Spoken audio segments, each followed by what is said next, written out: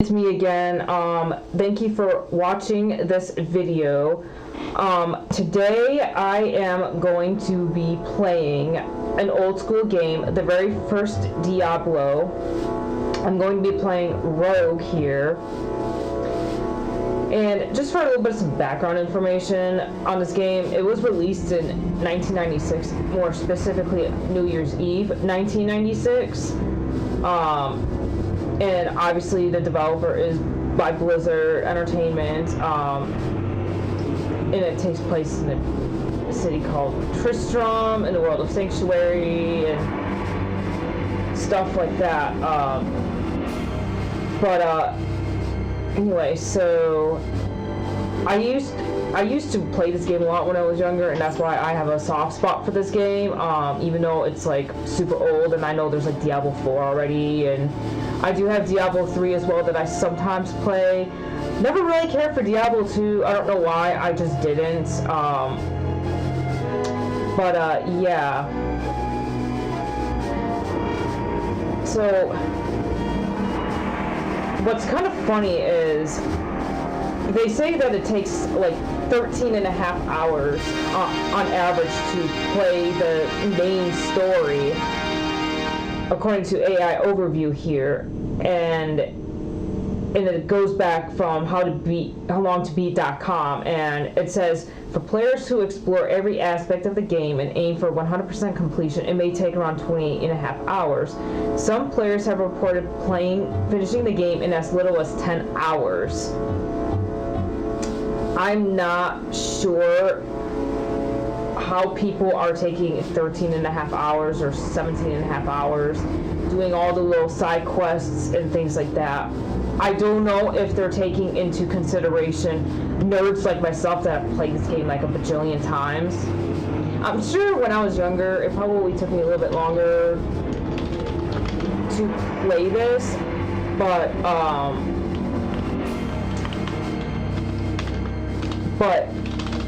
I'm sure it probably took a little bit longer than like the 6-ish hours it takes me to play these days.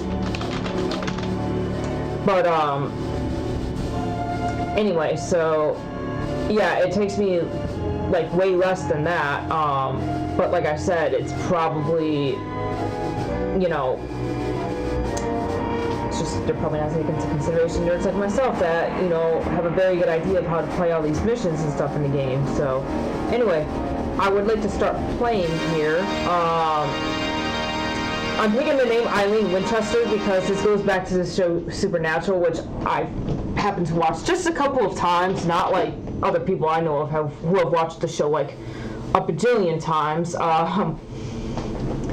But yeah, so I decided to pick her because her name also starts with E, like mine does. My name is Ellie, in case you're not familiar with me.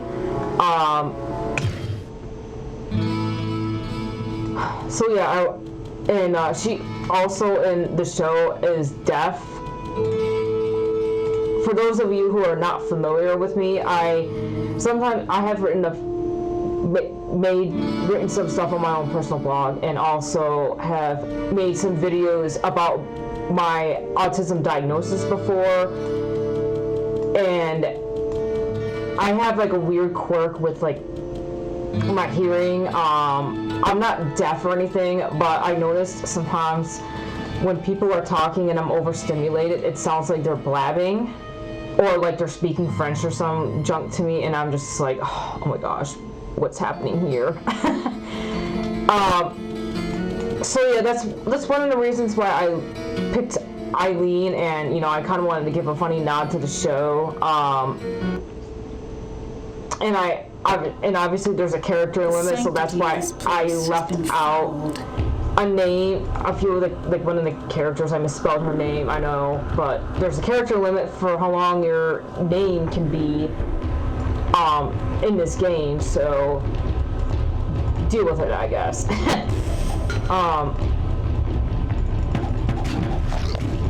Yeah, anyway, so just wanted to get that intro stuff out of the way here. This is my first time doing a walkthrough like this for any video game on camera, so bear with me if I'm, you know, if I'm not doing it the so-called correct way, but I guess bite me if you don't like it, or, you know, just deal with it. I don't know which. But anywho, now back to talking about this game like a professional. So, in this game, I used to do duping like other people probably have in other walkthroughs like this. And, you know, some people will look up like what all the shrines do, what all the spells do, you know, for the sakes of educating people. I don't want to do that because I want to actually show that this game is possible to beat without duping. And frankly, if you want me to be honest, is also kind of doing it for the wrong reasons. Because for some weird reason, with this torrent I downloaded, I cannot get the duping right. Like, I used to be really good at duping when I originally had this game on CD like a million years ago. But it is what it is, so I'm just going to deal with it. So that particular shrine, strength is bolstered by Heavenly Fate. It gives you 2 hit points for strength, which is great. But like I said, I'm not going to look up all of the shrines and what they do online, because, you know, it works for the shrines and stuff, you know. And I just got hit by an arrow from the chest like a noob, but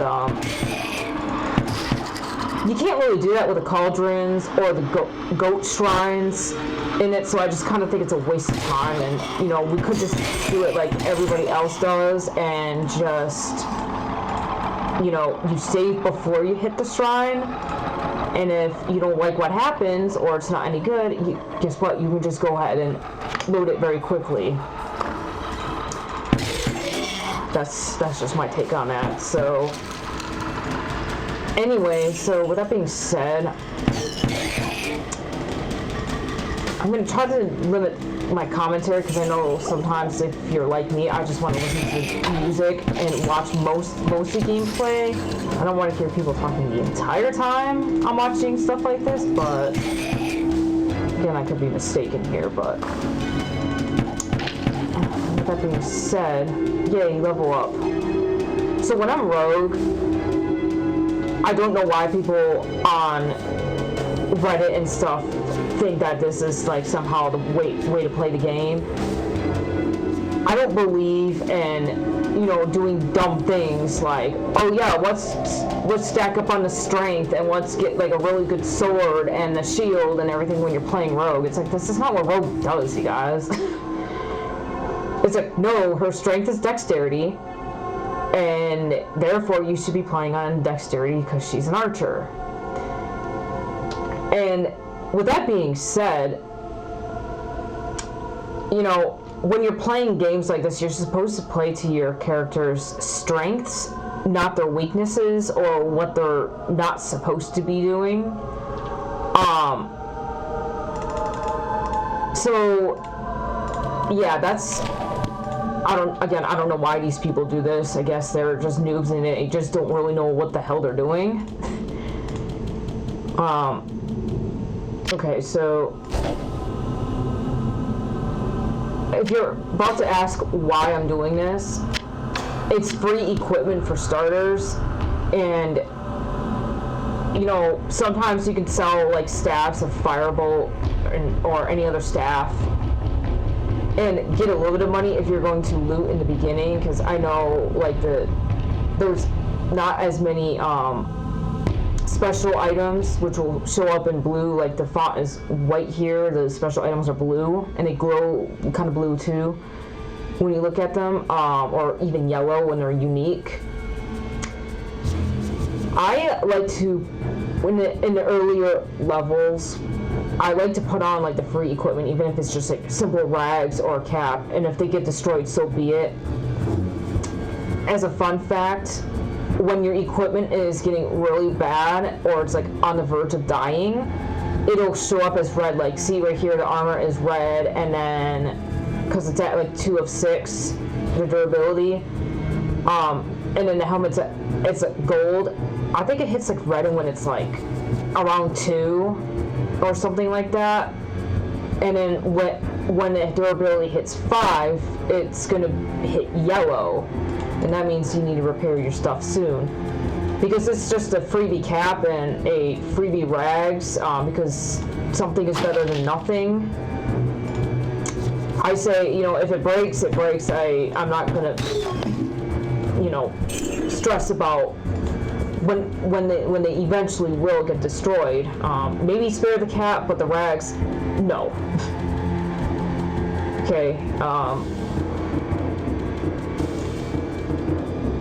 But yeah, with that being said, now I'm just trying to play this game here.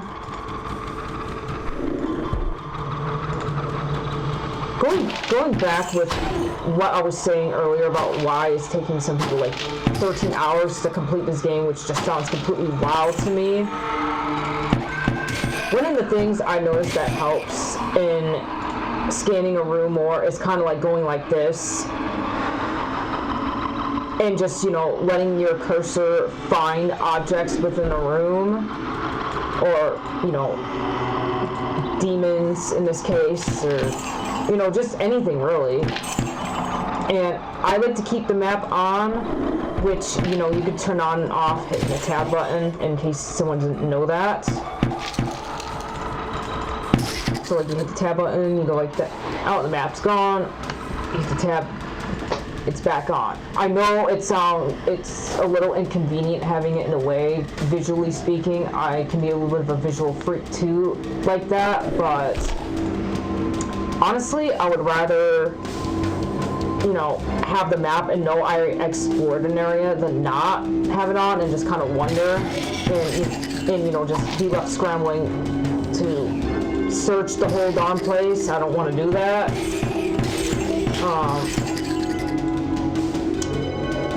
But yeah, so let's push that a bit.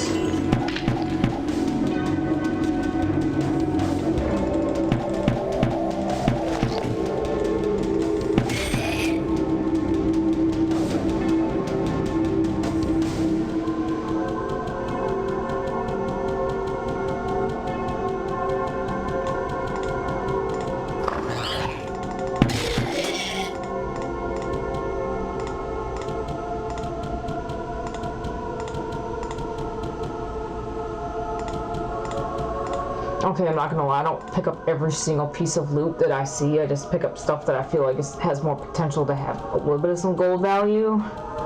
Going back up to town, like I think stabs tend to have some value. I think I'm gonna drop this and just let it go. I think for the next level up, I'm going to do some magic just so I can try to get rid of some of these books. And because I also like to have some spells going on. I mean, especially Firewall, that's probably one of my personal favorites. Oh, jeez, that's just not the button I wanted to hit.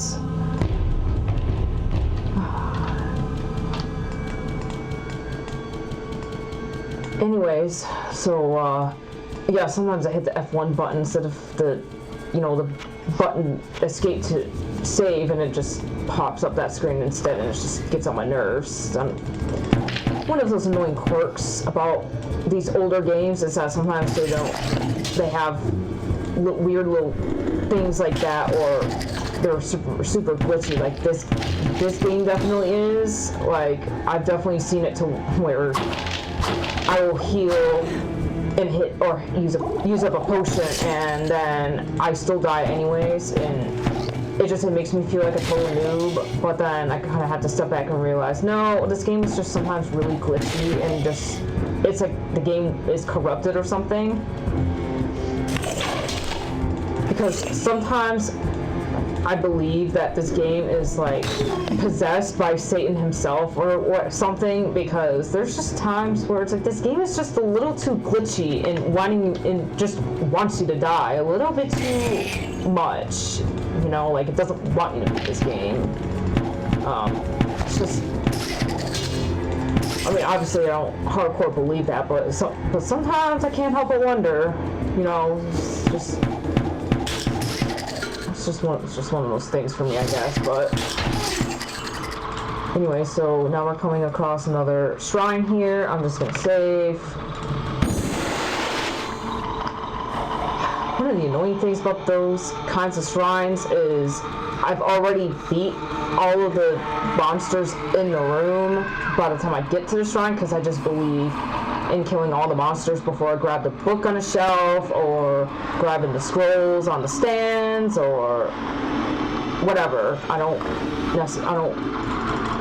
leave the monsters hanging around, but again, I guess it's personal preference. Okay, so this area is done. I'm gonna add some magic here.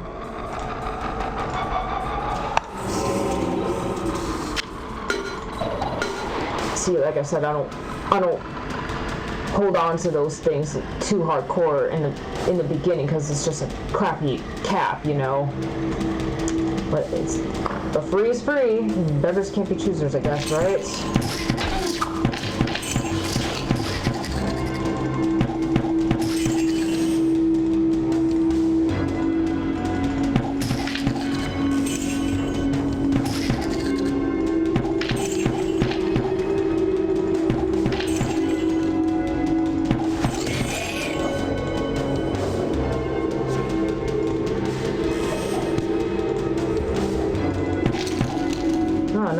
Books come out of a chest like that before. It's always something new.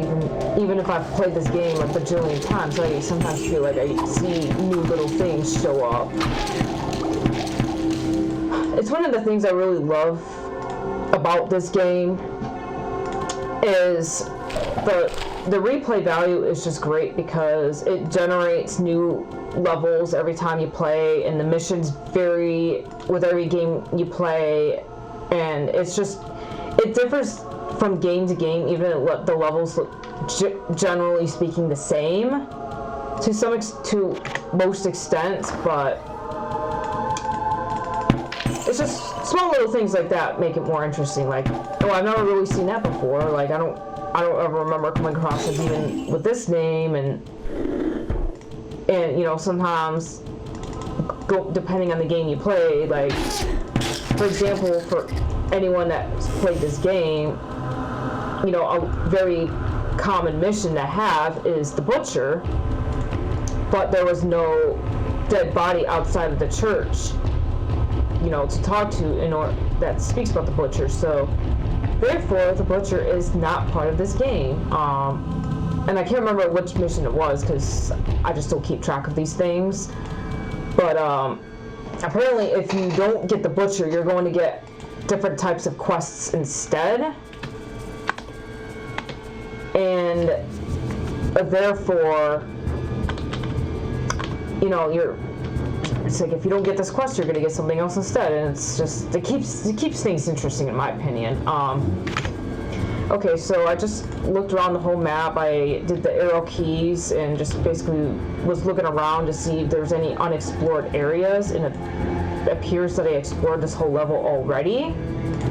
So now it's down to the next level. Let's double check just one more time. Yeah, it's done. This level's complete, and there's not really anything else. There's nothing else to explore there.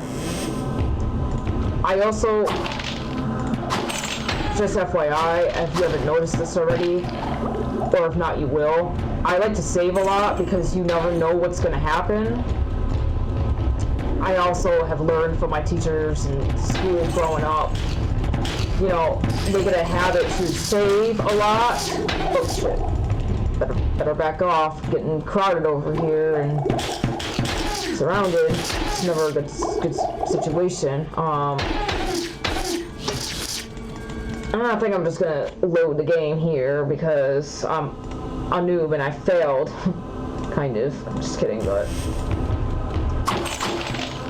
yeah. it's a good idea to not let yourself get surrounded in this game, because that is how you're inevitably going to die, especially in the earlier levels. Like, the earlier levels can be a little bit unforgiving because you don't really have good equipment, you don't have you don't have jack shit to really help you out. So yeah, I'm just gonna take this chance to, you know, get my stuff a little more well composed and making sure that I can handle this little mini mob in the second level here. Okay, I'm gonna go ahead and use the scroll of identifying the scroll or staff just to see. Spider staff of magic, +1 to magic. Whoopee! Feel like I found a big winner there, you know? Sarcasm in case someone can't tell from my voice that I'm joking around, obviously. Oh,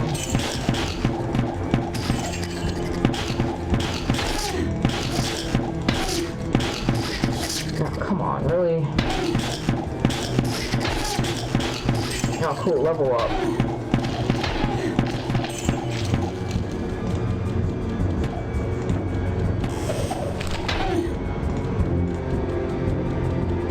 Oh yay, my first town portal scroll. Now, I don't know if anyone else has come across this issue or not, but there's been times I will play this game and I will not see a town portal scroll like anywhere until like level 3 or even level 4, and it gets really irritating because then sometimes you have to walk all the way up back to town for stuff, like to get your equipment repaired, to sell a bunch of stuff, or, you know, just get rid of things and just see if there's better equipment, stuff like that. I've definitely seen that happen before, and it was definitely very frustrating for sure, to say the least. But thankfully, that's not a problem this go around.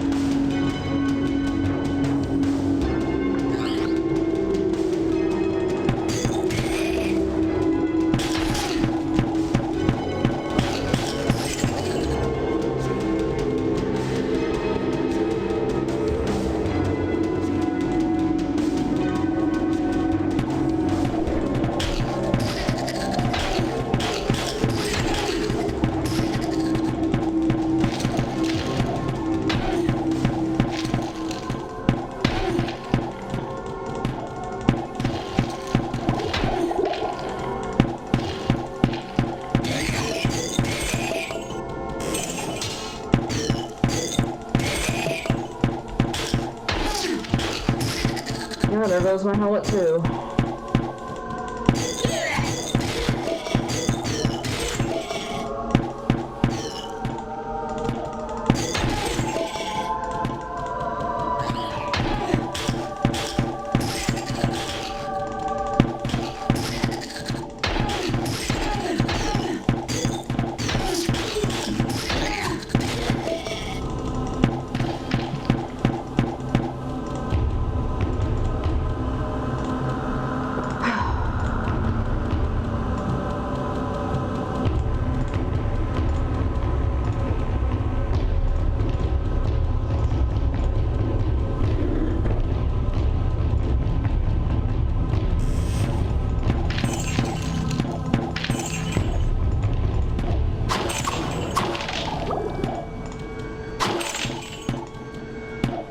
And we got our first special monster here.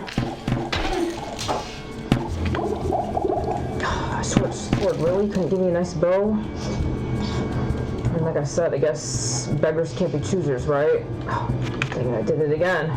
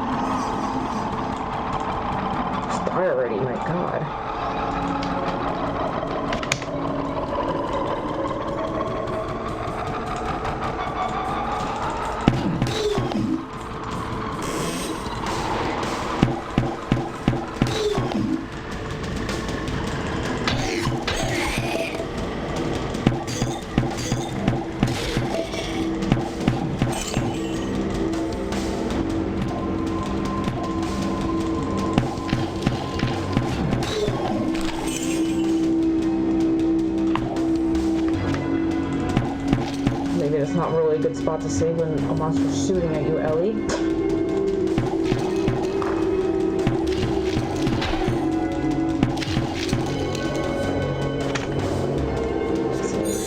Intentionally comes at the cost of wisdom. I don't think I really like the sound of that.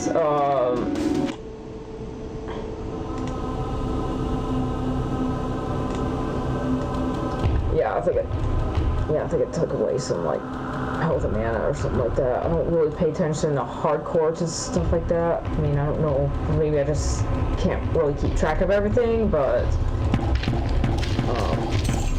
yeah, it does not sound good. Anytime it's like at the cost of this, it's like nah. But they're going to nope out of that one. Thank you very much.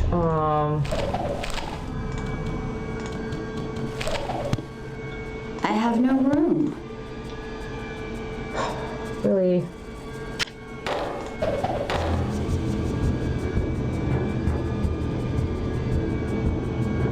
Yeah, well, I suppose I could go up to town soon here.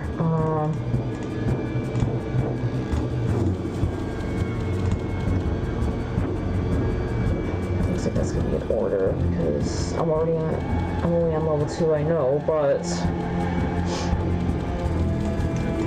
I got some things to sell, or I could just suck it up and just get rid of that staff. I don't know yet.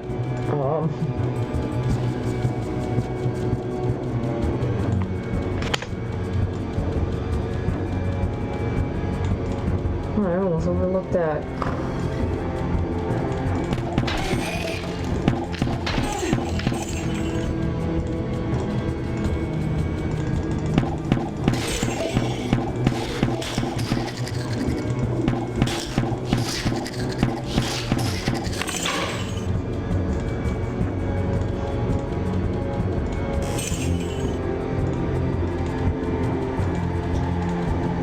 Okay, so I know that Rogue technically has like a trap disarm skill.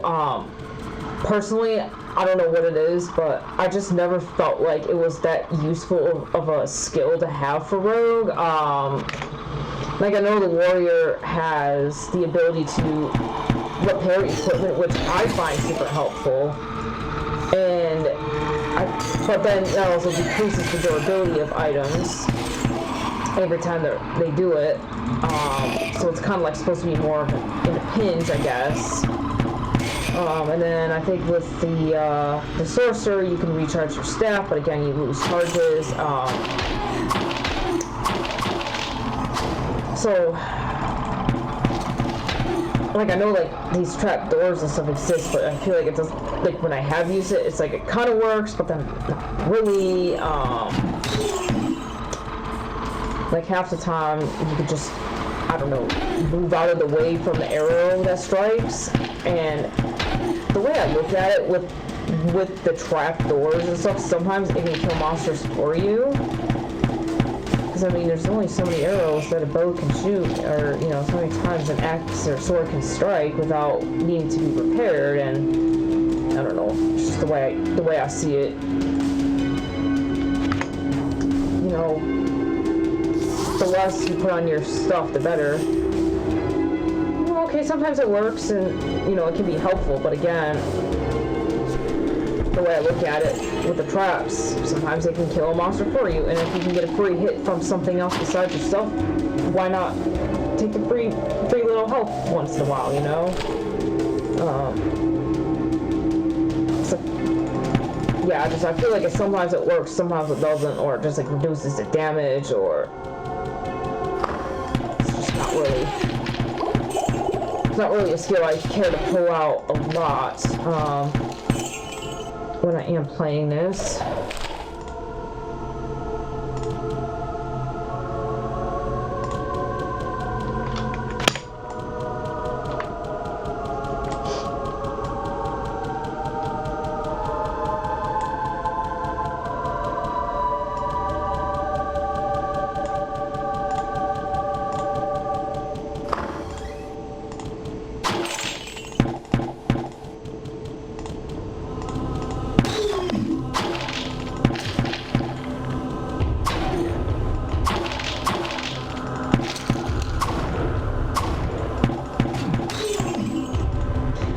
Now you see, something that annoys me about this skill is that it can't tell you if there's gonna be fire coming out of the barrel or not. It's like that would be a little bit more practical, like finding hidden traps. But whatever. What do I know?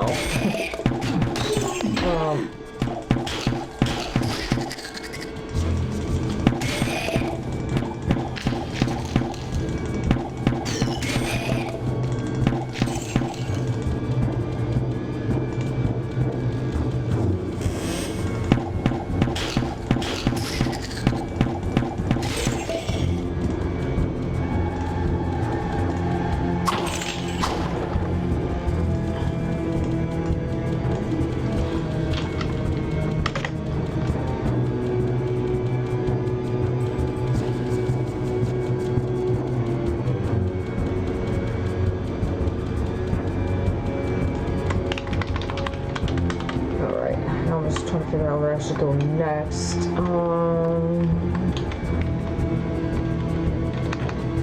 Okay, so I see a little bit of an unexplored area back close to over there.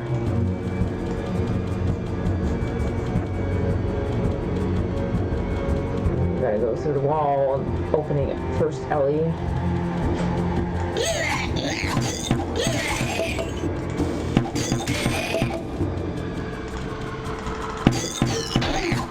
Breath unclean, like I can't carry anymore. Because demons, they get some really uncool names, don't they? Just saying, it's like that's a pretty lousy name to have. I would hate my mom and dad if they named me that too. But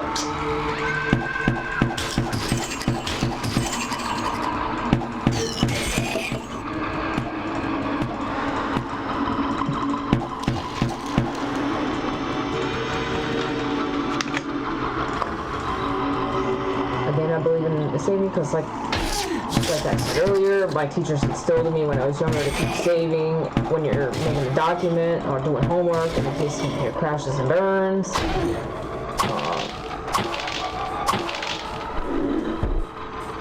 Okay, see if there's anything else in here. Not really.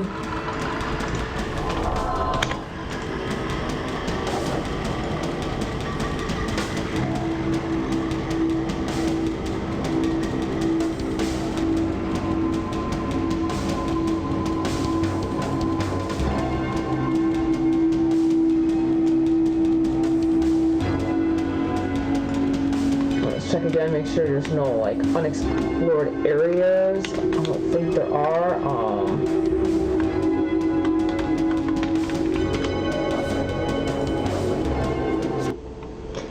Down to level 3. Going places.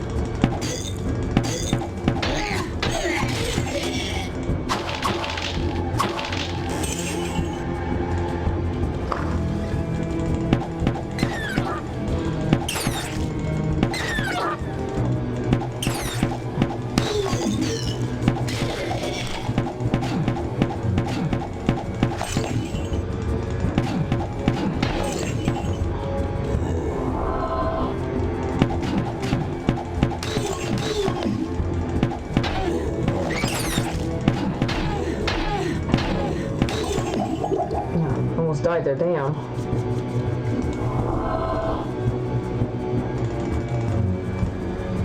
Have a little bit of some vitality. That's sometimes a skill I will admittedly overlook a little bit. But I'm just gonna do this one.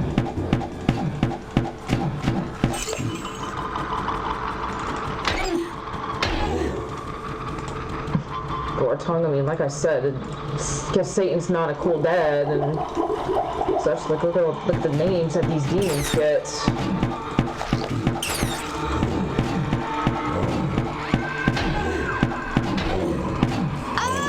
Oh shit! I died, and see, like I said, I should have saved a little bit more because obviously I'm back to square one in this level now. Lesson learned.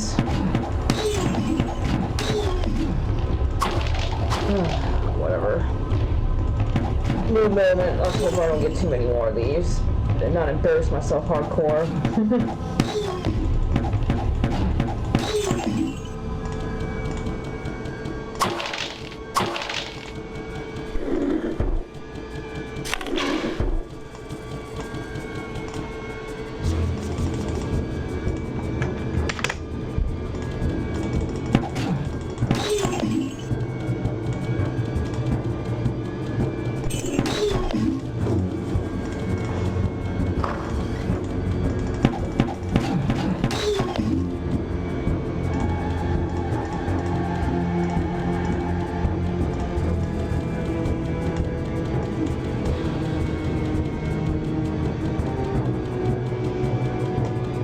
I'm going to go and explore a little bit more of this area again before I proceed to go back in that direction. I try to go in a direction where I feel like the next level is going to be like one of the last things I encounter, because I find it very annoying finding the stairs and then having to go back and go back to where the stairs are. I would rather ideally have it be to where the stairs are like the last thing I find, It's just a preference of mine, just because I feel like it's redundant going through the whole level like twice. But, you know, maybe that contributes to why a lot of people apparently take like 13 and a half hours to even get through a good portion of this game. Okay, so I decided to switch out the longbow here because longbows obviously do more damage than, I'll drop this real quick for educational purposes. So damage is 1 to 4, durability is sitting at 12 out of 30. The longbow is an upgrade because you look at the damage, 1 to 6, and it also, as added bonus, the durability is higher, so that's why I chose to just let this guy go. So yeah, that's my so-called bow upgrade at this point. It's just a normal bow, but I feel that when you come across a better weapon, better armor, you know, whatever piece of equipment you want to upgrade, and it's free, even if it's just plain Jane, just do it. So,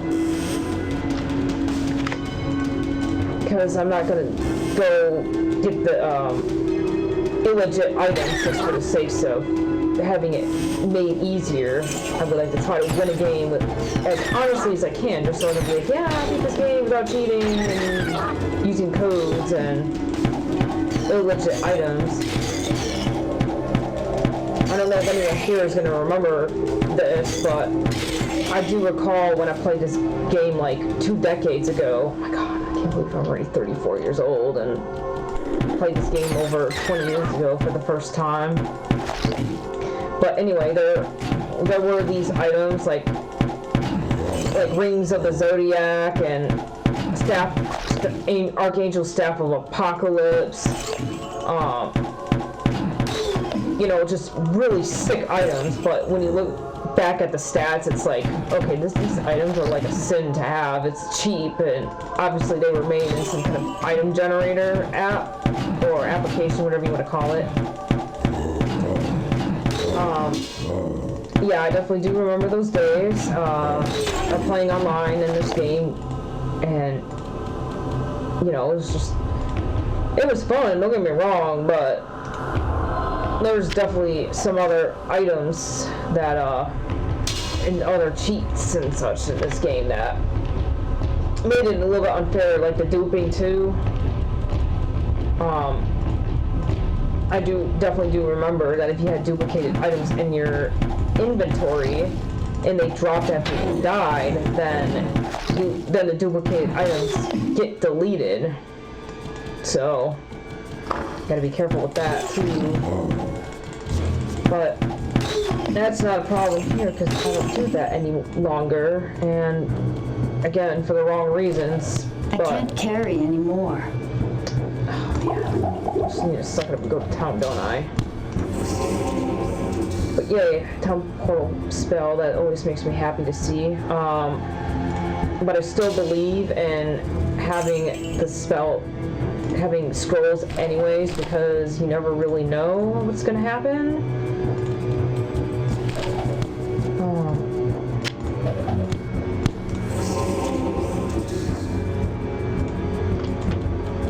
Because sometimes you could come across, like I said before, times where you just use up all your mana potions from using the hell out of Firewall or Flame Wave or Chain Lightning or something.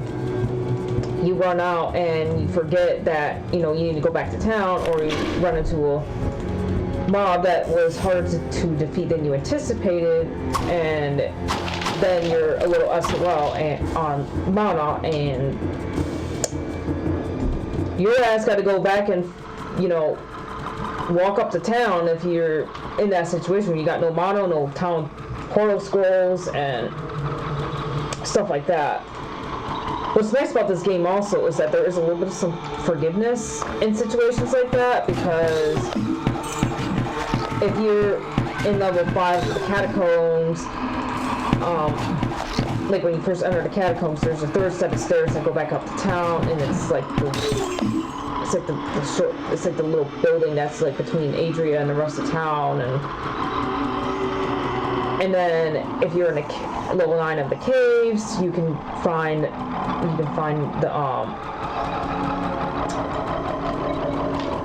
the third set of stairs, and you're going up in the cave that's by Wirtz, and then finally, if you're in Hell, level 13, you can find your way back by and you end up going back through. Oh shit! Did I miss that? I sure did. You can end up going back and by Pepin, which is in my opinion probably the most convenient walk up to town, is when you get to level 13 in Hell, and you can just walk up and see the light of day behind the healer. Probably the best place to rise up in. But anyway, so we got King Leoric's tomb. Yeah, I'm definitely gonna be going to town before I go in there, because there's a lot of equipment and stuff in there.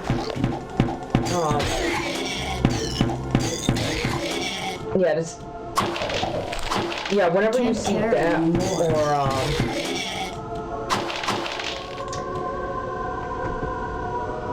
or the Chamber of Bone in level 6, I always want to make sure that my inventory is emptied out before I start those levels, because like I said, you just want to have an empty inventory so that you can grab as much loot as possible before going back up. But yeah, that is my opinion and how I approach this stuff in the games. Honestly, I just really love it if this game would just give me something I'm actually gonna freaking use for the special items. Yeah, I will say this too, and I'm sure that other people that play this game will agree with me. Sometimes the game just gyps you of good equipment for a while. Like, you might be stuck with, a piece of crap helmet or a piece of junk armor, or something that only gives you like one attribute for everything, or a little bit of strength, or sometimes the game will just neglect to give you something, kind of like the Eileen Winchester song Ironic, where it's like you get a bunch of spoons when all you need is a knife or whatever. I just thought about that. And it is just facts, sometimes you get a bunch of something you don't need, and it's like, oh, no, I just need this, and you're giving me something I absolutely don't need in excess. It drives me crazy. This game definitely does that sometimes. Cool. Now, where would I put this? I'm gonna put this robe on. Oh, shit. Oh, well, I got plenty of town portal scrolls. I'm going to be going back up to town now. I've been holding out for probably longer than I should have, but... And I was going to use that staff for loot money, but right now I'm running out of room with all these stupid scrolls that I have, and probably not going to use, like... Again, this might be a matter of preference, but I hate the phasing spell. Because you don't have enough control over where you land. I would rather have teleport, but I know that's especially in the one-player version, it's a very rare spell book to come across, and unless you're playing the sorcerer, you end up finding some really great equipment that gives you a bunch of magic and, maybe like things to all attributes or something.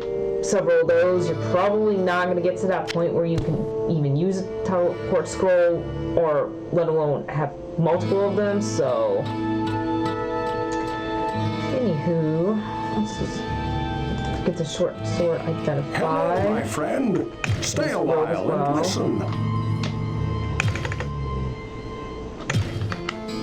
Yeah, because you can't really use any of those, I'm just going to sell them for money. What can I do for you?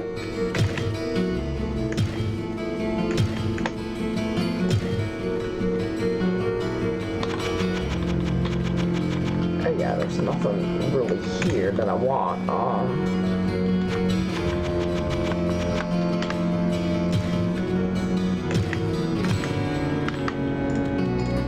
Okay, yeah, I'm just gonna go to Adria and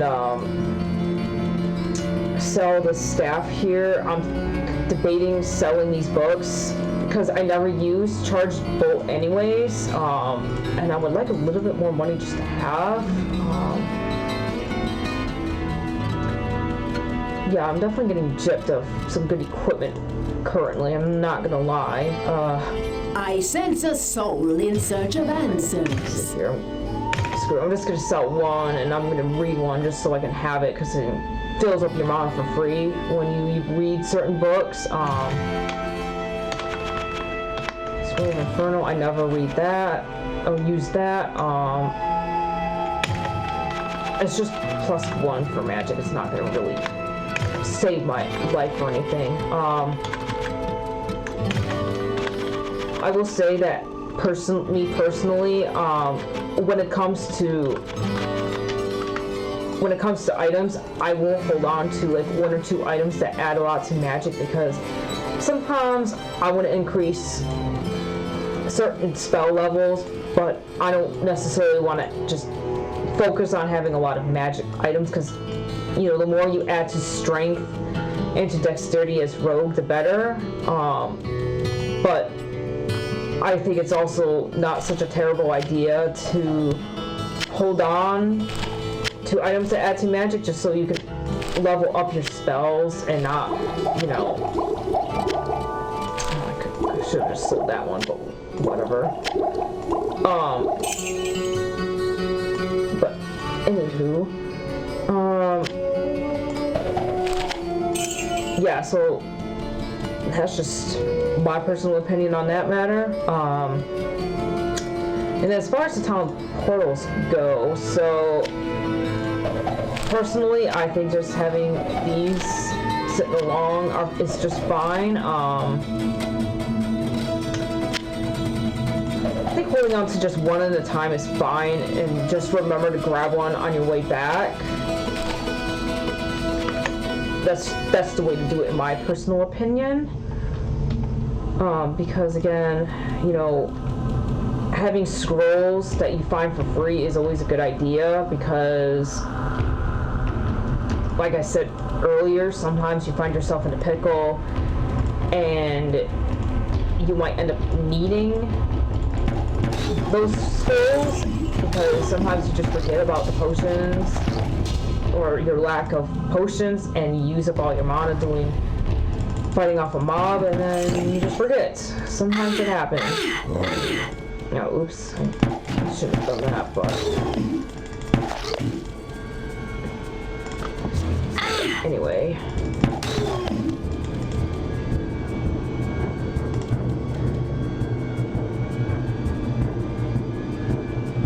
Okay, that's just a lousy club. I don't need that.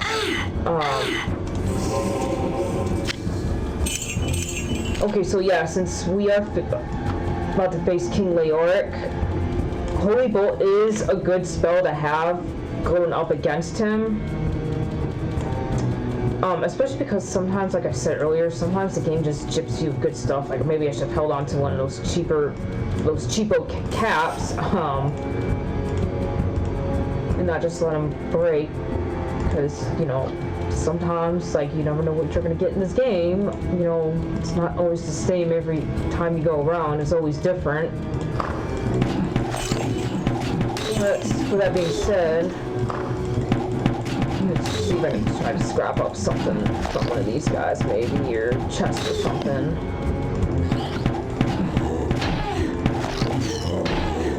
Oh. Yeah, sometimes they get a grip on you. Come on. There we go.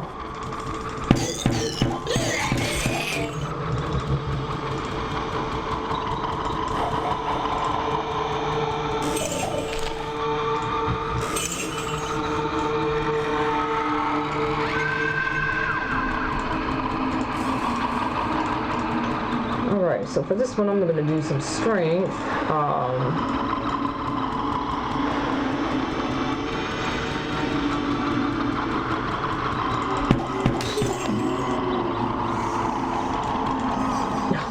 it didn't give me any caps or anything that I could possibly use, but gotta make it work sometimes. Wait, what was that? Oh, it's just lousy dagger. It's not gonna give me jack shit soap. Like I said, sometimes you get a bunch of spoons when all you need is a knife. It's definitely applying here right now. Like, you're giving me plenty of daggers and clubs, but you're not giving me a good arrow, bow and arrow, and you're definitely not giving me a good cap. Good lord. I will say too, on another note, I kind of hate it when certain levels will have a bunch of those bat-like creatures because they don't ever drop any equipment, they don't drop any gold, they have nothing to offer us, they're just leeching parasites. So, yeah, every time I see those, I'm like, okay, the looting in this level is probably not going to be that great. But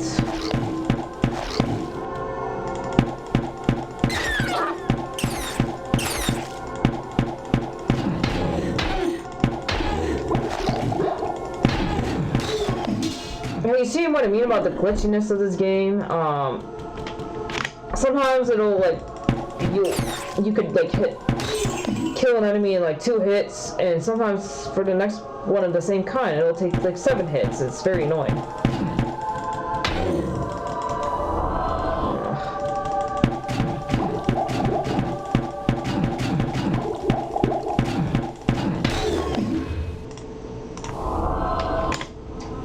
Dang it.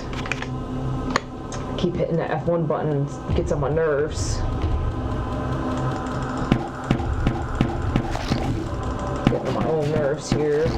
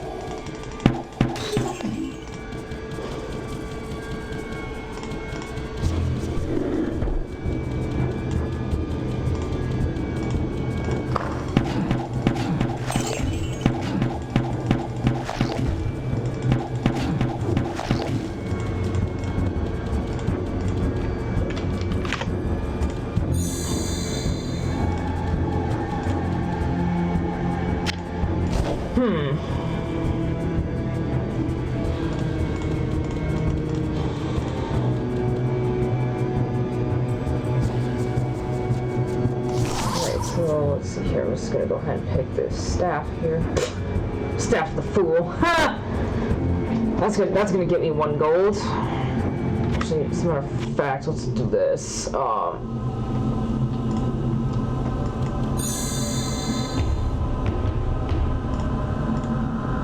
think let's set into your equipment instead when that happens, but yeah. Gonna have better luck selling just a regular staff than that piece of junk.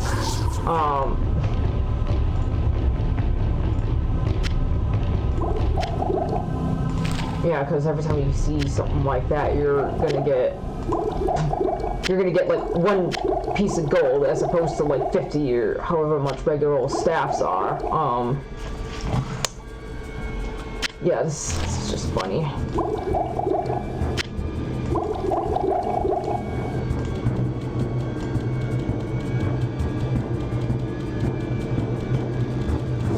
Yeah, I'm one of those weird people. I personally like before I go into like King Leoric's tomb or something like that in this game, I would rather have a level mostly complete before I do that. Yeah, sometimes I get sidetracked or I forget something, or I'm like, yeah, I'm gonna go to town, I'm gonna get rid of this stuff, and it's like, oh yeah, by the way, you have a whole bunch of this level to explore. I kill myself sometimes with my own quirks. But it is what it is. So I'm just gonna go back up to town. I'm gonna identify the stuff, get rid of it, or not, and well, in this case, yeah, just get rid of it, because it's not going to serve me at all. Maybe I can go back and sell that lightning scroll, because it's not going to freaking use it. Hello, my friend. Stay a while and listen. Well, whatever. That's sort of my negative 51 damage, but 6 to strength. That's... Well, those were a whole bunch of duds, weren't they? Well, what can I do for you? Yeah, well, that's... See, told you, sometimes these little games will just rob you of good loot. It's... Who knows, maybe when I, Holy Bolt King Leoric to death here, I might, you know, get rewarded by God or something by getting better equipment. Okay, it's a joke. I sense a soul in search of answers.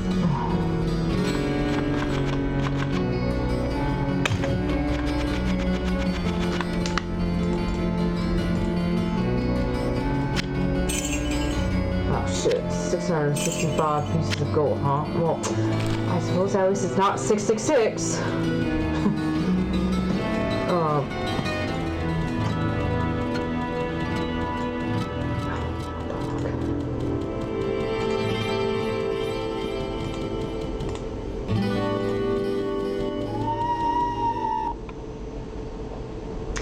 Alright, off into King Leoric's tomb we go. The warmth of life has entered my tomb. Prepare yourself, mortal, to serve my master for eternity.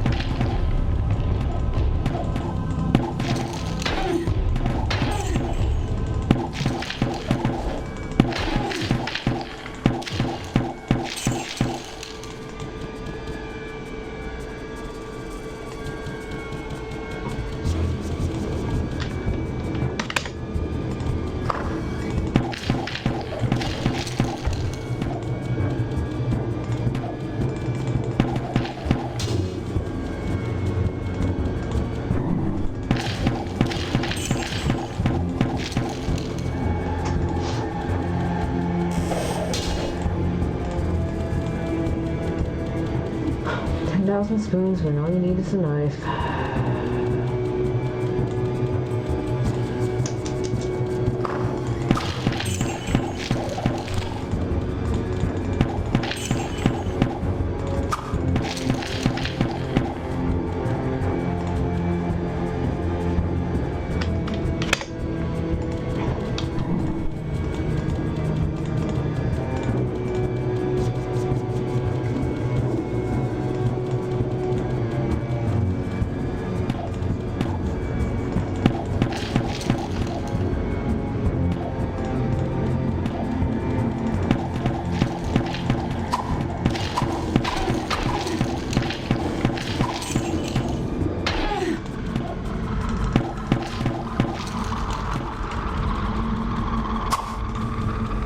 Yeah, so fun fact, when you're playing this level, for those that don't know, if you hit all of those skeleton crosses, it unlocks another area in the level.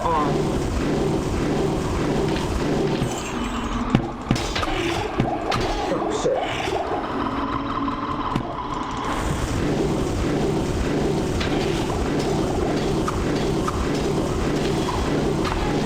Well, Leoric, I'll find your son. Yeah, see, like I said, Holy Bolt is really good for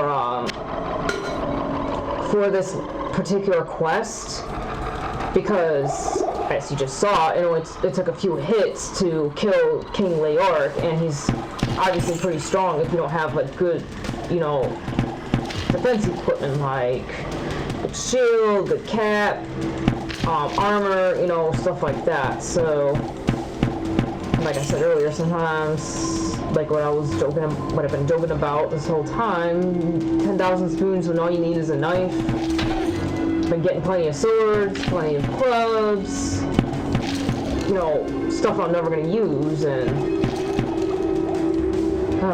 it's just, yeah, that one's already been hit, it looks like. I don't want to open that door just yet. I would like to get the equipment in this other area that I was mentioning earlier.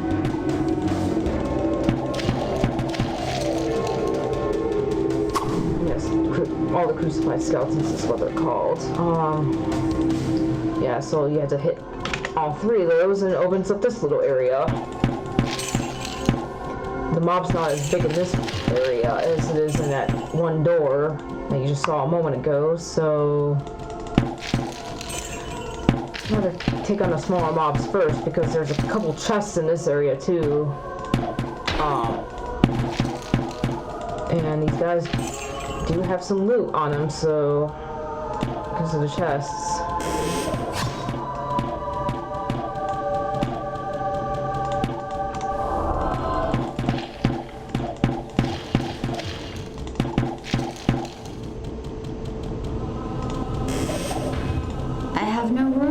Shit. Damn it. There we go. Quilt. Quilted armor. Okay, now which one do I want to do? This one. Do a little bit to strength and a little bit to magic. Just to irritate myself with the numbers because I don't like the 30s. I don't like the 36 and 26, but what the hell. Why not?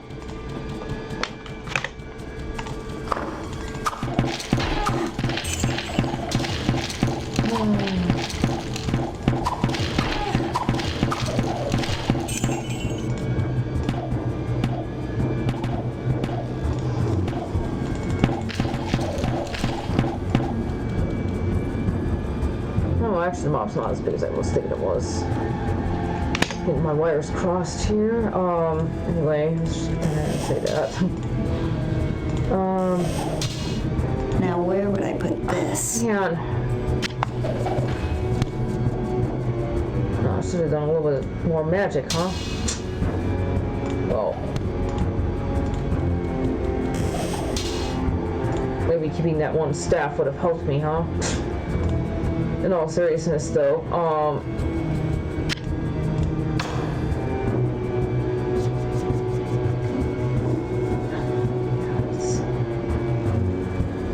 didn't get the greatest loot this time around either, now did I? Oh. Quick protection and 2 damage from enemies.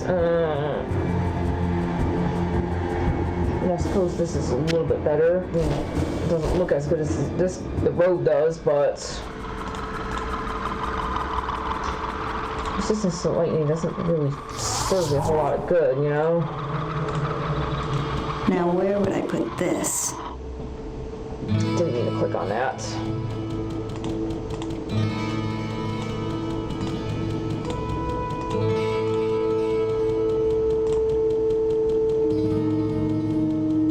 Hello, my friend. Stay a while and listen.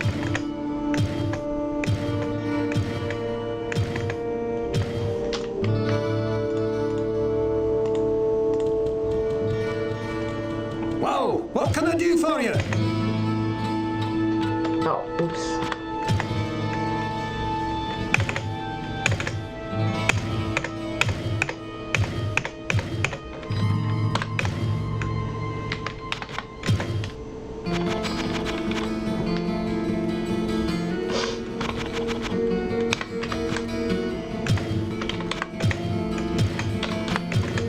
No, I don't know why I just repaired that. Whatever. Guess I might get a little bit of my money's worth back from that. Sometimes I just impulsively hit on things.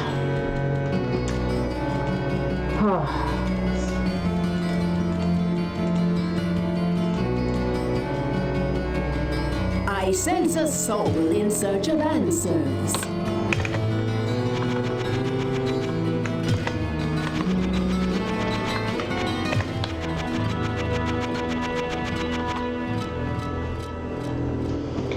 Now, see, having a staff like that you find on your own is nice to have because, you know, like I said, you know, like for example, like my dumb behind decided to only add 1 to magic and not just like several, but whatever. I like to hold on to the magic equipment, generally speaking. If I feel like it's going to add even a little bit more, at least like a few attribute points, if it's just 1, it's usually like not worth it, but in this case it kind of would have been nice, but that's what it is. It's not going to kill me or anything, but yeah, so also another thing too is I like to, after I devout piles of 5,000 or more, just keep it in town. It's not like anyone's going to steal your money there. This is not the multiplayer where people will just kill you. Like you go through someone's portal and there's a bunch of them waiting to kill you. It's kind of don't miss that about the online battle.net. I mean, I think I've had that happen to me maybe twice where there was games like that and I was just like, alright, nope, I'm not staying for this nonsense. But yeah, just drop your money in town as you're going through the levels and leave the town scroll portal scrolls behind. You know, it's not like anyone else is gonna pick your stuff up and, you know, in town when you're not around like they would in the multiplayer. You just can't trust people to do the right thing. They will do what's right for them, or feels right for them anyway, and, you know, they'll screw you over even if it's, you know. I mean, we're not all friends, you know? Not everybody's your friend. But don't have to worry about that in single player mode, so with that being said, it looks to me like I'm done with this level. And I can go back down to the next one.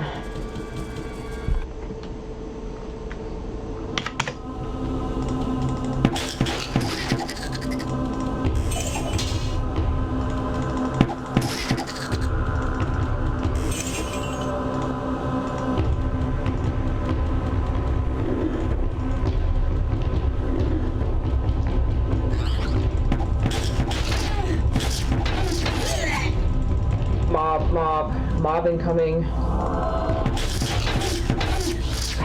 bitch. Oh, let's just go back and load. Huh. New moment, but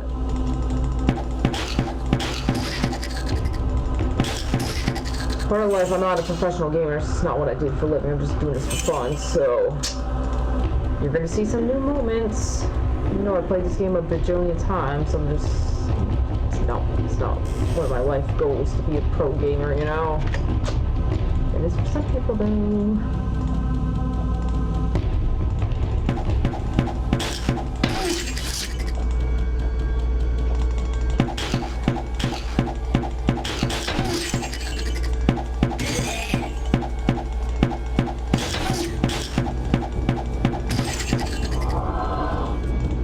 I think I do know one quest I'm probably going to get in this one. It's probably going to be the Ogden sign one.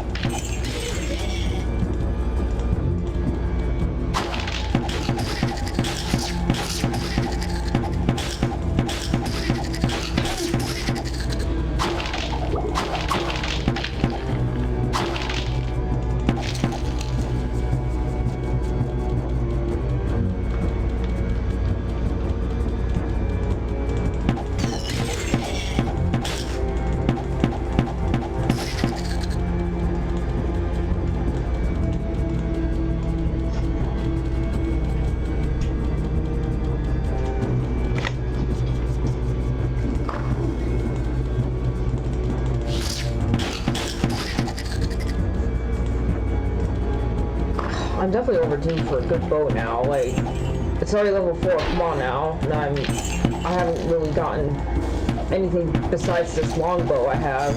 I'm feeling a little neglected over here, if you know what I'm saying.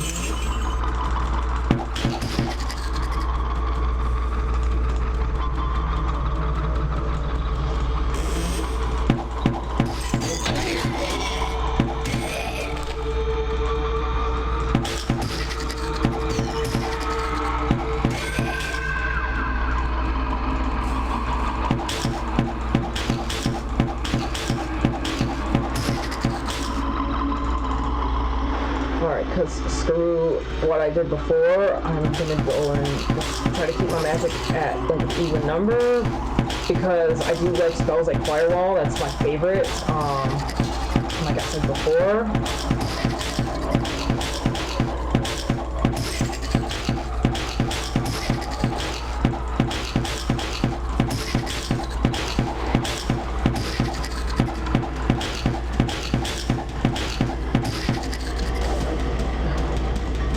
See, all that trouble and all I get is a lousy short bow.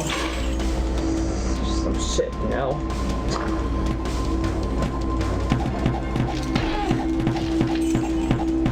Like, come on, dear God, I'm killing these demons, and you know, I kind of need a better bow here. Like, let's get some better, stronger monsters here, and you're not kind of like giving me jack shit.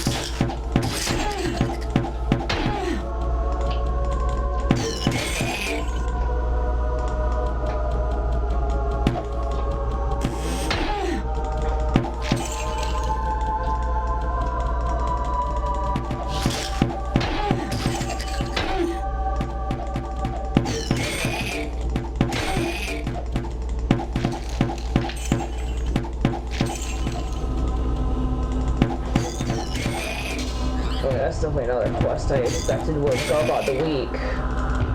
I'm not impressed.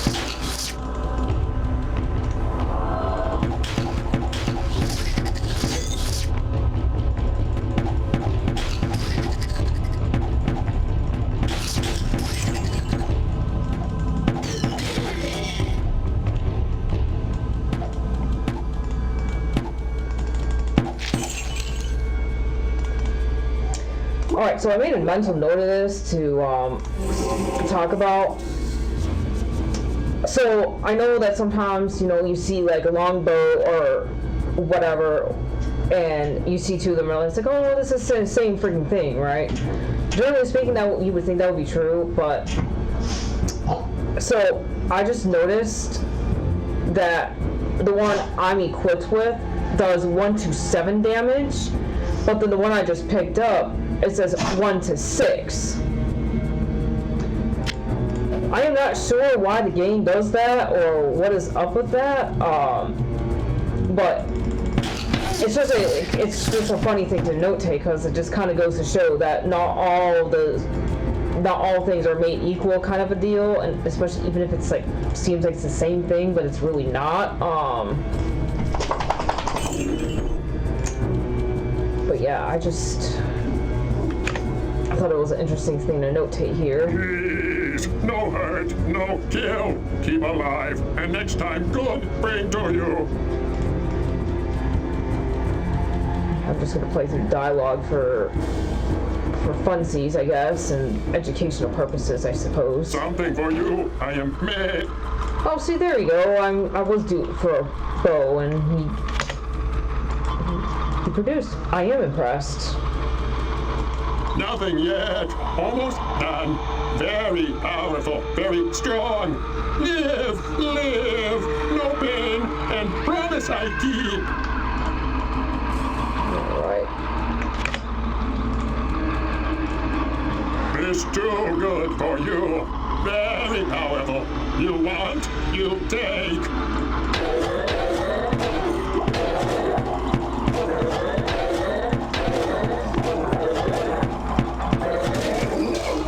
I'm not impressed. I have to agree. Take heed and bear witness to the truths that lie herein, for they are the last legacy of the Horadrim.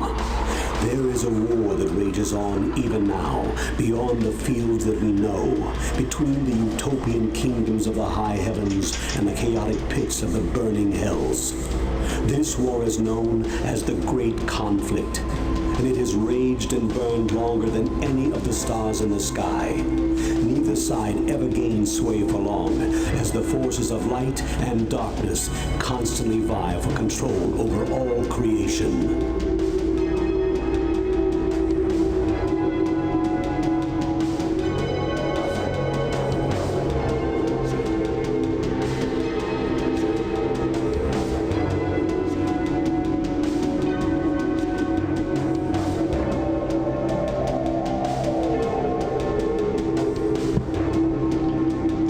I was just looking at my phone real quick, taking a little break here for 2 seconds while that was playing.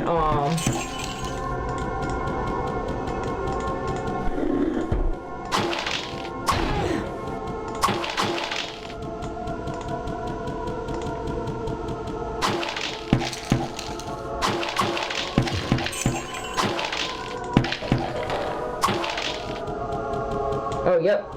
Ogden's sign.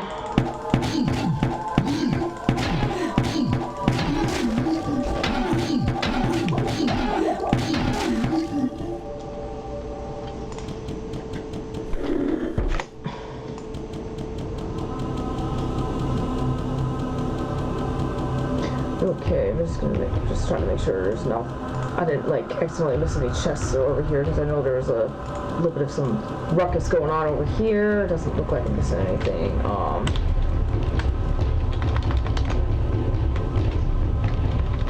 Yeah, there is some unexplored territory, however, so again, like I said earlier, this is a preference of mine, but I prefer to explore the rest of a level before I get to the ending of the level. I mean, I just like the idea of a smoother progression from start to finish in the game if I can help it, at least a little bit.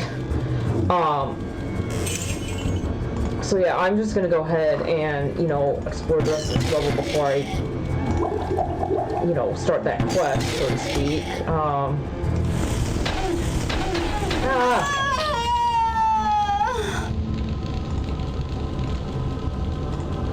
I thought I opened the door, and I clearly did not.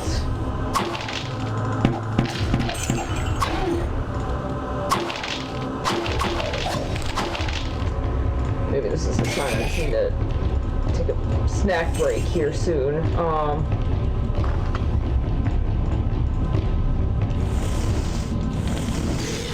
Not enough mana. Right, see, like, I had the door open and stuff. I don't know why the firewall did that, but anywho, like I said, sometimes this game is glitchy and you just gotta let it go, have new moments. It's okay, it's just a game, it's not that serious.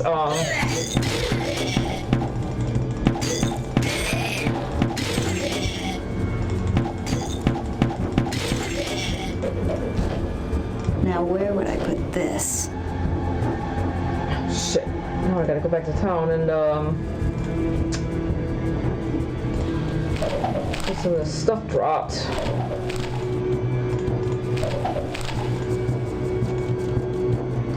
It's sold and blah blah blah.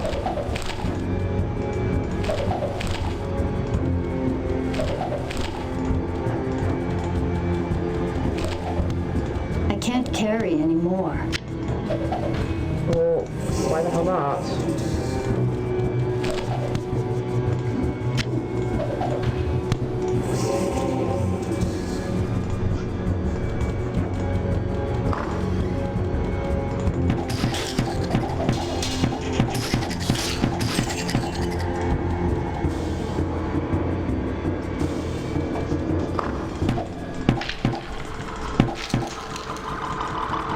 Yeah, I don't know if you figured this out about me or not, but I like to hold out as long as possible.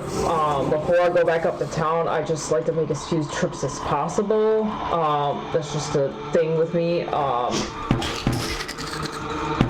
Because, I mean, mine is limited. potions are limited, and Jesus, that doesn't sound good.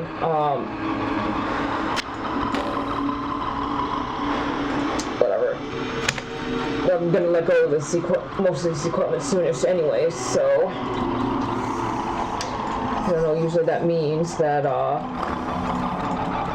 something is gonna get weakened as, you know, something else gets strengthened, kind of a deal, but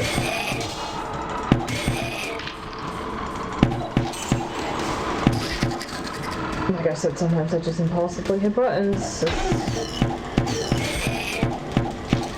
Better keep me away from the unknown button, because I just, and if someone says don't push the button, it's like, I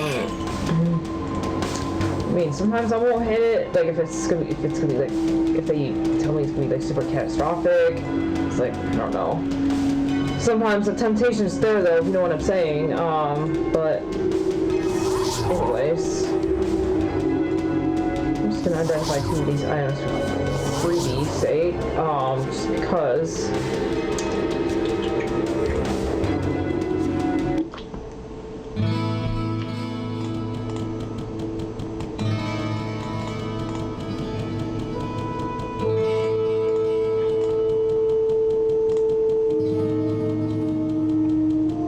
Hello, my friend. Stay a while and listen. Alright, what was that? Topaz Bow of Power. Ooh, see, that's what I'm talking about. That's what I'm talking about right there. Long overdue for a bow, and this is what I get. 14 to strength, resist all, 12%.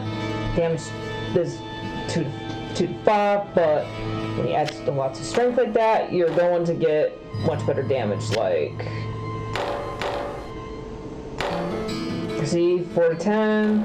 6 to 9, he gets, so, yeah, totally keeping that, and we're getting rid of the piece of junk, that I got now. Stay for a moment. Alright, so, like I said earlier, I like to keep 1 or 2 pieces of equipment that add to magic, just in case, I come across a book that I really want to read in this game and, you know, advance my stuff. What can I do for you? Just so I can, you know, get some better spells and stuff going, and not necessarily just have, you know, just be a mage. Anyway, let's see what he's got.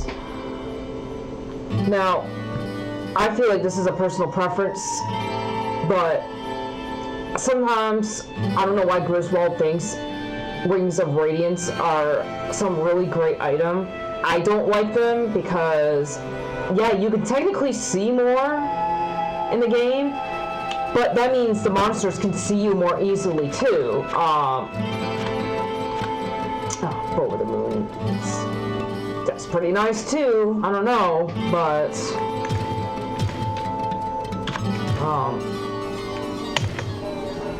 anyway, okay. No, I didn't say that earlier. One thing with this game, personally, I like to add things to all attributes if I can. Like, I like strength and dexterity as rogue,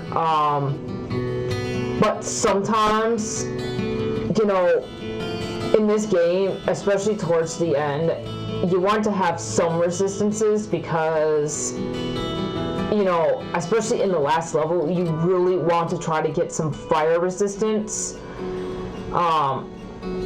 Because if you don't, you're going to get destroyed in that level very easily, because a lot of the monsters have, like the advocates have this fire spell, and it completely damages you.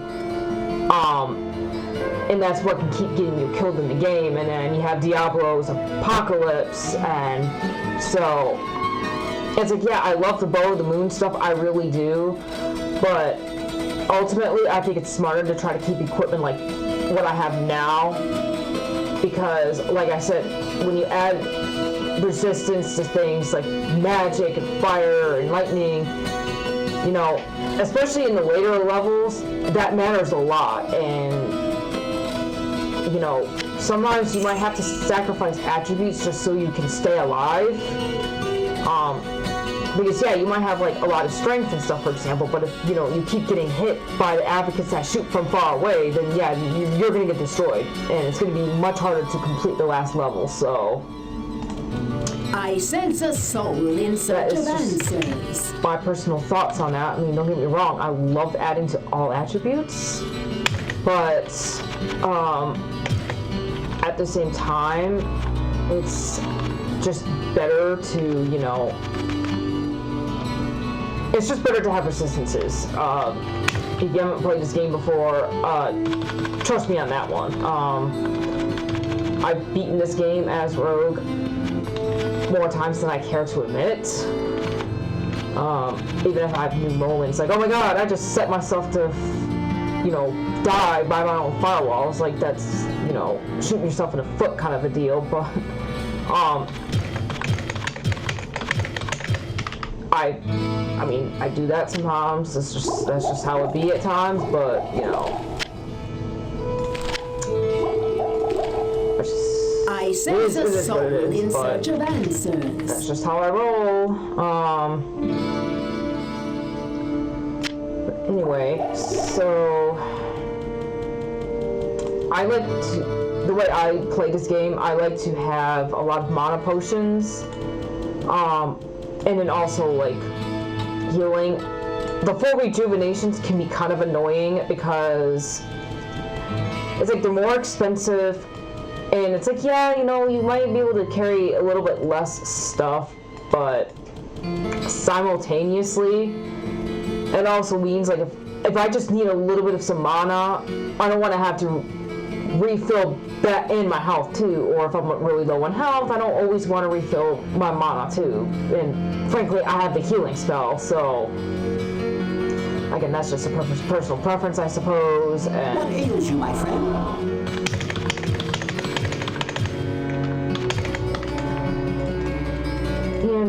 frankly, sometimes I think it's a good thing to force myself to go into town anyway, so.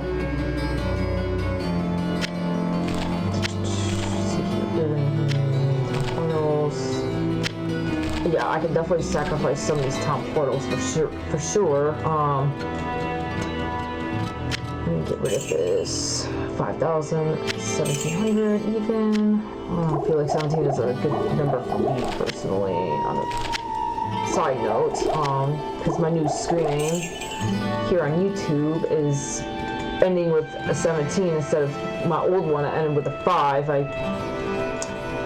For anyone that's been following me, I changed it because on one website, someone was trying to accuse me of like some really weird stuff, and I was thinking that maybe they found my personal page and, you know, just tried to twist stuff. Trying to spread rumors on this other blog site is kind of stupid stuff, and I kept getting anonymous asks, and someone was kind of like harassing me in that, so yeah, I wanted to put a stop to it, and I had to change my screen names because they're the same on too many websites, including my personal Facebook I used to have. So anyway, Dusty, quit it. Leave it.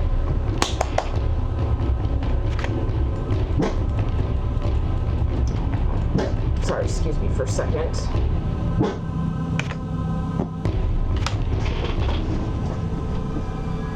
No more.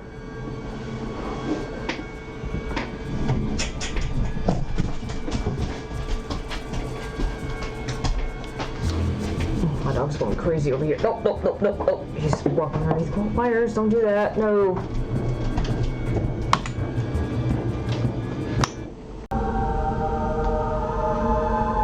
Okay, sorry about that. My dog was kind of starting to go crazy and needing to go out. So I'm back, and I had a little snack too.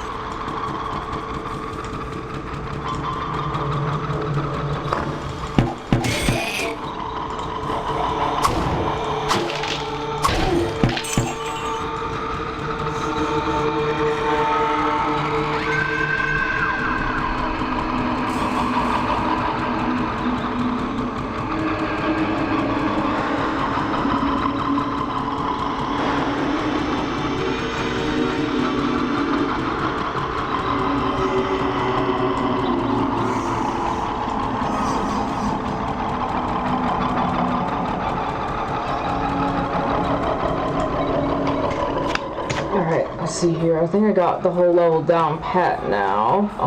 Yes I do. Alright, so in order to unlock the quest, you gotta talk to Snotspill. Again, like, demons have such cool names, don't they? Hey, you that one that kill all. You get me magic banner or we attack. You no live with life. You kill bigger beast and give back magic. Go past corner and door, find that leech. You give, you go.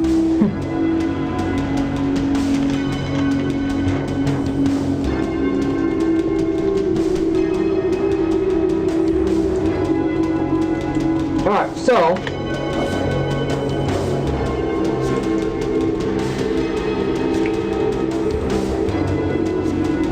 I think you have to talk to him in order to activate the chest.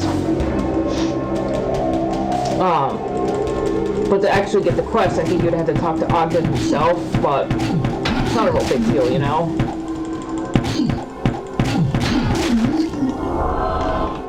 Alright, so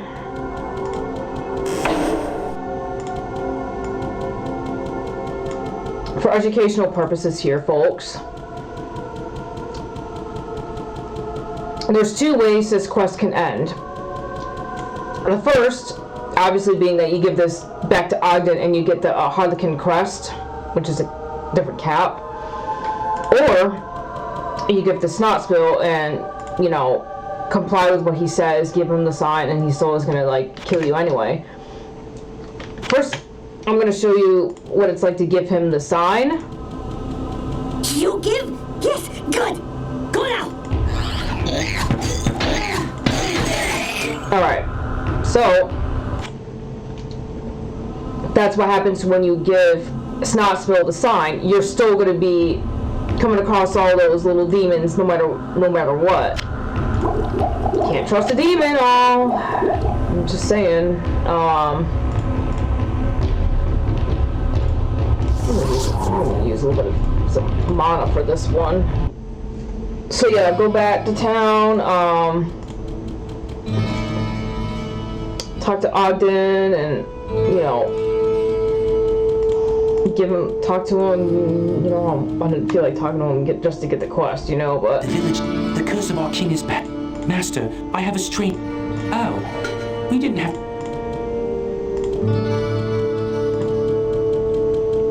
Hello, my friend. Stay a while and listen.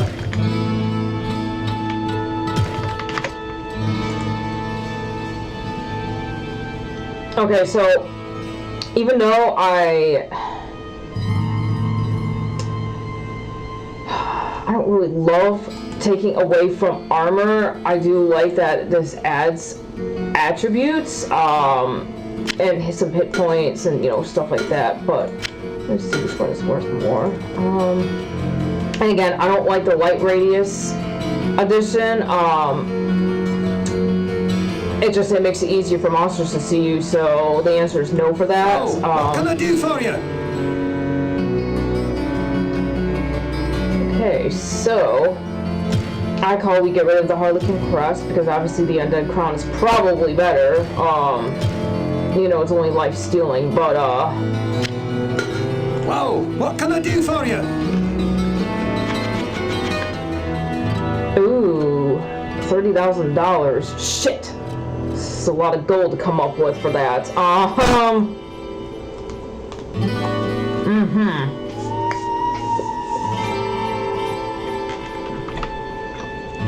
So right now, I only have 13,000 gold overall. So that shit sucks. This is one of those times where doing the game legitimately sucks. You come across stuff like that. I was like, well, shit. I would love to be able to get that ring, but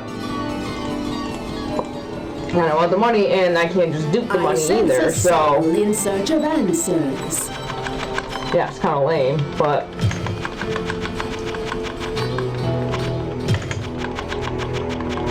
Also, at the same time, oh fuck Griswold. Because he likes to have these great items when you obviously can't afford it, and then when you actually need a said item, he doesn't have it.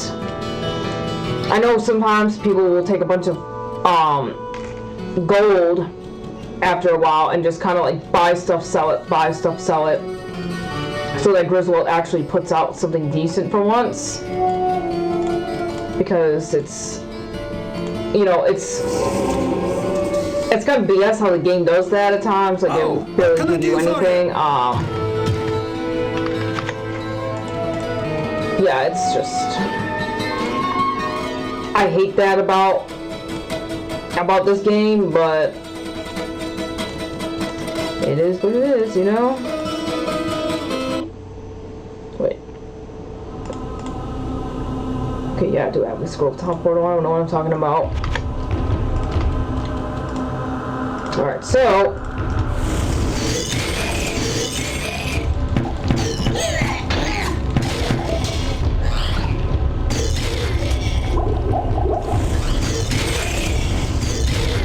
I'm gonna do the cheapo move, and I'm going to firewall. Because, like I said, can only shoot so many times, can only, you know... Equipment can be expensive to repair, models are not that expensive. I mean, the less hits you take to your own equipment, the better, in my opinion. Not enough mana.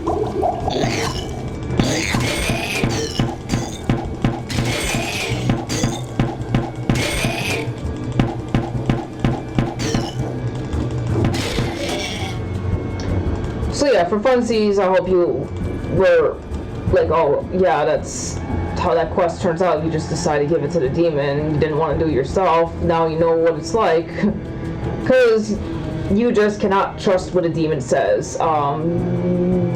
They're just lying little skeezers, you know.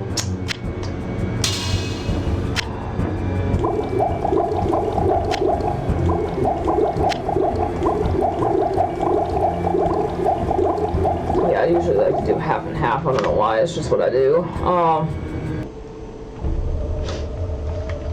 Now we're in a catacomb. The smell of death surrounds me.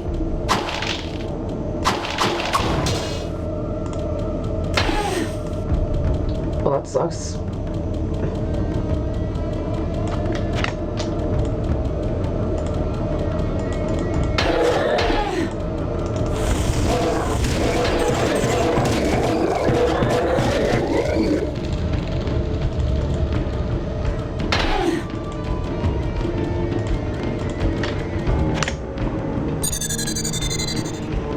Oh, that's a good one. So when I see that, and again, you know, like you can't see what these shrines are gonna do, like when you're in the catacombs or whatever. Like you just, that's why I'm like, why look up what these things do? You could just play it like normal people and just like, I don't know, figure it out by trial and error like everyone else. I mean, someone had to figure out what all them shrines do in the first few levels to write about it, so that y'all can just, you know, take a sneak peek and figure out what it does before you even click on it. It's like, nah, I'd rather just do it by trial and error, you know? So, anyway, anytime I see the expect riches when, you know, riches bound when least expected, I like to empty out my inventory entirely so that the money fills up the whole inventory like you saw a moment ago. So empty out the whole thing and make it so you get free gold in every single slot that you got. Of course, you gotta make sure no monsters or anything around when you're doing this, but And that wasn't so bad, you know, it's $800 for free, almost $800 for free, so hooray.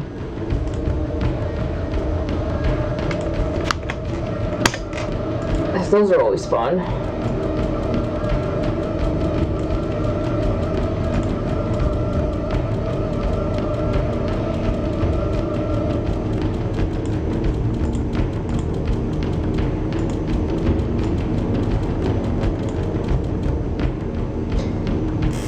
Yeah, so just real quick for educational purposes, I'm gonna go ahead and go up to town just to show you what I was talking about earlier with, like, you know, the stairs that go up to town. So the Catacombs is like that little building between Adria and, you know, the rest of town kind of a deal. Yeah, so just to kind of give you a general gist of where you end up and where this little building is. Yes, as you can see, it's not the most convenient thing. It's like, and neither is the back up to town for the cave because you're all the way by freaking work that rips you off. But yeah, I just thought that, you know, it would be a good little thing to show in the case that you didn't see any other walkthroughs before, or, you know, so the other ones just didn't do that. So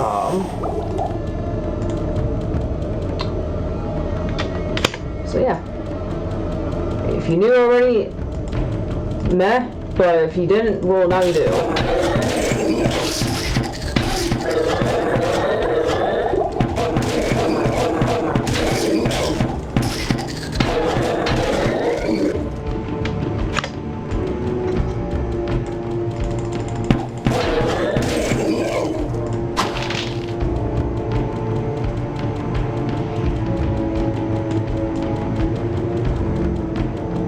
Alright, I'm gonna go back over in this area, finish exploring because it's kind of a little bit of out of the way, and I'm weird like that. I just feel like that's where the rest of the level is, and I would rather not have to go through a certain area twice if I don't need to.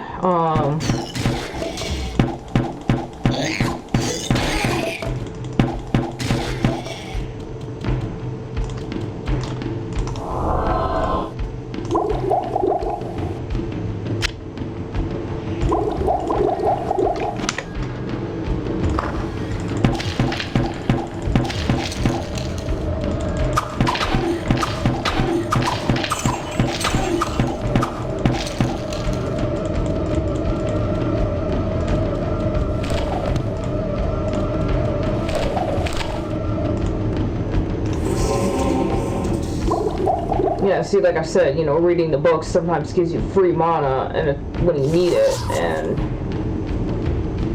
sort of them all, +8. Yeah, it's just free mana, free health, you know, take what you can get, because, you know, you're going towards hell, so any free help you can get, please take it.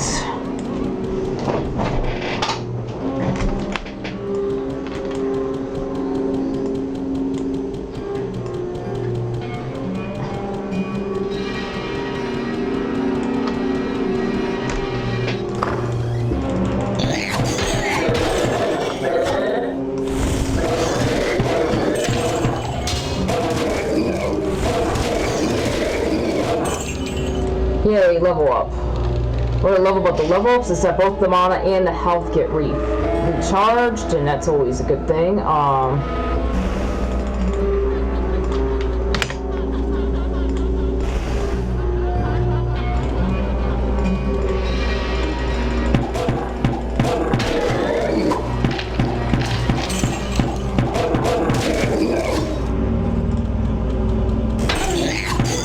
I will say one quest I do love seeing in the Catacombs is Arkaine's Valor, because if you can get that quest and that armor, and I usually get that quest, but every so often I think I've like gotten gypped from it. But if you get that quest, I mean, it's not that hard. It's relatively easy in my opinion. even though those monsters are a little strong, but you know, still there's not a whole bunch of those horned demons.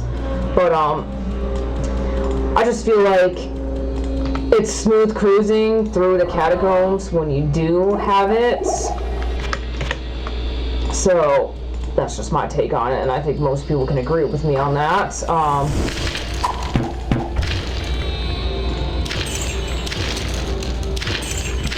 You know, I like to stand at the entrance of the place and just let them keep running towards you through the firewall. It's a firewall. You kill enemies and they're dumb enough to go through it, you know? But these are demons we're talking about here, so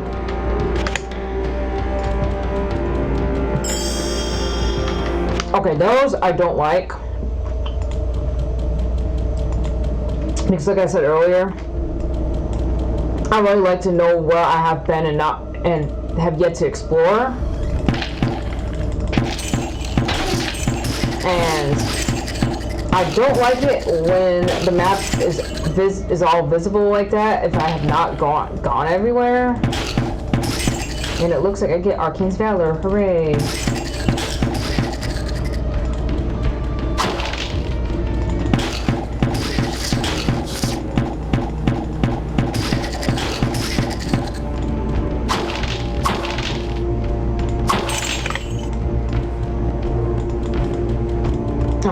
I didn't mean to pick that up. I hate it when that happens.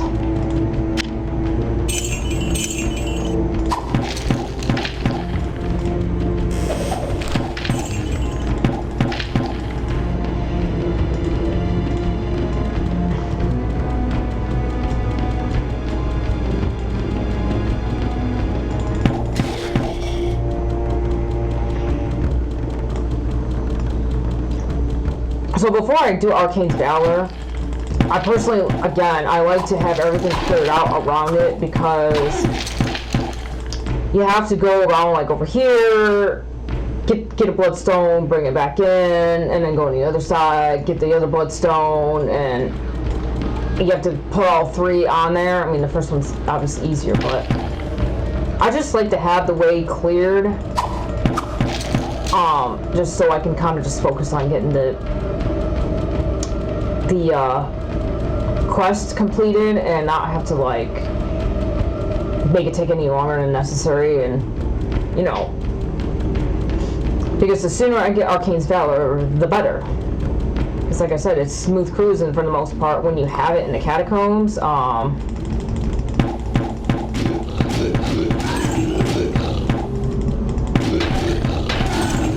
See, the horned demons aren't that hard to kill, And so, locked beyond the gateway of blood, and past the hall of fire, Valor awaits for the hero of light to awaken.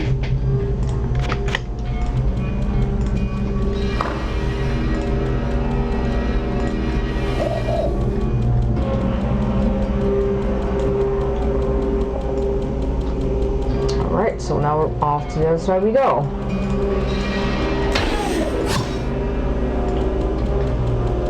See, I mean, I probably should start using my disarm trap skill, but I don't know, I guess I don't really care enough about it, but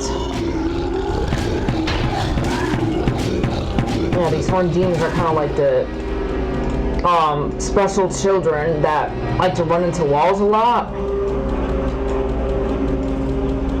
Yeah, that's what I'm gonna say. Leave it right there. I mean, I went to special ed classes when I was younger, so.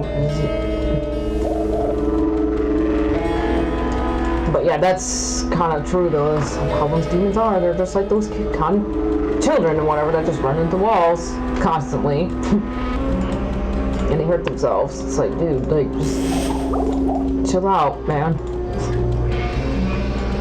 Swing and a miss.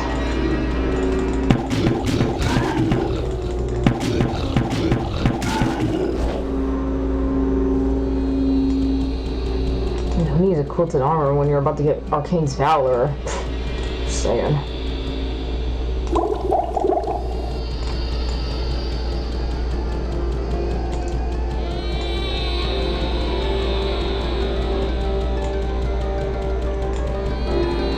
one thing I will say is that it would be nice if I could like dupe, but you know, because I would dupe, like if I was like a duper, you know, I would just like dupe Arkaine's Valor a few times to get that ring that you saw earlier, but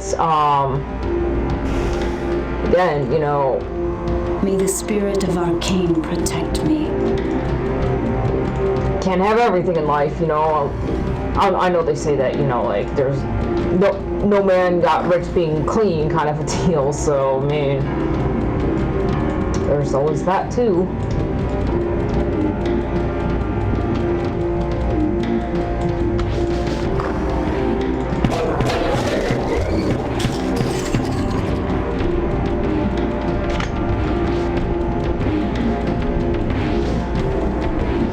Yeah, this whole level is just sprawled out very far between, like, the stairwell to, you know...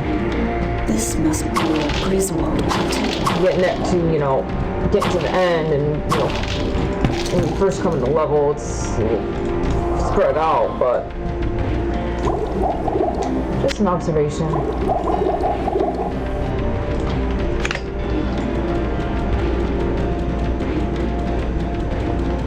Alright, again, I don't know why I do this always, but I like to hold out as long as possible before I go to town. So I just like to have my inventory as close to full as possible, and, you know, have everything be as complete as possible, blah, blah, blah. Also, another reason why I do that is because I think that when you go down to the next level, before you go back to town, sometimes Griswold will have some better stuff that, you know, you can actually like afford or whatever, because I know with Adria sometimes, like, if you sit there, you save, and then you load, her stuff will reload, like when you're standing right there. It doesn't work like that with Griswold, but I definitely know it's like that with Adria. Let me see that. That's a pretty little rock. Hello, my friend. Stay a while and listen. Again, I hate the light radius addition to this, but, you know, it adds to all attributes that don't have any rings, so, I don't know. It's nice to, you know, have a little bit of, but, I mean, I'll take the slight increased visibility for now, anyway. Oh, what can I do for you? I mean, they both add 8 to magic. It's not like, you know... I'm gonna use it anyway, so... Whoa, what can I do for you?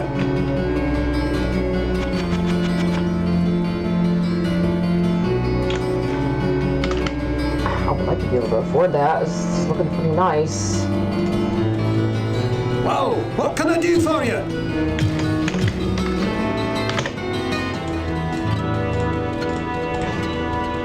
Hopefully it's still there by the time I could try to afford something like that.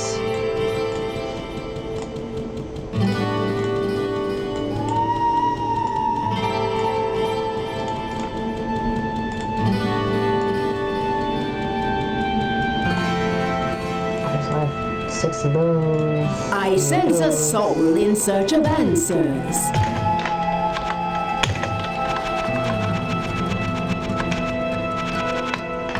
Yeah, I mean, you know what? It was kind of stuck anyway. They were a little delayed.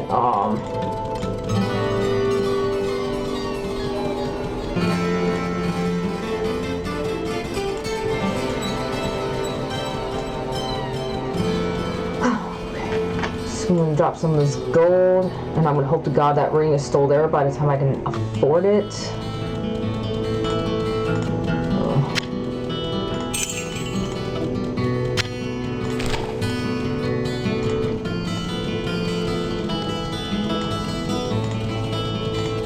Grab one of these guys before I go down.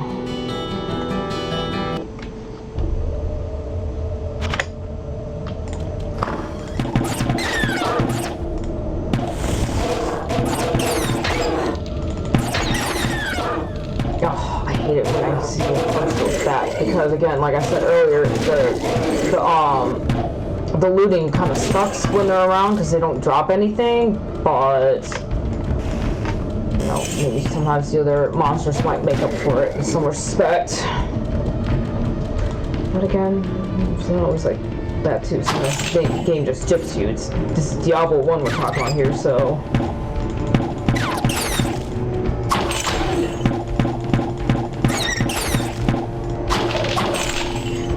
It's a gloomy looting day. That's the balloons, get it?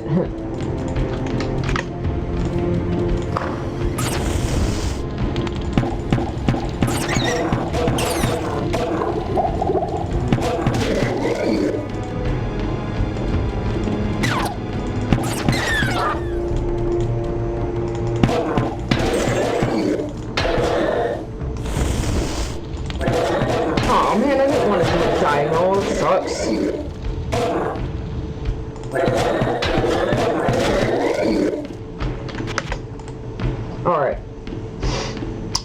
So, generally speaking, when I'm playing Rogue, I like to, I have a little goal in mind to try to max out strength with Rogue, because, again, like, strength and dexterity are good for Rogue, because sometimes the more advanced bows do ask that you have some strength going on.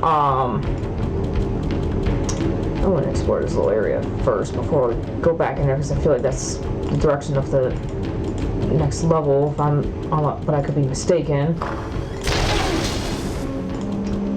I should have known better. Seeing that little hole right there. Oh, Chamber of Bone. Wonderful.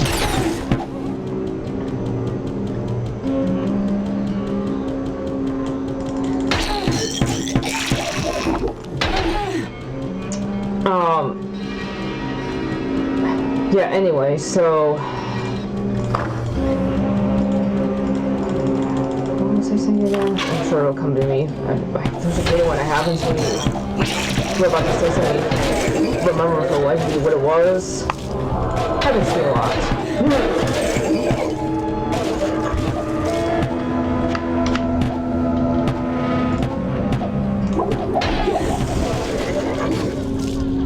Yeah, I just like to, you know, go through and, you know, put the firewall, just kill them all, you know, just because I want to watch them all burn up.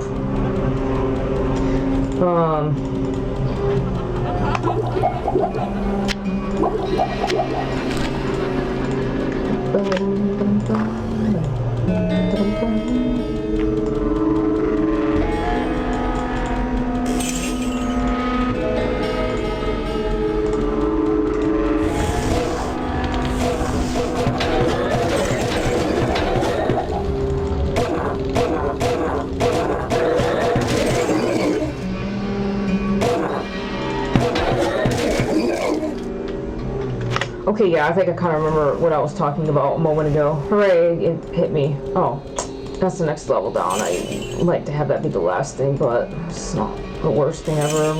Got the Chamber of Bones still anyway, but,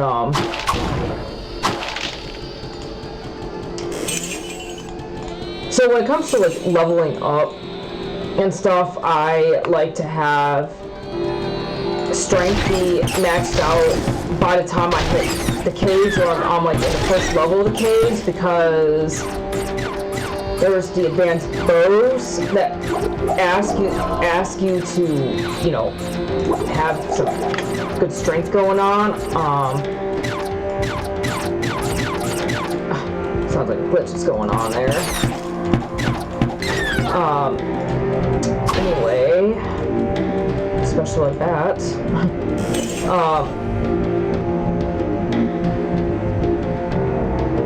I don't care about rags.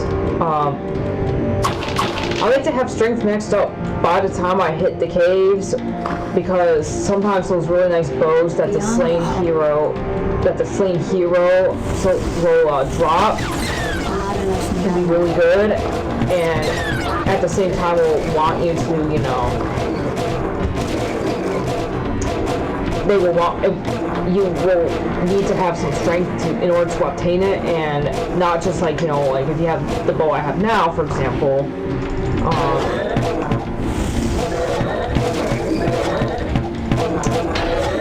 you know, you kind of want to have like a good amount of strength, and you can't just depend on your equipment to get it all, because, you know, sometimes, like I said, you know, see it, like this one only requires like 30 strength, but wants more dexterity. Like, but I think there's some bows out there that, you know, sometimes they want you to have a little more strength to them.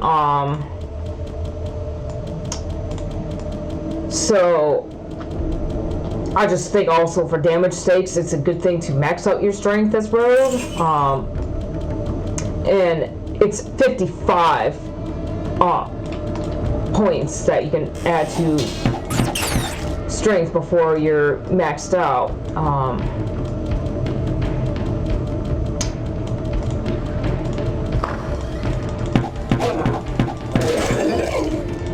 And then, I mean, you want to have some for vitality. That is an attribute I kind of tend to ignore sometimes. Some people will say that, you know, you should focus more on vitality because you can just buy a bunch of potions. But again, I'm trying to do this without doing the duping, so, well, I mean, I will do it. When you're doing it without duping, you're not assuming that you're just going to buy a bunch of potions or something, you know. Strategy changes a little bit, you know, because money is an object when duping is not part of the equation in this game. And it looks like I'm going to go back to town and get some more potions. Again, I hate these kind of shrines that, you know, it seems helpful until it really kind of isn't, because I don't know if anyone else is like me, but I like to have the room cleared up before I start exploring what's in the room as far as like shrines go, or, you know, the stands, the bookcases, stuff like that. I like to have it all, the enemies all gone before I figure out what's going on with those. So, alright. We're not doing that because what that does, okay, fine, I'm just gonna do this just for educational purposes. That one is gonna take away from 3 attributes and add to a bunch of those other attribute points that are taken away to the 1. See? Looks like it reduces everything else and adds to strength, and we don't want that, so yeah, we're not doing that. I don't like the ones that take stuff away to add to another. I never like that.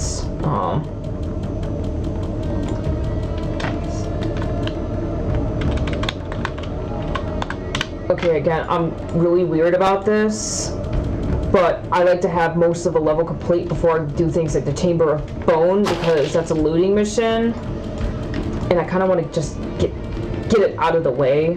I'm one of those people that likes to have as much, you know, as much going up to town with as possible, like kind of like when people, they go grocery shopping and they will like carry a bunch of bags and, you know, break the blood vessels in their arms before they have to make multiple trips. Kind of like one of those situations here. That's just how I feel about it. So I'm kind of like that. I am like that about groceries too. I want to carry as many bags in as one time as possible, just to limit how many trips I make, even if it sucks, but that's just how I operate. So whether it's for better or worse, you know, you tell me.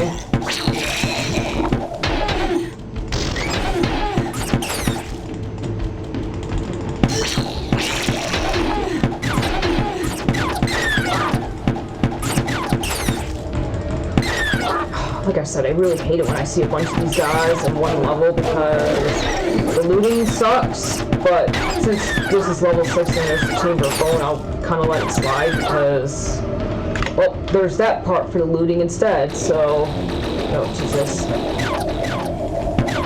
Yeah, I might want to go back up to town because every time I see a bunch of those guys in one area, that's like an easy death. And because I don't have jack shit for potions, definitely might want to, you know, reconsider my game plan here. That's like the one type of enemy that can get you killed very easily if you don't have like firewall destroying them all or whatever. This stupid spit beast, man. Damn them. Damn them for changing my game plan here.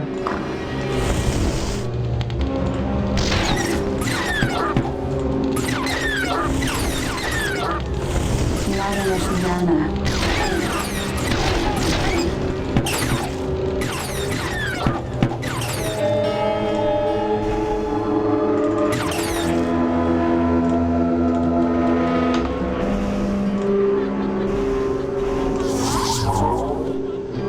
Sometimes I like to live on the edge. You know, having this little health and this little mana. Like I said, I like to drag ass before I go up to town. Hello, my friend. Stay a while and listen. Okay. As much as I like to shock people, I don't want the bow to shock people.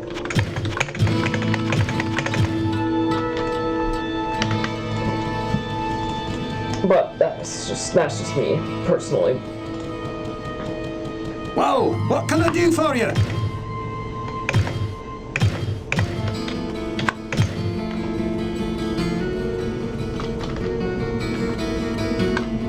mean, I think I'm okay with equipment for right now. I know I have a tendency to go OCD and just want everything repaired every time I come to town, but I don't know. I'll see how I feel in the next minute or so about it.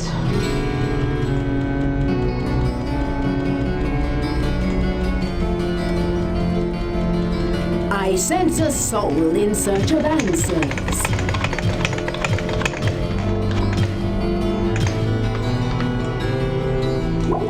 I sense a soul in search of answers.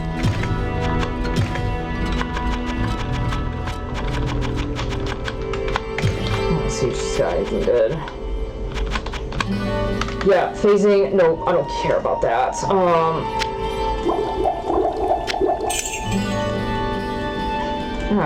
Yeah, I'm thinking I'm gonna go OCD like I normally do and just repair everything. It's just how I feel.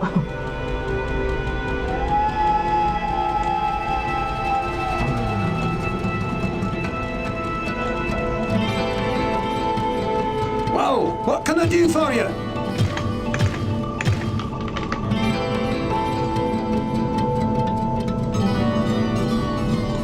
Oh, 444, what a lucky number. Okay, so I got 20,000. I might be able to buy that ring, assuming it's still there. I'm crossing my fingers that it will be. Okay, and then I do have the scroll top portal. That's good.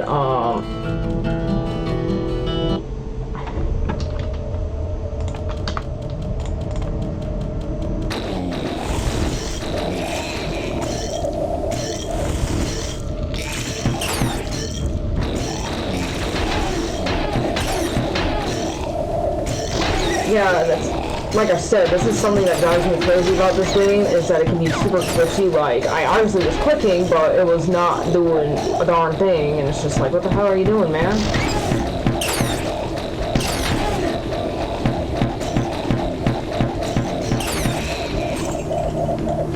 So, I don't know if you noticed this, but I was hitting the guy in the back, and there was another spit beast or whatever in front of him.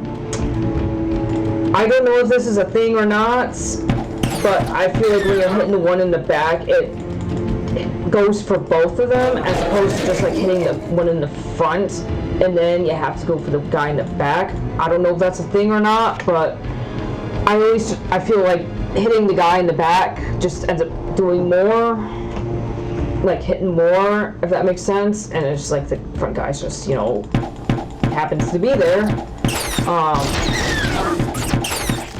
And maybe, like I said, I could be wrong, but I just feel like when I'm hitting the guy in the back, it just gets the guy in the front too. But if you get the guy in the front, then, you might still have to hit the guy in the back more, so... I don't know, it just feels like it seems a little more efficient to hit the guy in the back,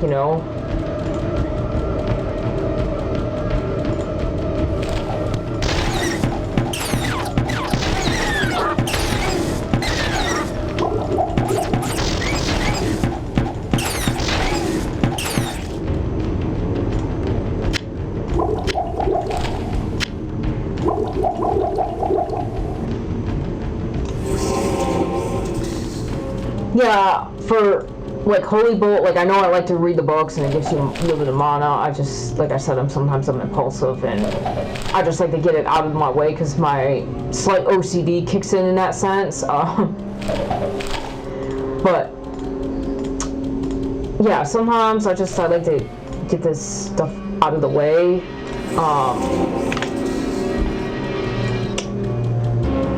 Okay, let's see here. I don't think there's anything else in there. Alright. Yeah. Go to Chamber of Bone and then we go to level 7 after that.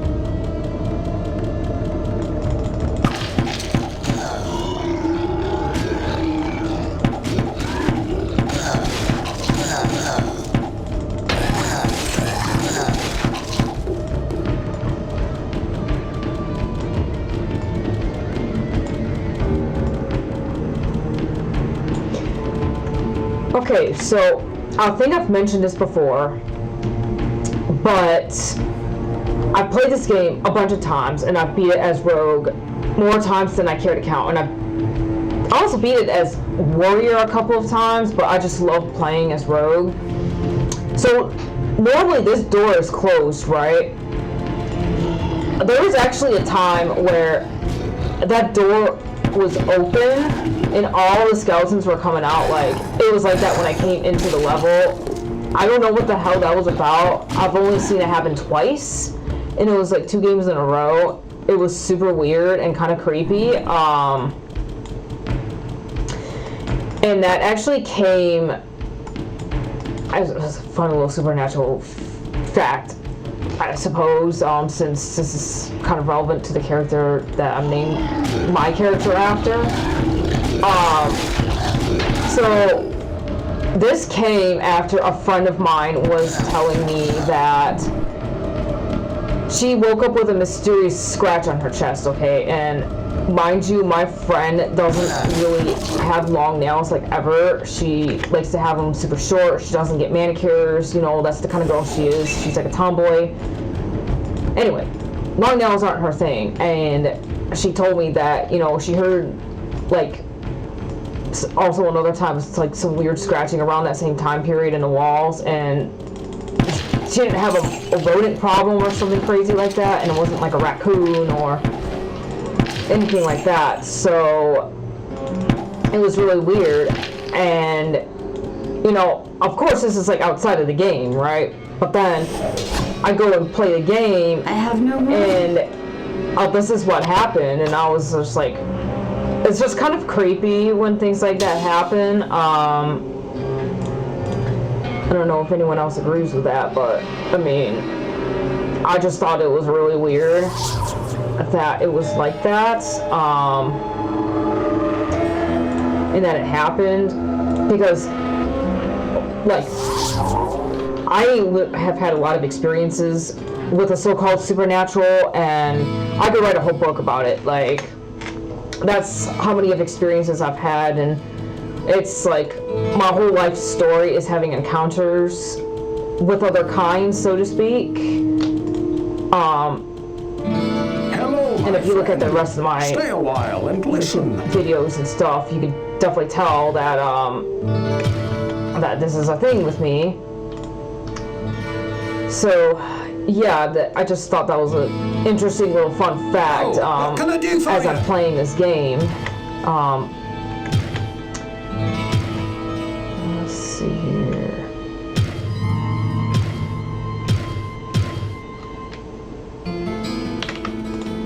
Oh, I think I can buy that ring now, huh?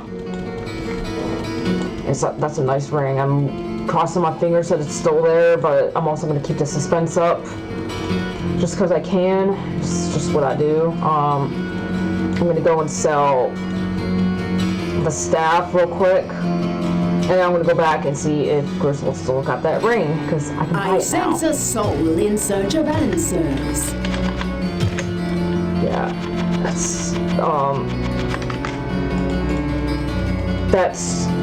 like I said before, I hate the phasing spell because you can't control where you end up, and you might end up further in the mob or not when you're trying to escape the mob. Ideally, when you're trying to use phasing,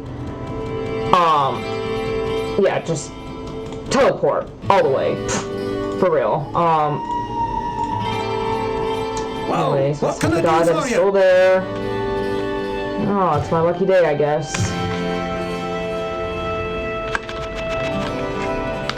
I mean, chance to hit 30%. I mean, really, are you gonna turn that down? 110. Plus 7 to all attributes. Yeah, I would say this was a really good buy. Like, going to 44, 161, 39, 68, like... And another 10 for mana and life. I mean, hello, that's a great buy right there. Super glad that, you know, it stuck around long enough for me to be able to save up for it. What ails you, my friend? I say that, you know, if you're meant to have it, God will make it so that you do get it, or higher power, or whatever you want to call it. That's just what I personally believe, that if you're meant to have it, you will have it, but if you're not meant to have it, guess what, you know. Or as they say, if it's meant to be, it'll be, but if not, then leave it be. I don't know. Just making that up right now, but, Whoa, what can I do for you? anyway. So yeah, I got the ring,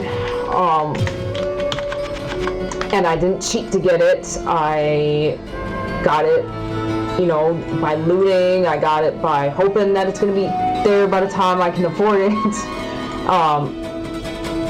So yeah, that's just how I roll, you know. And thank God this was a looting level, and you know, sometimes you get good loot, sometimes you don't, and I didn't get the greatest of loots, but that was a very good buy.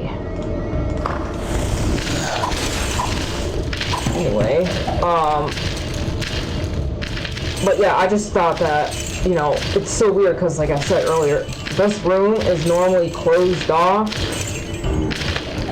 and it was not for a couple of games in a row, and it was, like I said, around the time period when my friend was telling me that, you know, we should work over with mystery stress, short nails, and it's just, and then when I see stuff like that happen, I just feel like there's some weird divine connection between it all, and it makes life a little bit more interesting, but also creepy, and I've just seen stuff like that happen a lot in my life, and it's just makes life a little interesting, you know. It's, some people might find it irrational or, you know, stupid, but it's like when you experience it for yourself and you just know there's not some other illogical explanation, then you just understand it and you just get it, and it's like, oh, okay, you know what, yeah, something weird is going on here. And she had a cat at the time, and it's not my story to tell with her business as to why the cat's no longer hers, but I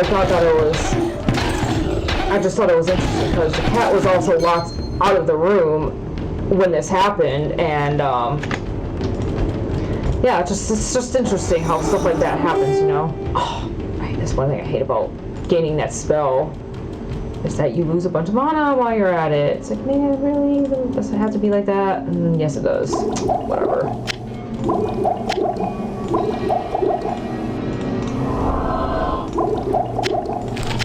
Could have just used the scroll, but whatever. Yeah, now we get to leave this quest because we're done. I do like this looting mission because, like I said, you know, you get some good loot and you can sell and upgrade your stuff better.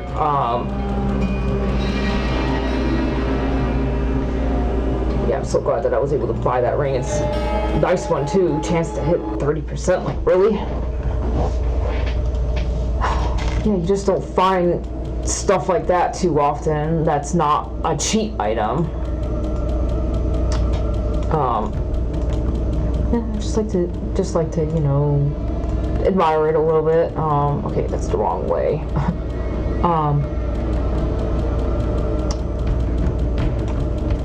If I wasn't so busy lollygagging over my new ring, then I would have, you know, remembered that. Anywho.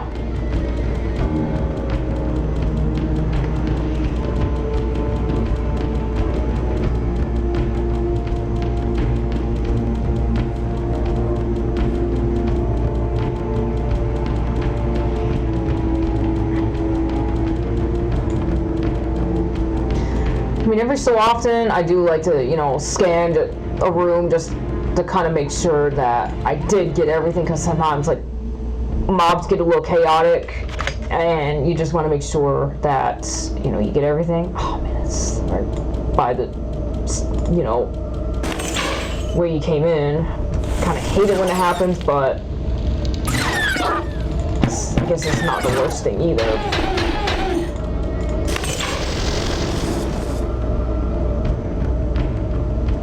It's just a normal cloak.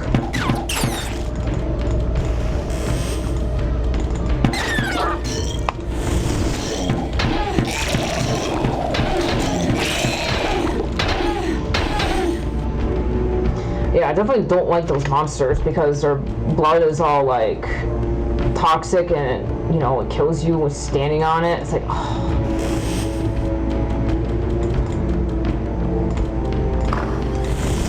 Not enough mana. Not enough mana. Alright, well, I'm gonna say this. I think it's kind of funny when I see a bunch of gargoyles because not enough mana. They're not the type of winged beasts that are, you know, immune against firewall. So it's like every time I see them, and I know that they're the types that are not resistant to firewall, I'm just kind of like, okay, really? Like, make it a little bit easier for me, why don't you? But then, you know, they're probably gonna jip you in the next level or something, you know, but anyway. It's just every time I see a whole bunch of gargoyles in the room and stuff like that, as if it's supposed to be intimidating, it's like, hello, firewall them and you're done. It's funny, but easy money, easy looting.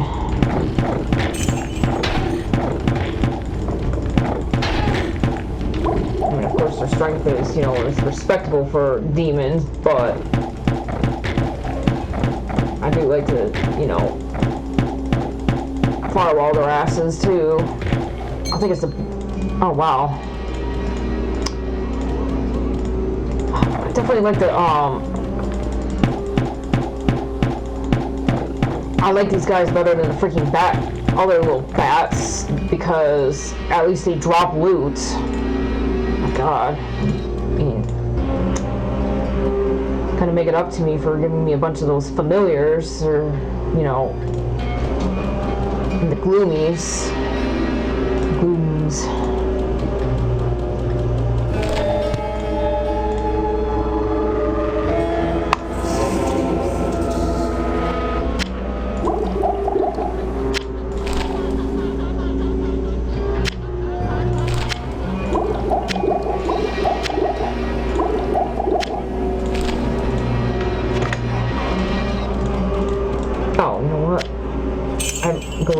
OCD again right now, and I'm just kind of like, oh, let's just move this stuff around. Sometimes I annoy myself with it, but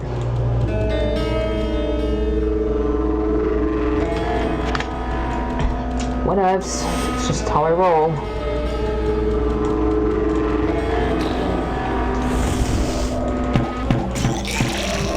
I was kind of hoping there would be like more than just one. Here we go.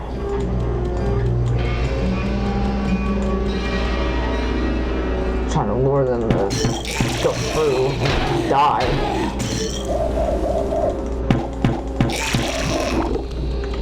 So anytime you can get a freebie hit, that's always a good thing. I mean, Not enough mana.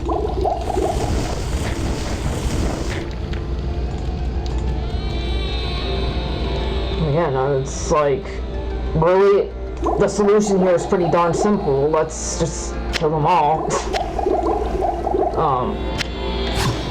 With firewall, and that's call it a day.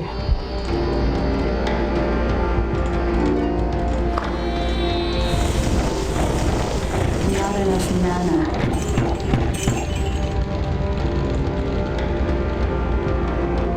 Ugh, lame, I don't have any mana potions left.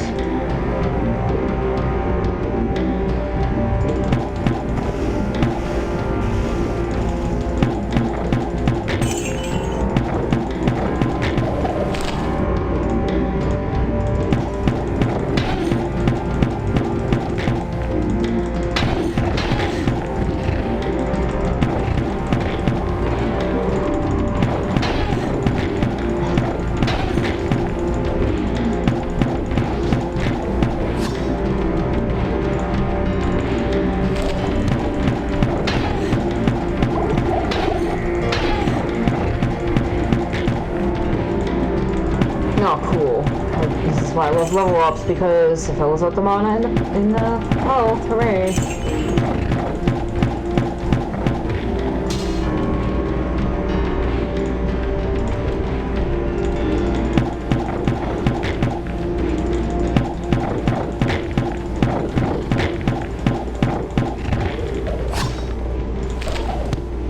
I have no room. Oh, come on, really? Okay, well, I don't need that lousy ass robe. We're above that now. Now, Mana Shield's kind of a cool spell. I mean, it's not that cool right now because I don't really have manas. But I do think that, you know, it can come in rather handy at times.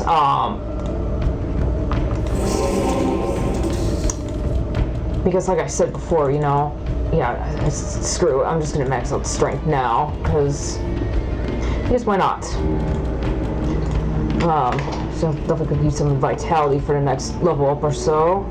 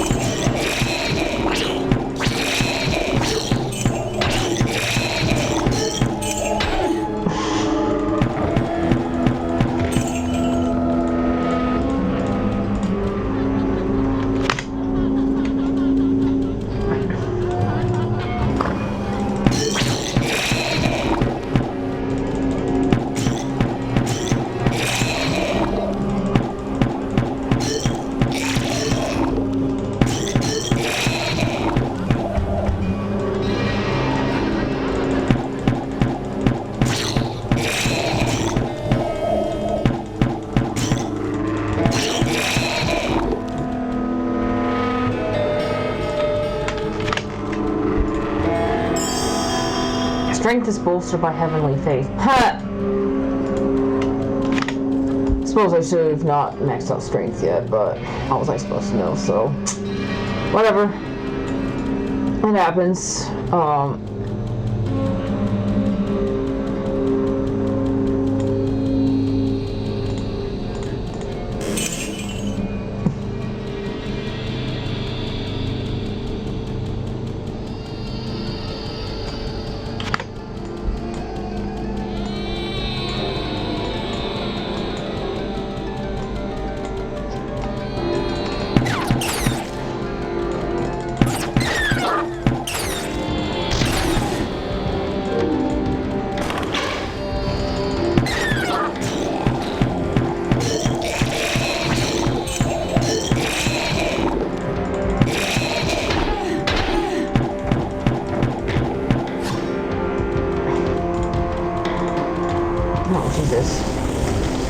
Not enough mana.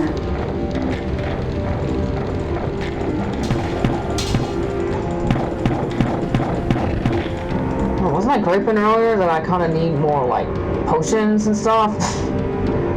Oh, mama.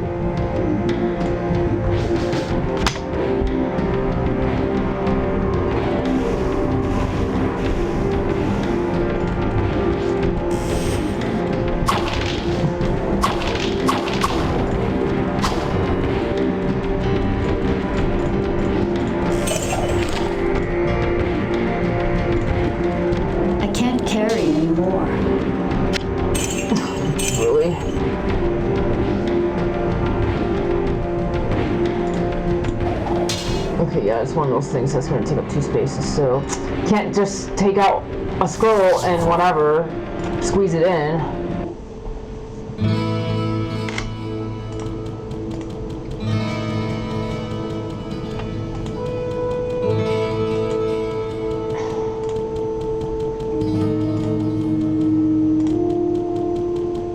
Hello, my friend. Stay a while and listen.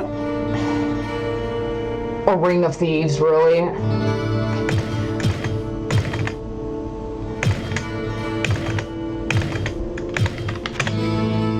Alright, well...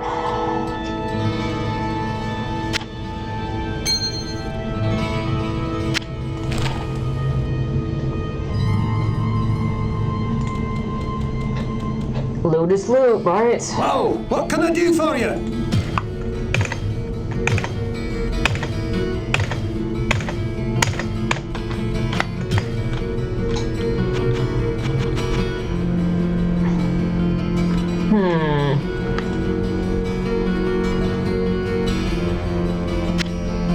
I think I'm gonna get rid of this one because it's only like 2 to all attributes, and I kind of like the idea of like having more strength.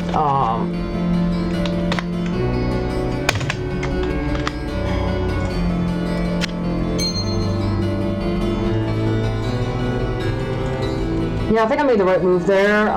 Even if some people might disagree with me there, yeah, it might take 2 from other attributes, but I mean, I got like 95 strength now, and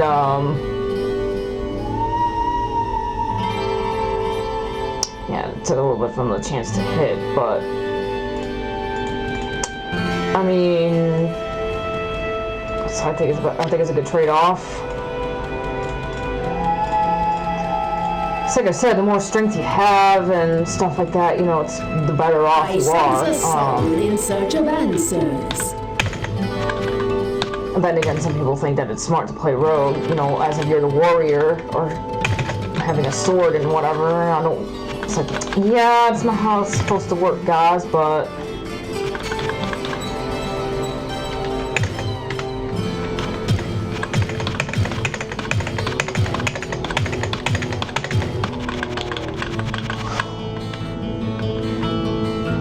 Oh shit.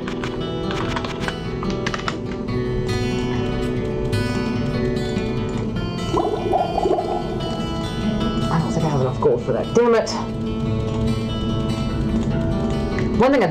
One thing that I kind of hate about Adria is, you know, she'll have like these amazing spell books like Flame Life, right? And then all of a sudden, you know, it's like, oh yeah, you know, maybe I'll like save all the gold for it or whatever, and then it's like, oh, by the way, just kidding, it's only available for like one trip to town, and it's like, shit. So I'm kind of hoping that, you know, it doesn't just disappear or like, yeah, crud.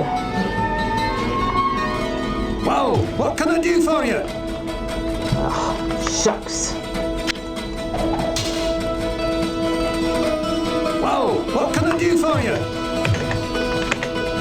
Well, maybe it'll be there. Sometimes she'll keep things a little bit longer than just one trip, but it's not really guaranteed. It's definitely iffy with her. It's very frustrating. It's like, man, girl, can't you just like hold on a little bit to some things? Like, I'm like your only customer. You're only paying customer, so I don't know.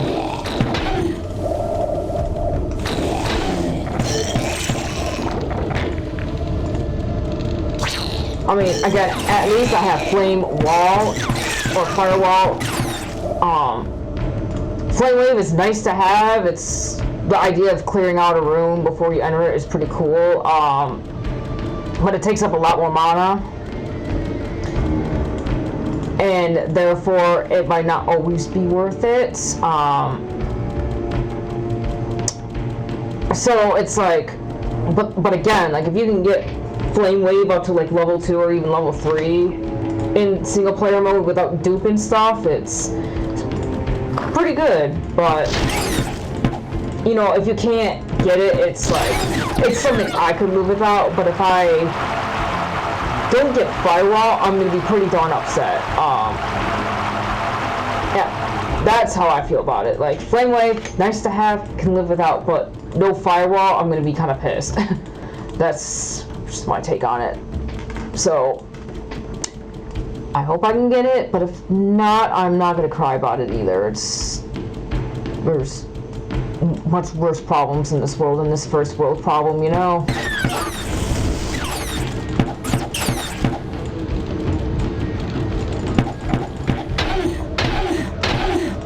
Come on, like really? Not enough mana.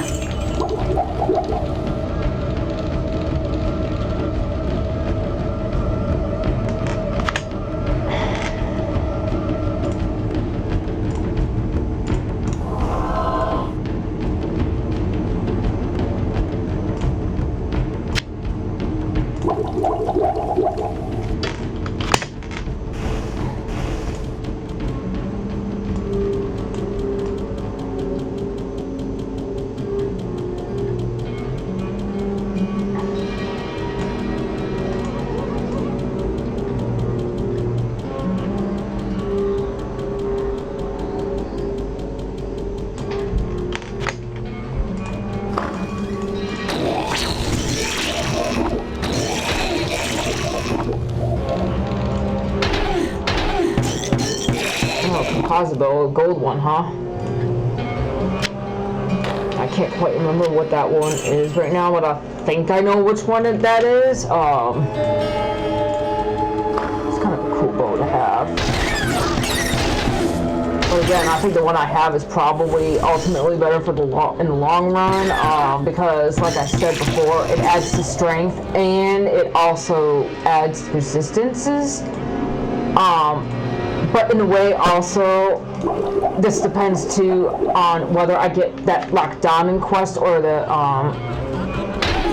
Warlord of Blood. Because if you get the Warlord of Blood, then you're not guaranteed that nice helmet from Lockdown, where you get a lot of resistances, like 50% towards everything. And then therefore, like, you get a good amount of resistances from that, and you might be able to get something like that, like, you know, certain bows that don't add it.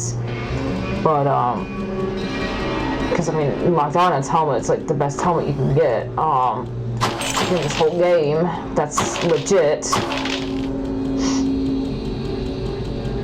But again, it just really depends, you know.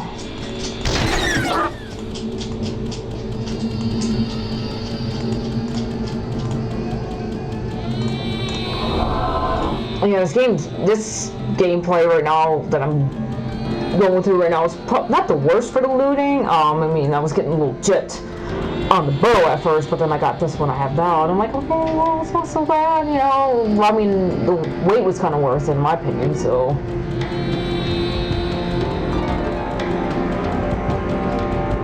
I only got that knife instead of a spoon.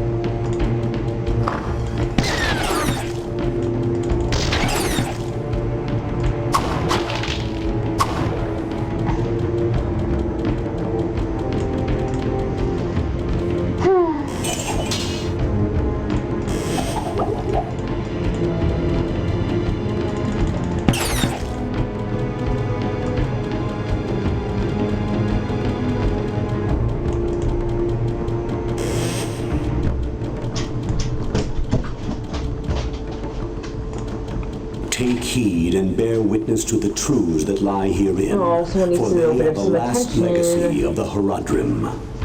When the eternal conflict between the high heavens and the burning hells falls upon mortal soil, it is called the Sin War. Angels and demons walk amongst humanity in disguise, fighting in secret away from the prying eyes of mortals.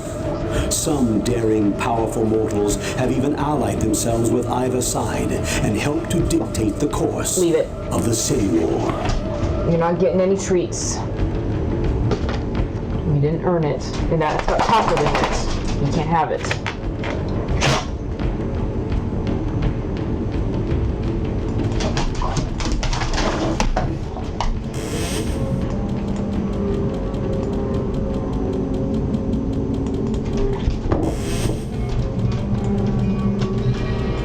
That was a little crazy. I think they all are though.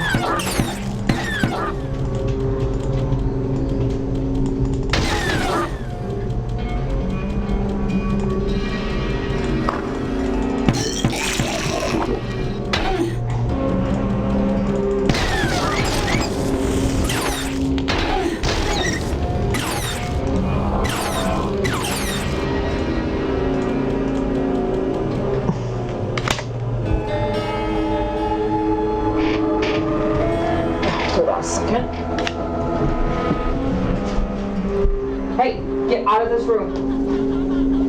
You're not allowed in this room. No.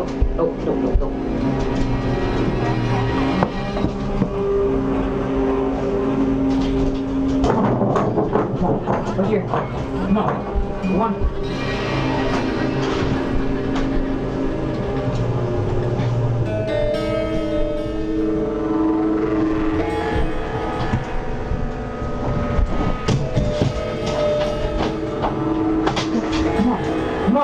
Up here. Come on. Look. Boom. Fish. You're crazy.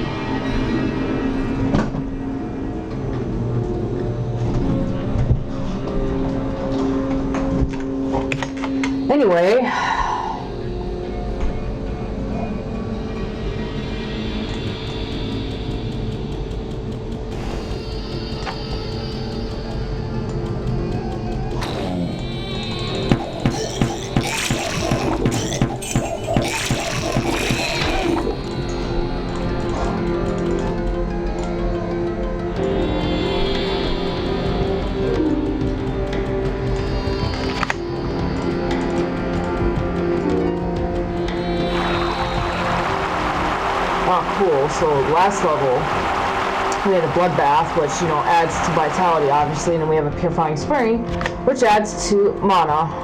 It's nice running into one or the other in the place, but, you know, it's not like I'm going to be going there more than once or twice anyway, but it's still nice to know that it's there in case you get into a pinch, because you never know.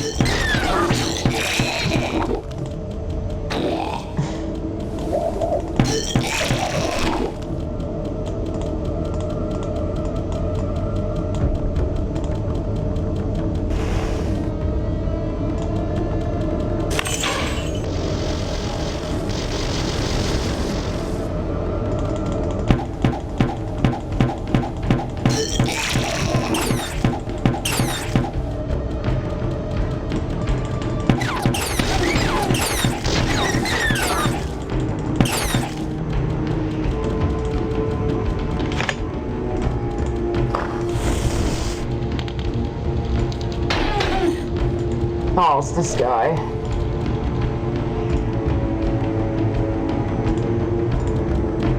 What? Why are you...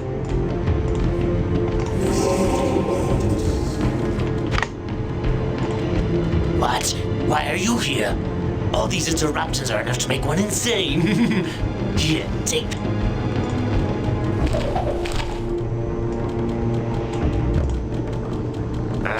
Your curiosity will be the death of you. I'm sorry. Did I break your concentration? Oops. I broke his concentration, guys. I'm a horrible person.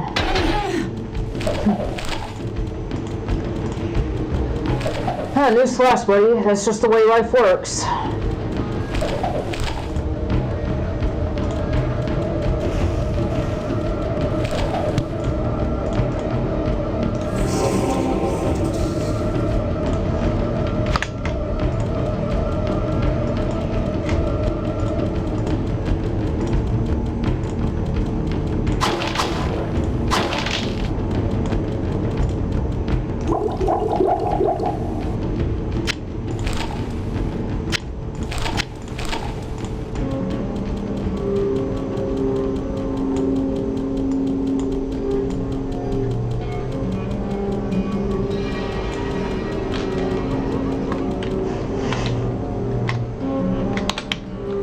Last other area to explore first before I go back down. Earth.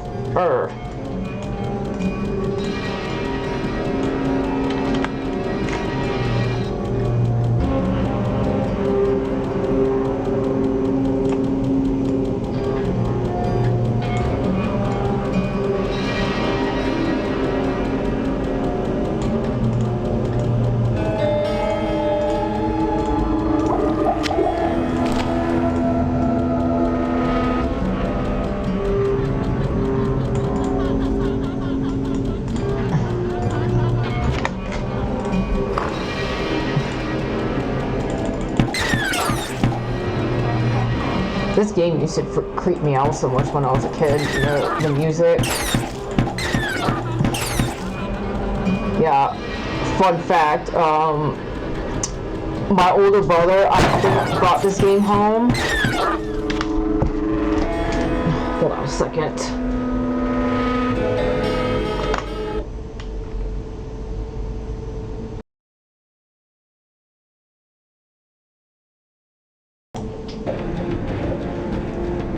Okay, I'm back at it now.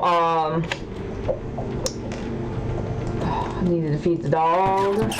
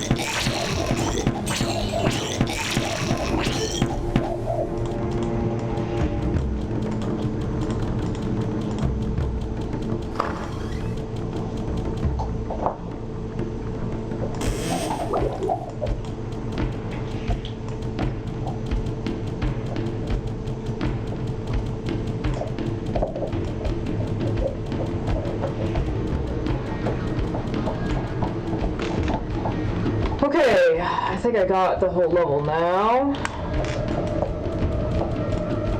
Except for this part.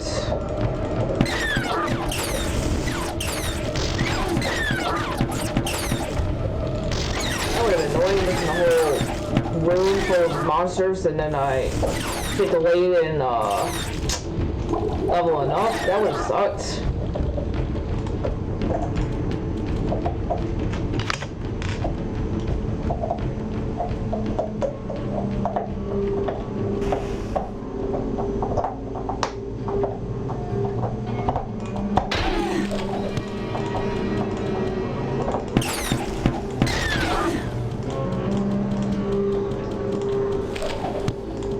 No room.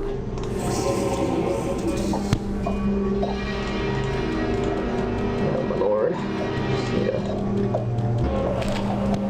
Suck it up and go back to town soon.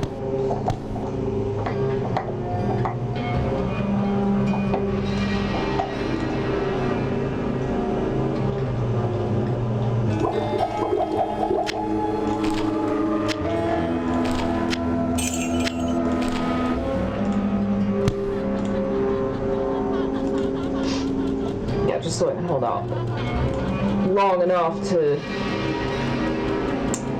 get out of here, you know? And walk away with all the books that I can.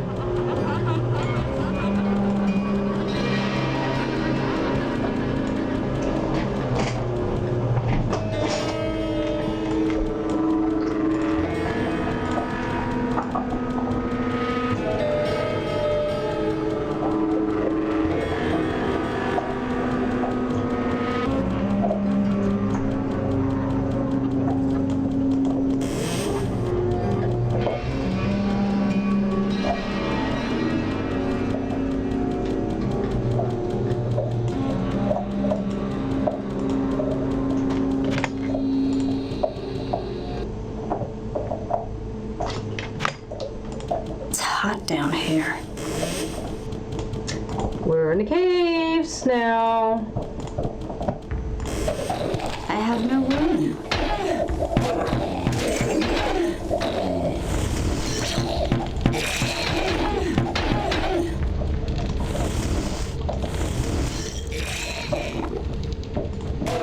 Now where would I put this?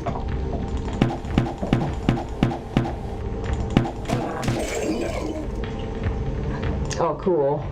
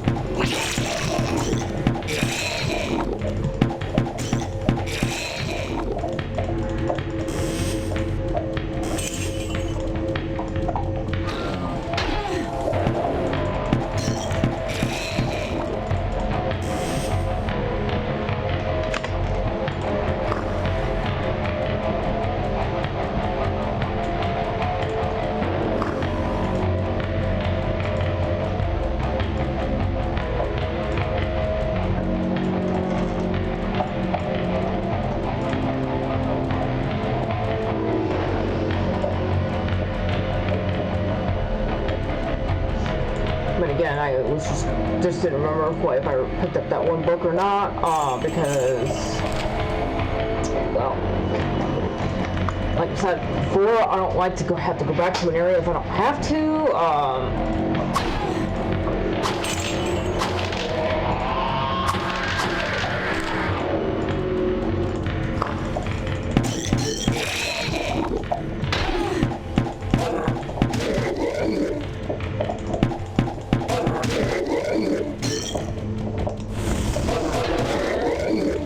And I really didn't want to do the diagonal, but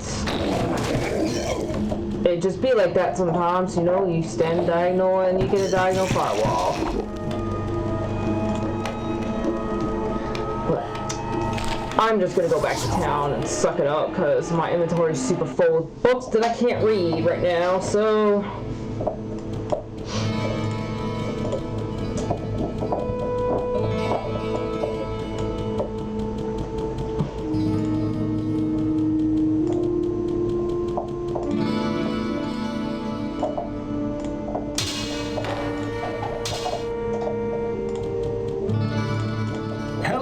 Friend, stay a while and listen.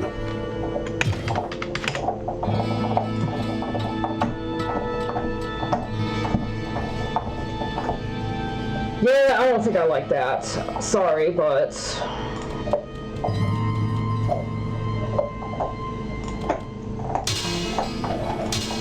Greetings! Well, what can I do for you?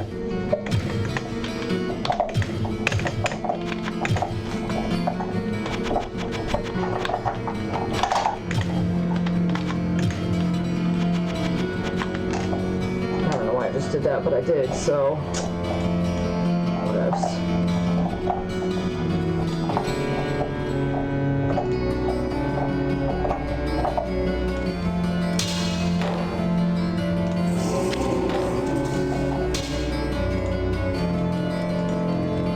Yeah, I think I'm gonna go ahead and sell one of these elemental books. I like to read like one just because that's how I am. Cast that here.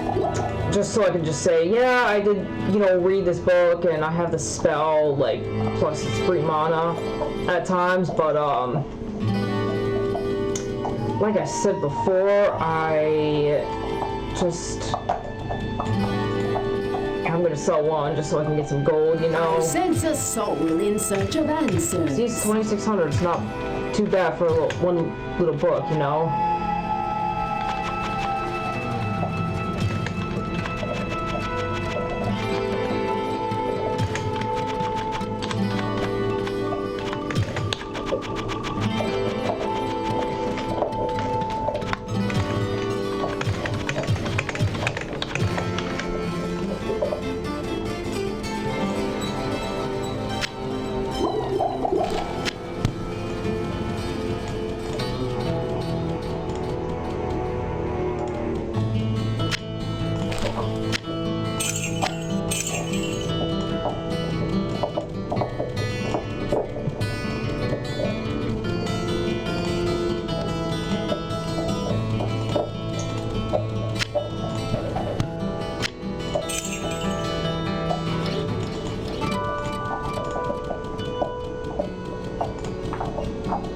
What ails you, my friend?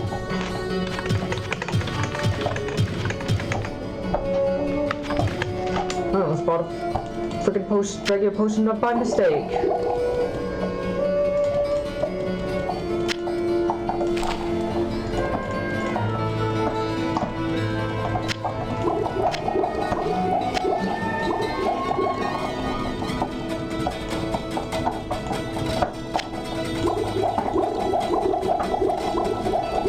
What's up with all the healing scrolls I'm getting, but I'm getting a lot of them. It's sort of annoying, but...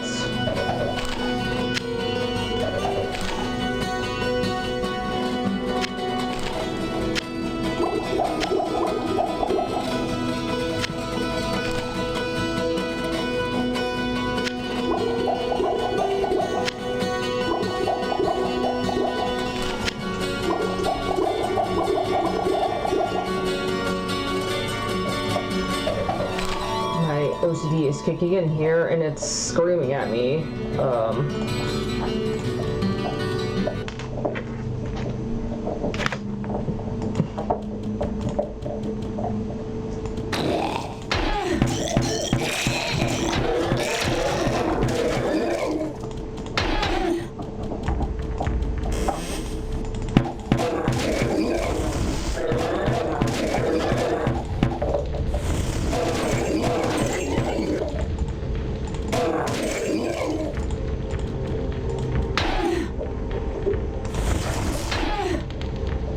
think. Oh, never mind. They don't like fire. So they were resistant ones for a second, but I think it's a different type of storm.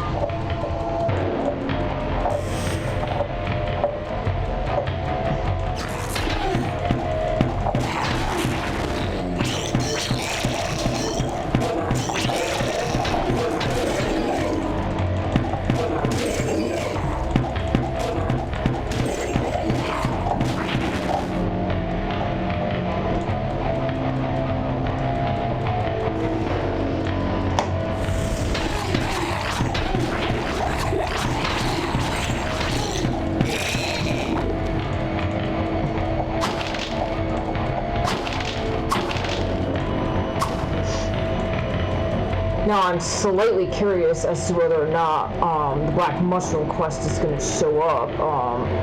It seems to show up like 50% of the time in level 9.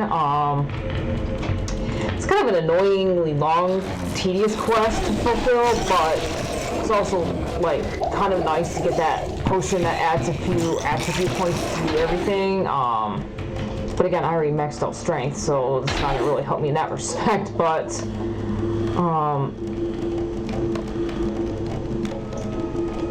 it's making me question my life choices here on maxing out my strength so early on, but normally I like to have it done by this level just because, you know, the enemies start getting stronger, and this way I feel like I can start focusing on everything else leveling up in a way.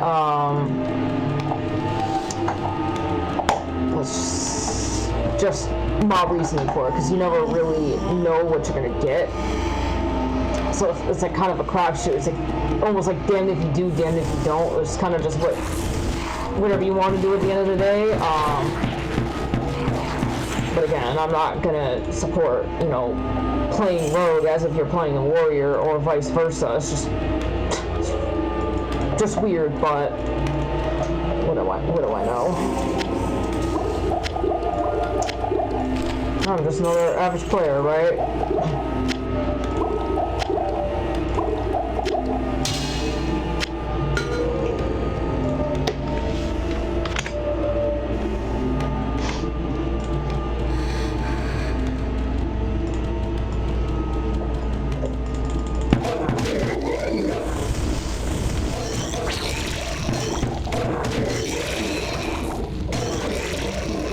Not enough mana. Broken Storm, really? Again, I guess Satan picks really cool names for his children, right?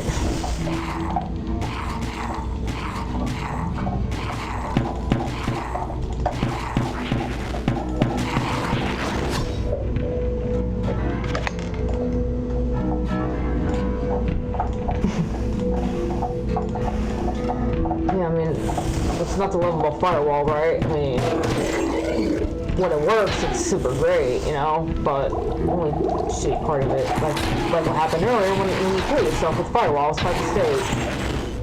Like a noob. But, you know, shit happens. Rest in peace, my friend.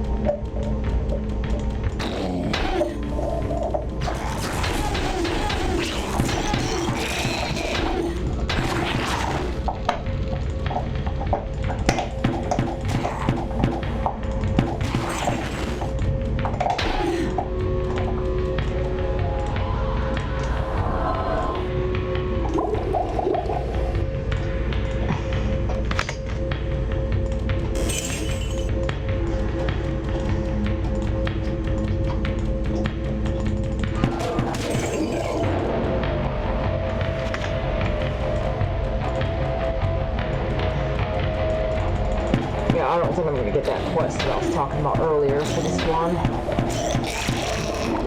Black mushroom, it'll be really, really strange because usually like either the tome or the mushrooms will show up somewhat close to the start of the level, not like all towards the end of the level.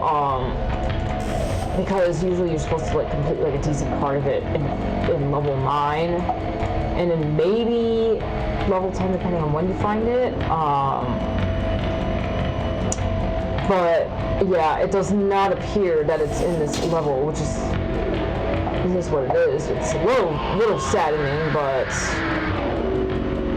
it's not something I'm gonna like cry over either, you know. So.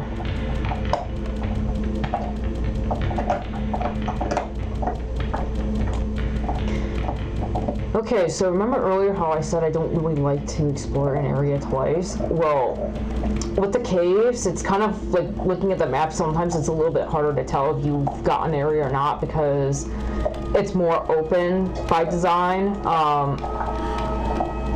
Because like, you know, sometimes you see like there's little half walls over there that, you know, it's like it looks like you could have gotten it and then didn't, or whatever. Sometimes it's a little bit trickier. That's why in the caves, sometimes I find myself just kind of going back and just kind of making sure a little bit, like cleared an area or didn't.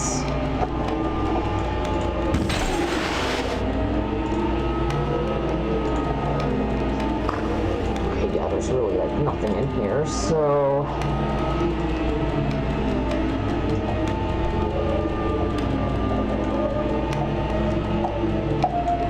so for educational purposes, I'm going to do the annoying thing. I'm going to go back up to town through the cave here just to kind of show where you're at in relation to worth and Wurt, in case no one really knew. I was just thinking about a vendor at work when I said worth, but yeah, so it's like he's like really far away from everybody else. Like you have to go through all these, like you have to like pass through like everybody,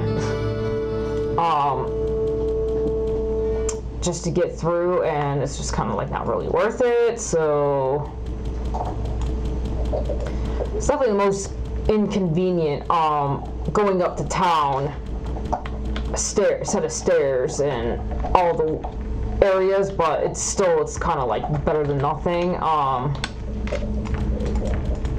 Alright, I'm gonna walk by this area a little bit more one more time.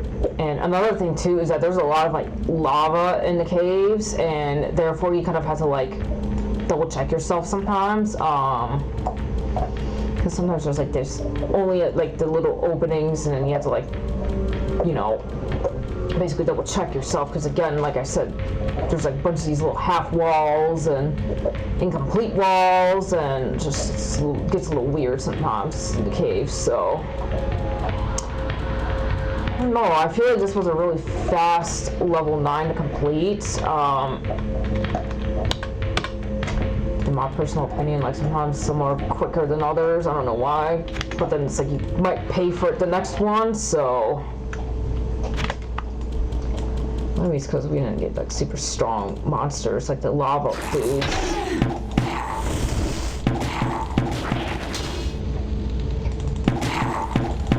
Okay, yeah, these guys are immune against firewall, dang it.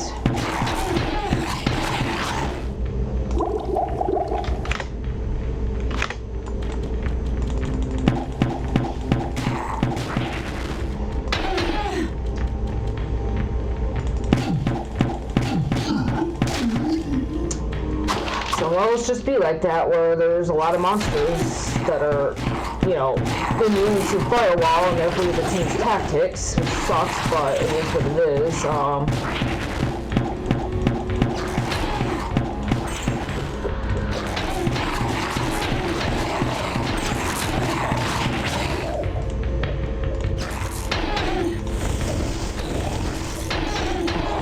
don't know why I did that.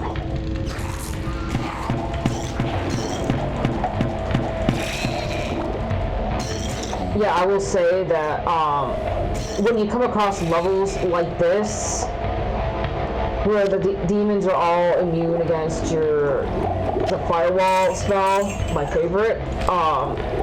It kind of helps to have something like chain lightning sometimes, or I don't know, like some other heavy duty spell that can do some damage. Like, I don't really use elemental a lot, or anything like that. And then Holy Bolt is not going to work here because we don't see any corpses or anything, so it's like...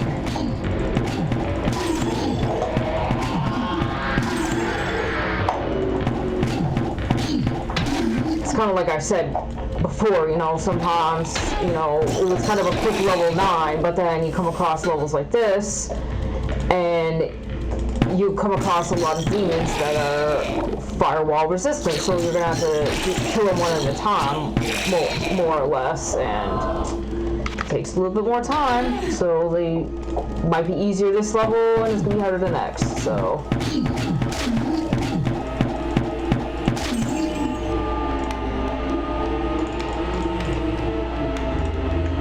And,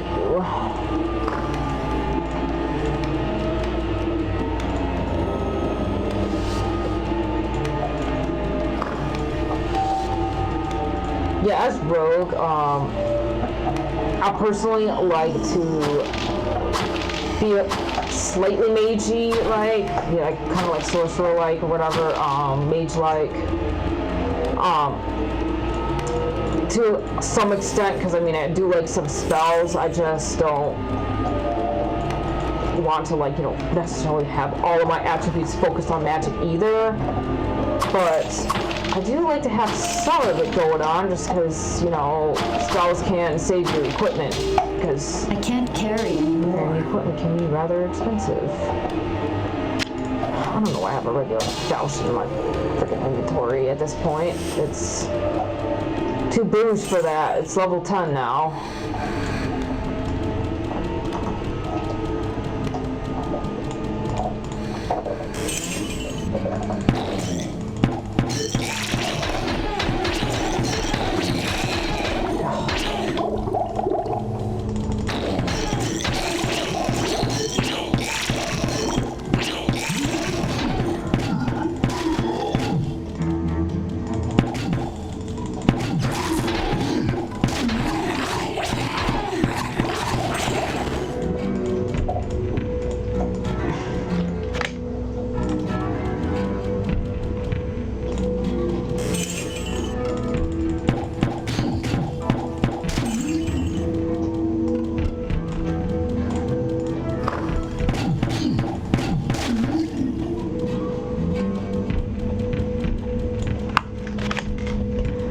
I do like to save a lot because you never know what mobs could be around the corner.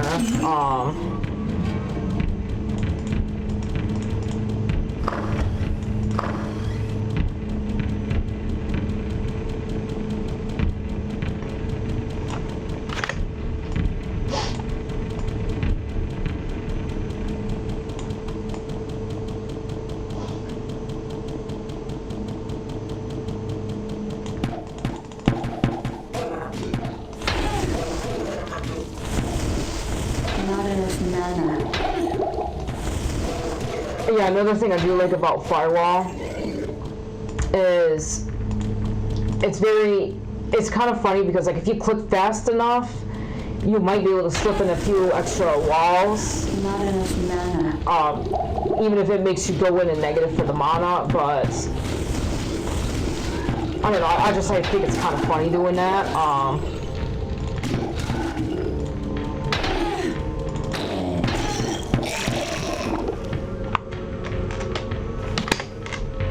But yeah, that's why I personally love Firewall too, is because, like, and kind of Flameless too, you know, because you can, like, kind of like fly through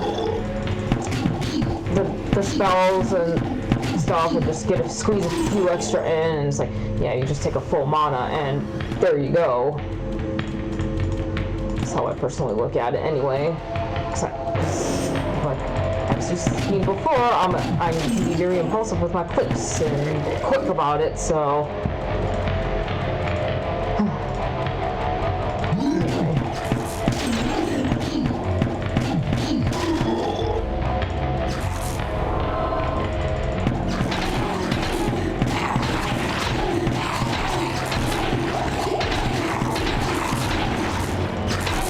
Sweet baby Jesus.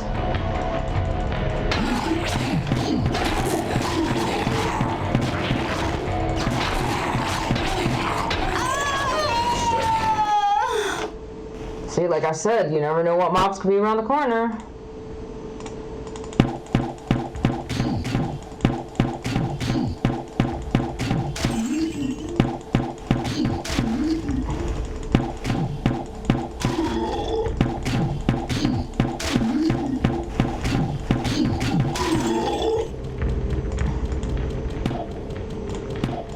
On another note, again, kind of like being the kind of person that would rather break their arms bringing in groceries in one trip than making a second or third trip. Oh, I can't carry to give this to Griswold.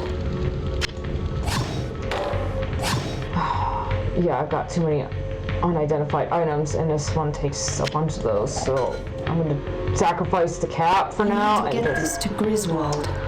It just so like, in the case Atreus still is holding on to that spell by miracle chance, I could sell Griswold's Edge and try to go for that book that she's got and get Flame Wave, because that's a cool item to have, cool spell to have.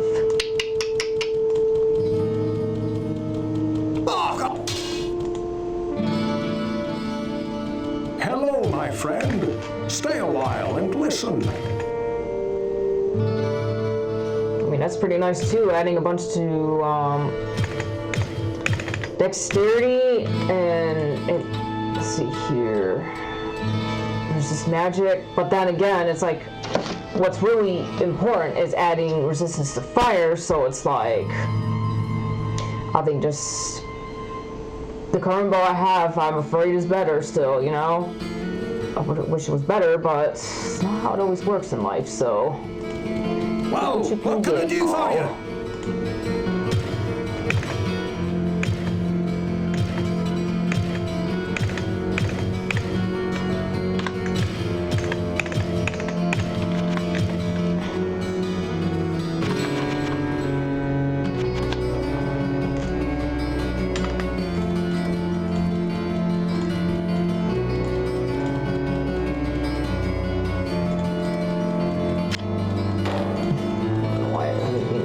But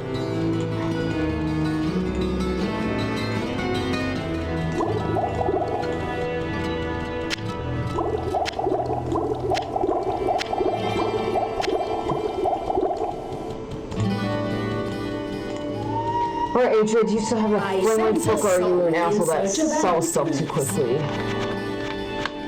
Yay, she's got it.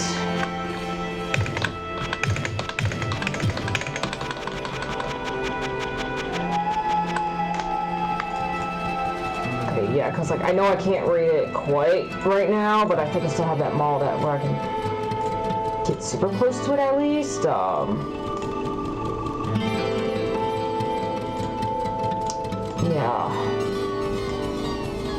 I actually might even buy that nail, because even though I'd have to sacrifice like 25 armor,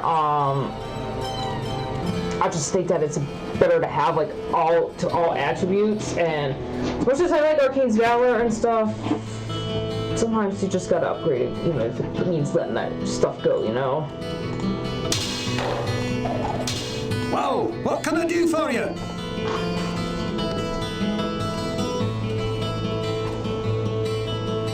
Okay, yeah, so let's see here.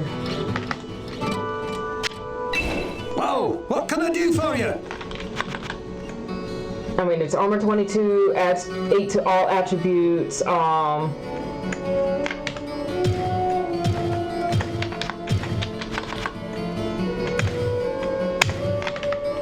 mean, yeah, you might come across something a little bit better, but again, it's like...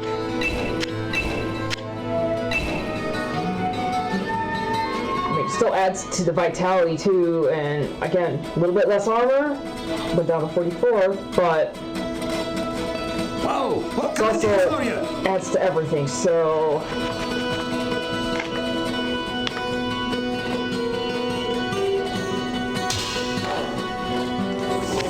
Yay, now I got the spell Flame Wave. Actually, I'll just see if I can do what I want to go.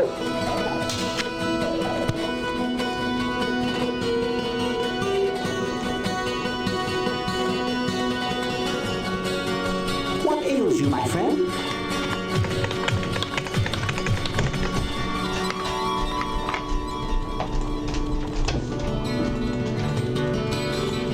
Dusty, what are you doing? Dusty!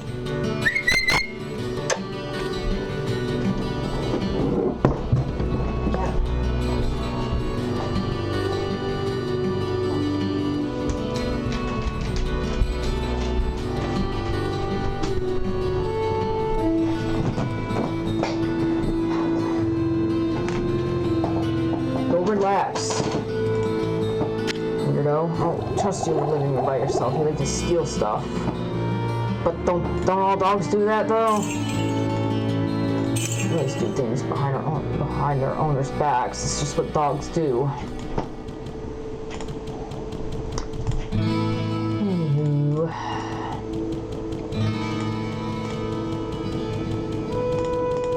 Grab one of these scrolls before I go back down, and here we go. Back at it.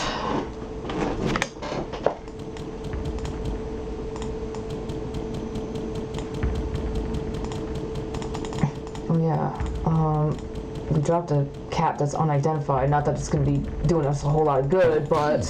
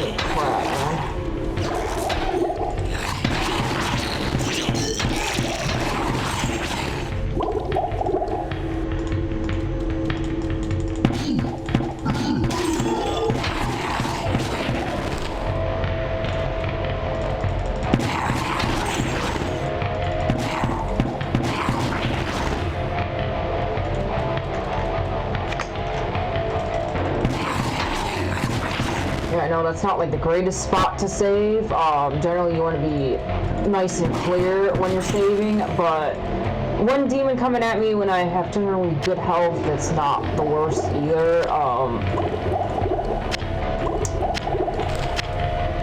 So, yeah, that's not, you know, something that would hold against me as a noob. You know, there's other things I've clearly done that would hold me as such, but the J-Cap's not so terrible, but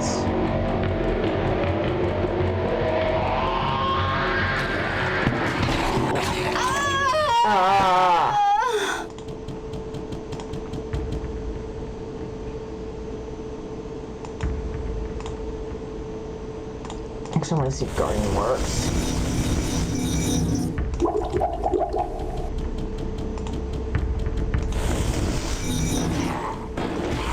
Not enough mana. Okay, so Guardian works.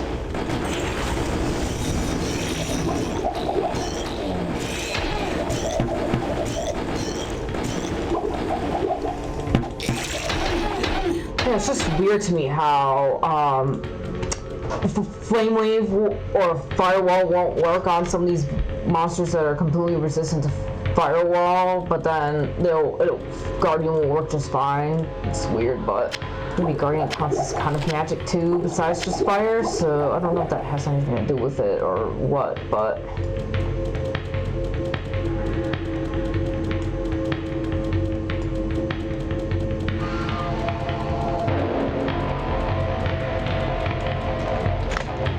anyways. Okay, so like I said before, you don't never really know what mob is behind the corner.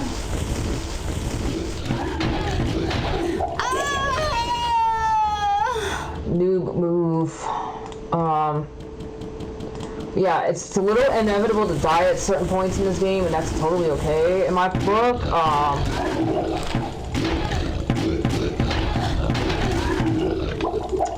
I mean, like, these guys are a lot stronger than the versions that you see around Arkaine's Valor.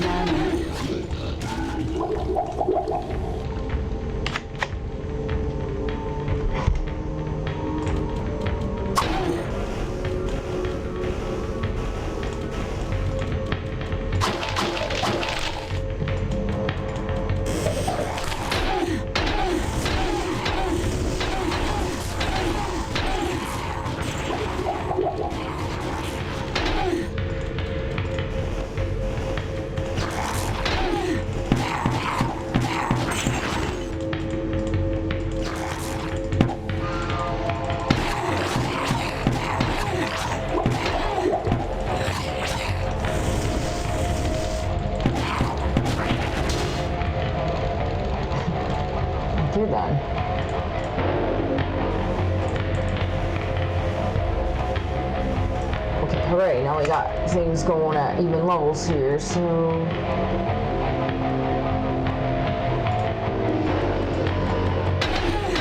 Oh, Jesus. Again, I really didn't want to do that. Like, this game is a little weird. It's not always cooperative. It's, I don't know. Like I said before, it's a very glitchy, weird game. I mean, I know sometimes it's just someone being a noob, but like including myself. But at the same time, there are moments where it's kind of like I said earlier, like, is this game actually like possessed by Diablo or something? The devil, Satan? I wonder these things, you know. I was about to say, I know that was a special monster. There's got to be an item around here somewhere from him.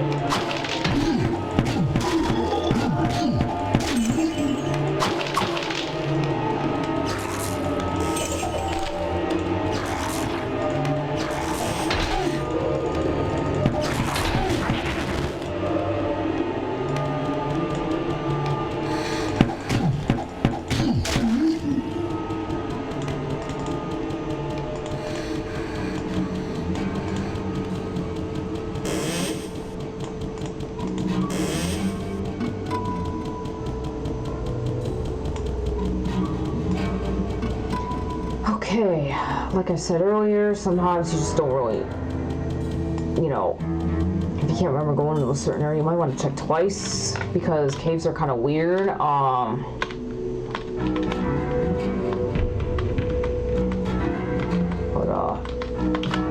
Yeah, it looks like that little spot I might want to double check.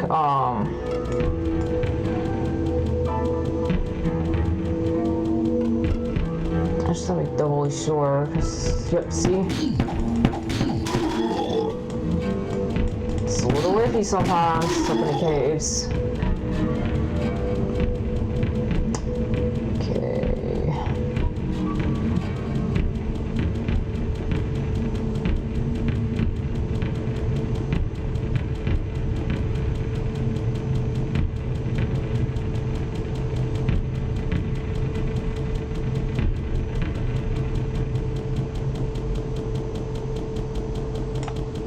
Down to level 11 we go.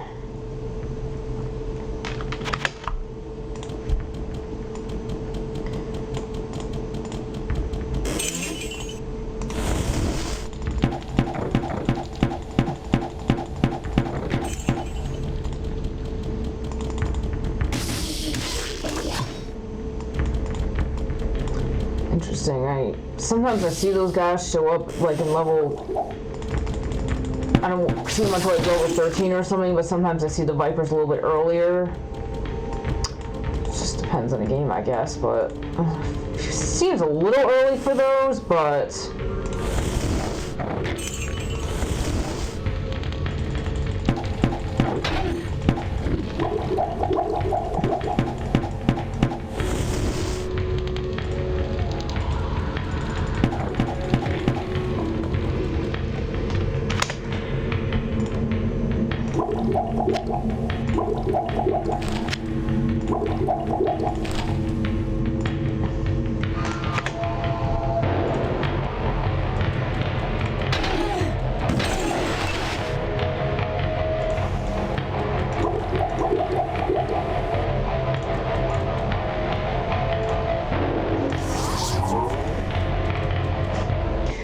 yeah, it's funny because earlier I was talking about how there are sometimes games where you will not get like any town portal scrolls for like a while at the start of the game, and then it's like, oh well, you know, I kind of could use like some town portal scrolls, and in this one I'm just getting showered in them. It's just kind of funny how that works sometimes, you know. It'd be like that sometimes. Hello, my friend. Stay a while and listen. Well, what can I do for you?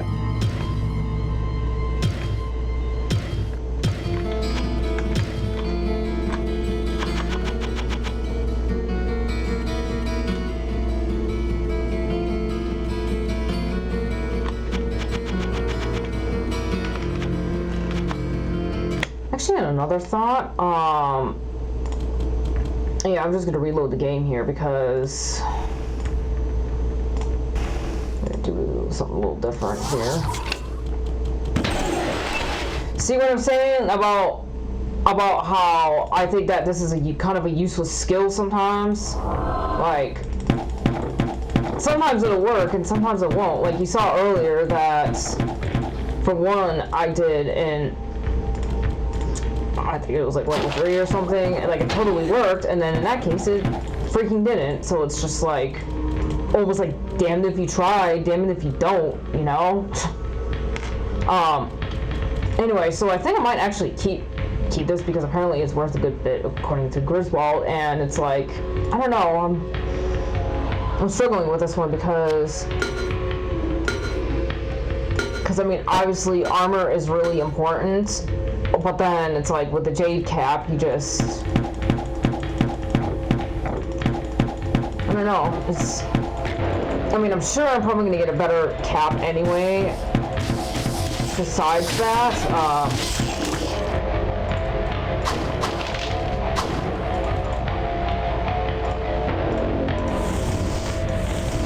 Not enough mana.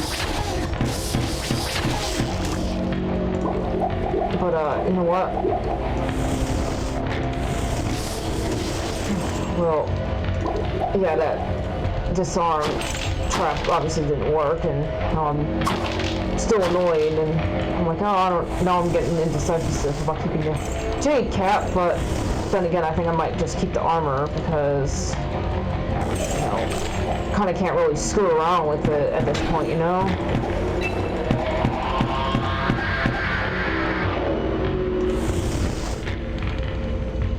Beat this game plenty of times, so I think I might know what I'm doing just a smidge, but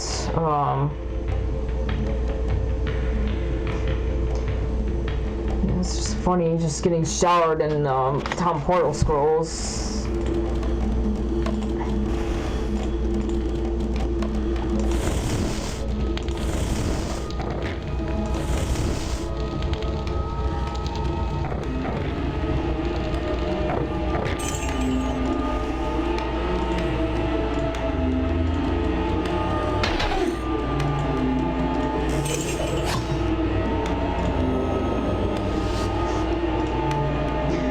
Maybe in a way, getting all of these town portal scrolls, it's kind of like symbolic of like the Winchester brothers constantly being revived from the dead, and we have to kind of like pretend that, you know, it makes sense in the storyline.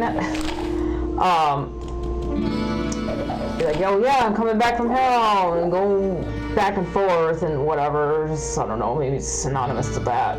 It's just my guess.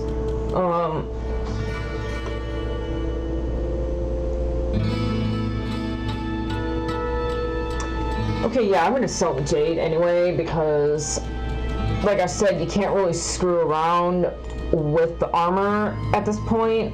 And hello, my friend. Stay a while and listen.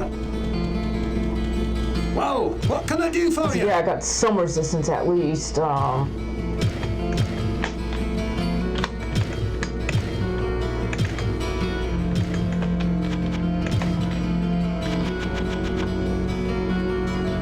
Oh, look, I could have had a matching plate.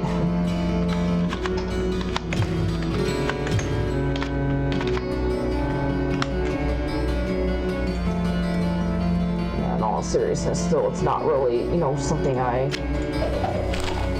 really need. So, when it comes to, like, I mean, I know what I said about resistances, but I don't know, I feel like armor is like one of those things that needs to have also attribute points too, but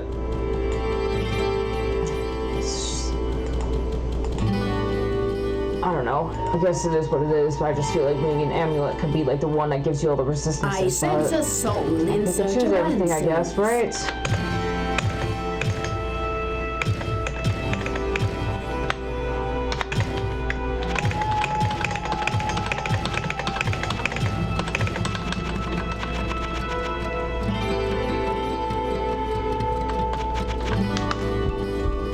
Seeing a lot of jade stuff going on here. Should have had jade everything. I actually just made a jade necklace just last week for myself with my grandmother's pendant that she gave me.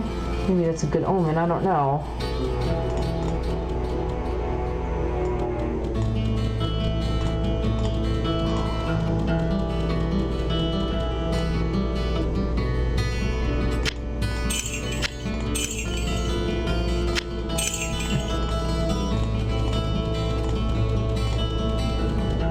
You, my friend?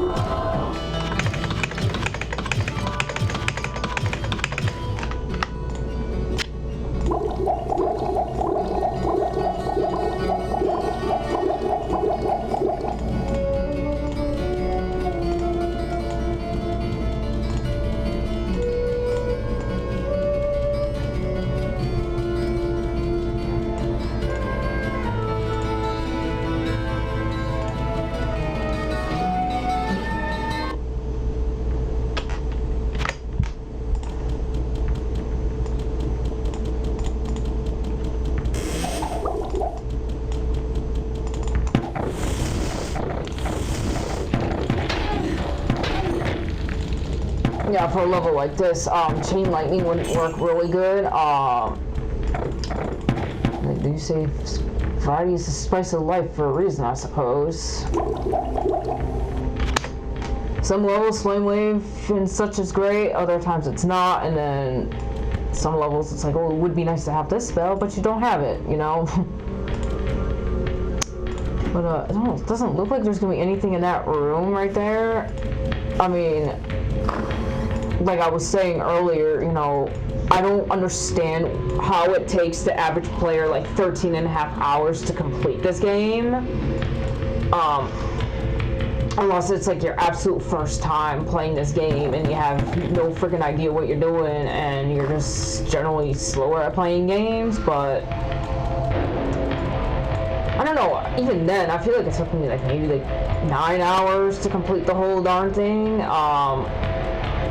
When I was younger, but I also played with games a lot when I was a kid, so maybe that plays a factor.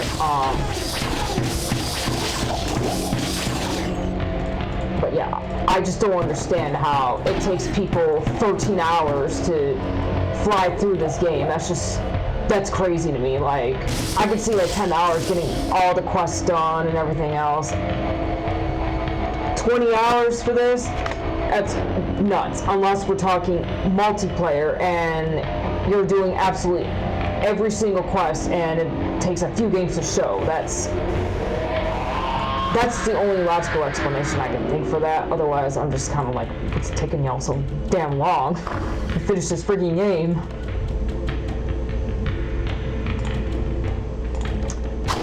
But I guess we all have our special talents in life, or don't, in this case.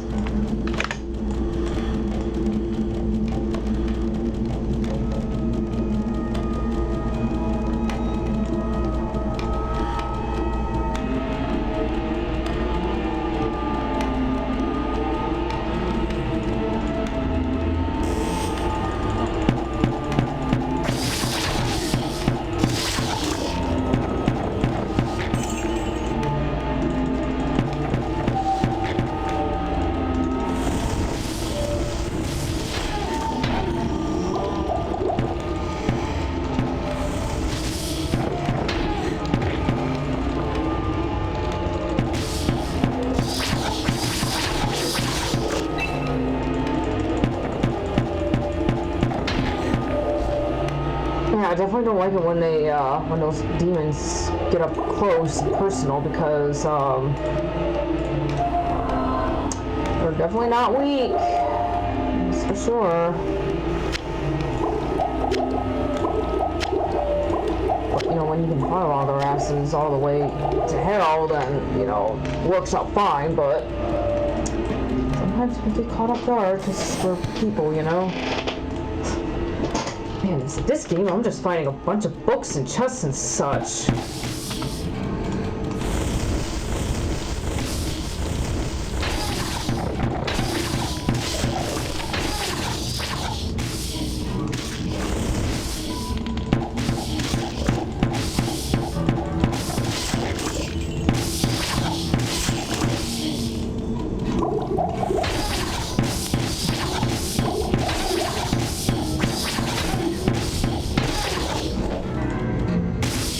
Oh, really? All that for a fucking cape? Pardon my French, but what the hell? Really? It's too late in the game for that junk. Regular caps and capes, and it's like, really? Come on, you can do better than that. Again, I guess beggars can't be choosers, so...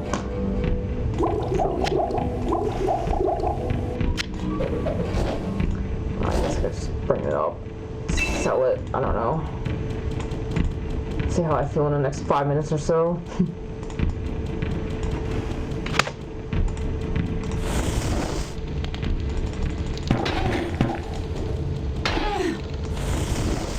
Not enough mana.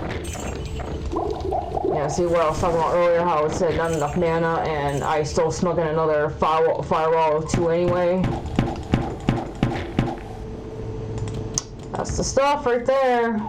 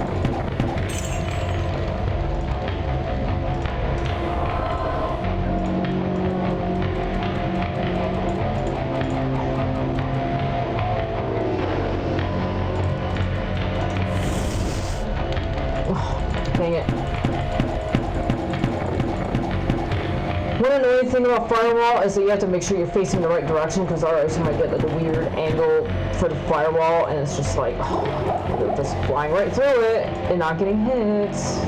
It's a little irritating, but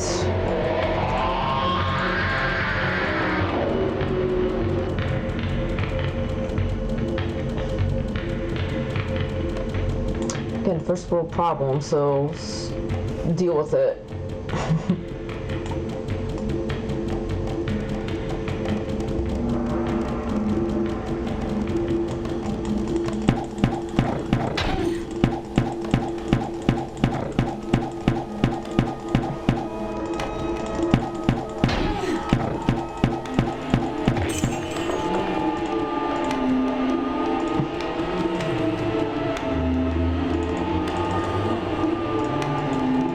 Neglect the vitality too much, like I said, either, because one person on Reddit, sometimes I'll just read different things online just for the hell of it. It's just what I do. I will agree with what this one person was saying, that, you know, when you're playing this game, if you're going to prioritize any skill, try to do it with vitality, because you don't ever find potions for vitality, which I've personally have found to be true myself. But I also, like I said, I sometimes neglect vitality, and I try not to. I'm trying to be better about it.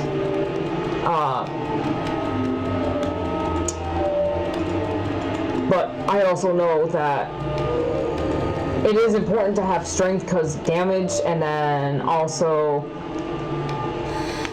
really prioritize dexterity, because that's your greatest strength, and you want to play to your strengths like you would any other game.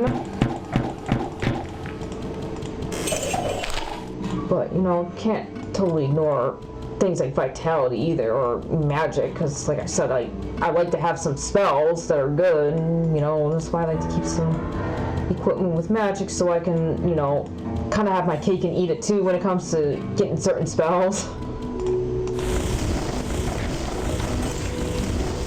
Not enough mana. Shut up. Yes, yeah, I do have enough mana. I'm gonna squeeze in a couple extra walls here. Stop me.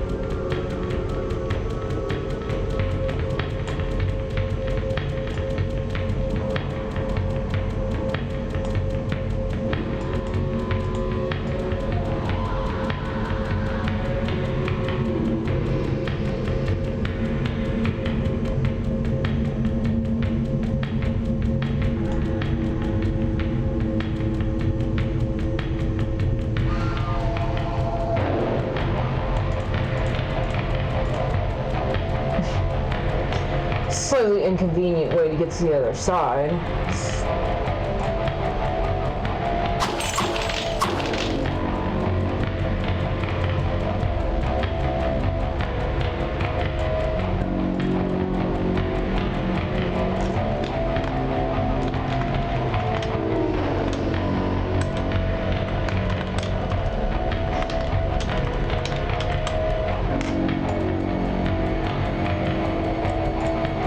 confident that I got it all.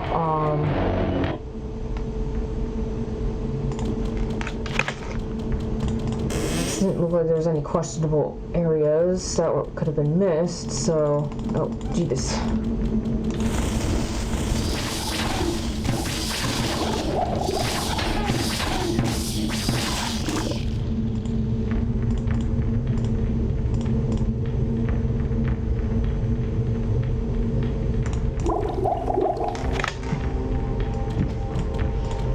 Oh, look, the Stairway to Hell's already at the start, when you know.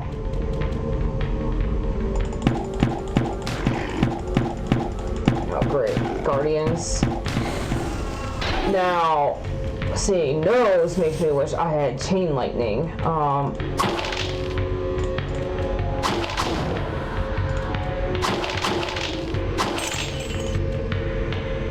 Take heed and bear witness to the truths that lie herein, for they are the last legacy of the Horadrim.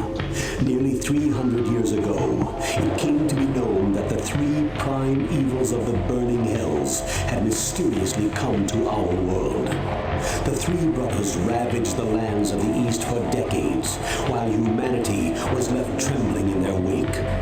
Our order, the Horadrim, was founded by a group of secretive magi to hunt down and capture the three evils once and for all. The original Horadrim captured two of the three within powerful artifacts known as Soul Stones and buried them deep beneath the desolate eastern sands. The third evil escaped capture and fled to the west with many of the Horadrim in pursuit. The third evil, known as Diablo, the Lord of Terror, was eventually captured, his essence set in a soul stone and buried within this labyrinth. Be warned that the soul stone must be kept from discovery by those not of the faith. If Diablo were to be released, he would seek a body that is easily controlled, as he would be very weak, perhaps that of an old man or a child.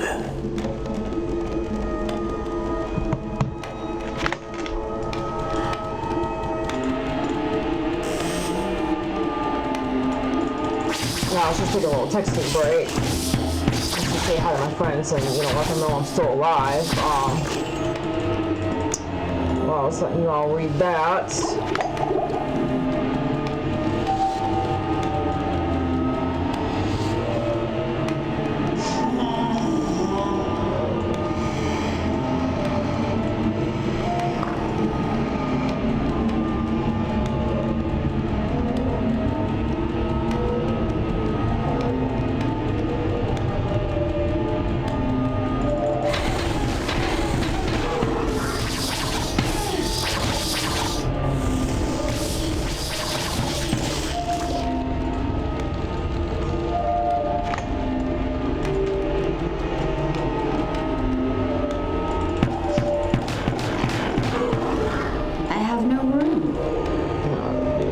Jesus.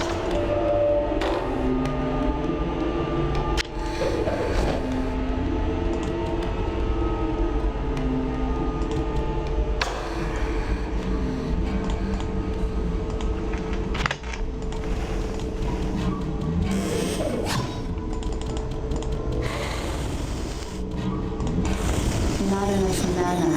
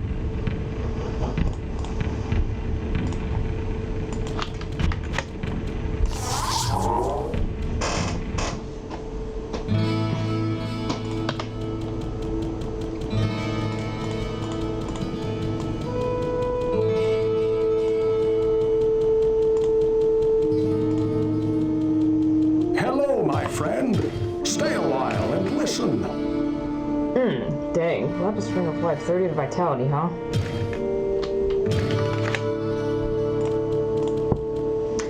Okay, so...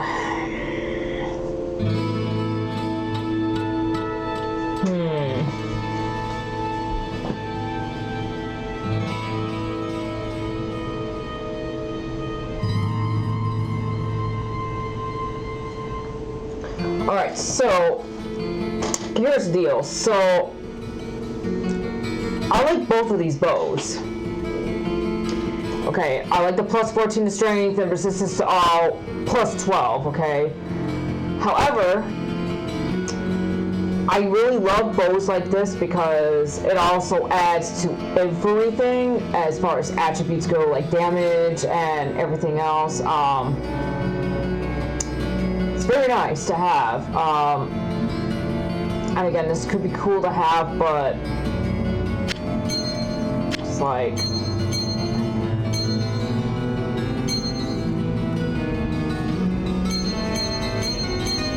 It's like, yeah, I like the ring adding some life and stuff, a good amount, but honestly, it's like, yeah, it might be nice to have like the extra life, but you know, just adding to all attributes and strength, I feel like that stuff's a little bit more important. So with the bow, this is what I'm gonna do. I'm gonna hold on to this for now, but I'm going to keep the bow that I have on me because, like I said, you need some resistance, as much as you can get. And therefore I believe that it's probably a good idea just to keep, you know, something that adds resistances, because you never really know. What can I do for you?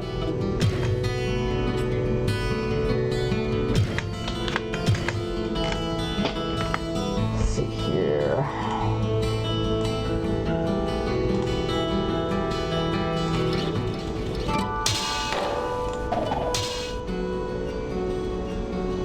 I'm gonna sell this Book of Golem because I just don't think I'm gonna get to the point where I can actually use it. Realistically speaking, unless I like threw all of my attribute points to that magic, and I just don't think that's wise. I just forgot to drop that, but I mean, I'm going back anyway, so. Yeah, I want to sell these two things because it might help me buy something else. I sense a soul in search of answers. Okay, so remember what I said earlier about how staves, even if they're like normal, have like some of the best selling potential for looting? I dropped one like in level 3, level 4, something like that, because I'm like, okay, well, you know, like there's some other unidentified items that I need to like get identified, and you know, like sometimes you just gotta make sacrifices like that. So some regular items, like with the staves, especially if it's a spell like Chain Lightning, a more advanced spell, you can still get a couple grand. And I know sometimes when we reach level 15 or 16 even, we might have gotten gypped the whole game for a certain piece of equipment, because this is Diablo, this is, you know, this is what the game does.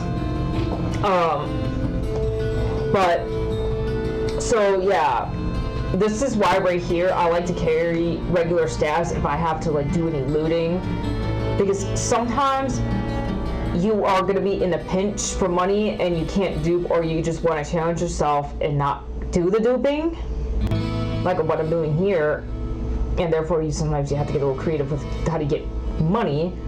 So this is why I like to do the regular staves like this for looting purposes, because sometimes like the identified items are just not as good as like stuff like this. So I'm gonna go ahead and sell this puppy and get my 2100-ish. and be happy walking away, knowing that I decided to loot that.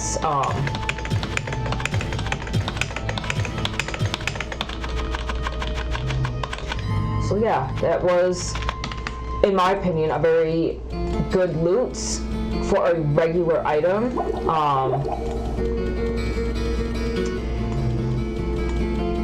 Even if it's like a couple grand in gold, you never know if that's going to be the difference between buying a really good piece of equipment that you may be in dire need of, or just something that you really want to have.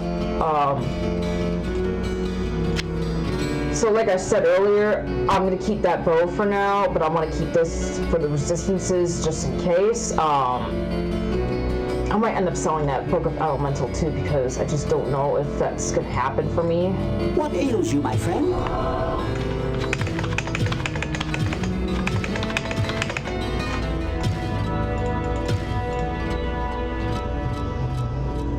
One sort of 8. What ails you, my friend? My personal rule of thumb is when I'm going down, I like to have at least like 8 potions of each. Again, I hate full rejuvenations because sometimes you just need a little bit of mana, a little bit of healing, whatever. Sometimes that's just how it be, you know? What can I do for you? Okay. Ooh, I like that. Well, it's long due for a better helmet, in my opinion. I mean, this is not that bad, but this is obviously a lot better. I mean, all it does is take a little bit of life away. And it's like, yeah, well, it's not the best forever, so yeah. I would say that was a good buy. Definitely cannot debate that one with me. Yeah, see, now I'm starting to get some more respectable attributes and such before I head on back down. Is there anything else I want to grab besides the Town Portal Scroll? I don't think so. Now we're going back down.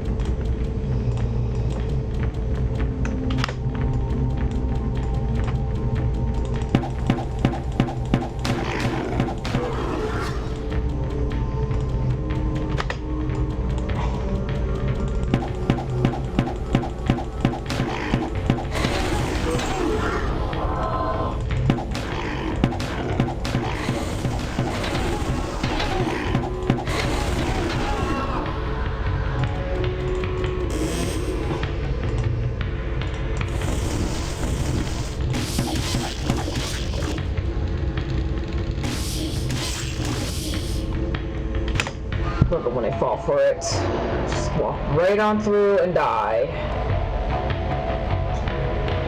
Use yourself to lure them into. Just love it.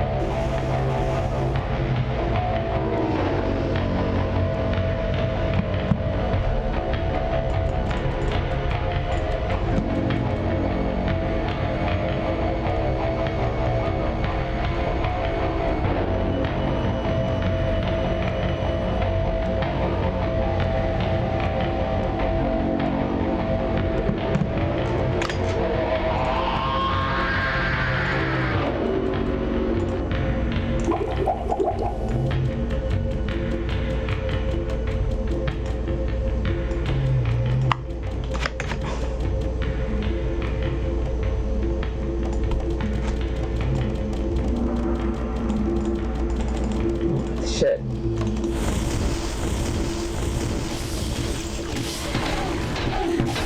Yeah, I know the Guardians are anti-firewall, but kind of like a fucking virus that gets around the firewall, but you know, still doesn't hurt to put up the firewalls and kill the vipers at the very least, you know, kill at least 50% of the demons around.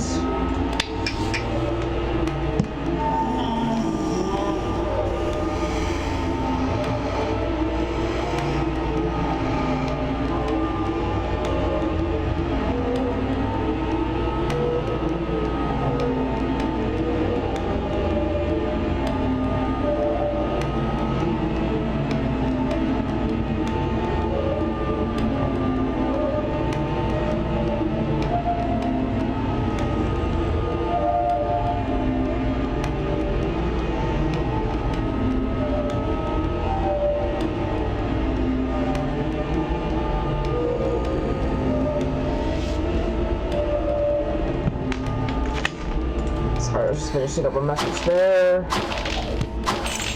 Again, like, I'm opening all these barrels and, you know, I keep finding books. I don't know what it is with this one, but it's kind of funny because on the show, I know that the finale was like unclear about like who Sam Winchester married in the show, but like, I think, if I'm not mistaken, they ended up saying that it was Eileen that Sam ended up with, and I just find it kind of funny how in the series, Sam Winchester's known for like being the one that reads a lot and he's like, oh, get this, and whatever in his research and stuff, and I don't know, I just find it really funny that I'm like coming across all of these books knowing that Sam Winchester was like a big reader and Eileen Winchester is like who he ended up with on the show. I don't know, it's just, I know it's like super fucking random. I'm sorry, but it's just how I roll. Learn to love me or don't. But I just think it's kind of funny, you know.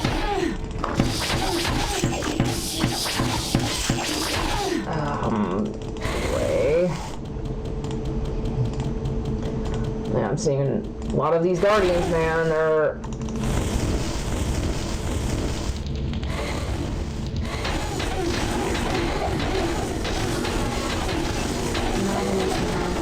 not enough mana.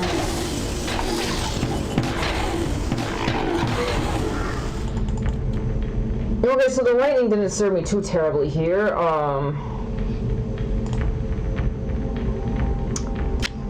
It wasn't so bad. I mean, lightning's not like the greatest spell, but I will say that, you know, if you don't have, you know, chain lightning, then this might be better than nothing. Kind of like, you know, with flame wave, like, you know, it's nice to have, but I can live without it. But, you know, lightning will do to an extent. It's just, you know, it doesn't sit idly for a little bit like flame firewall will do and such. So that's why I like chain lightning, because it'll go in multiple directions. But lightning will do.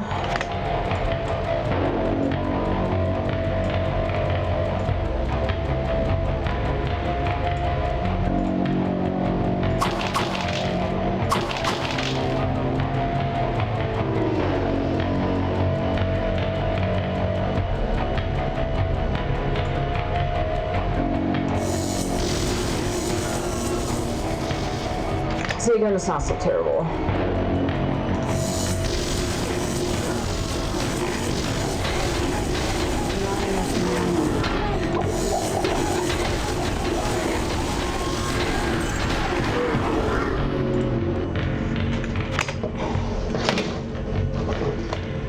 Oh no, I just spilled a little treat a little bit.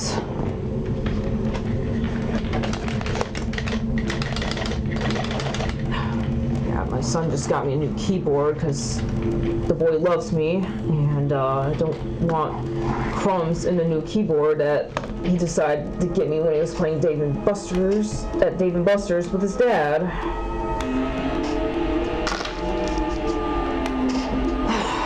Anyways, yeah, again, like I said about this game, I've been picking up a lot of books. It's hilarious. I don't know if I've ever picked up this many books in a game, like, ever. I mean, I might have had some comparable games in the past, but this one definitely is, like, taking the cake as far as the number of books I've had, so... yeah. Just an interesting observation, that's all.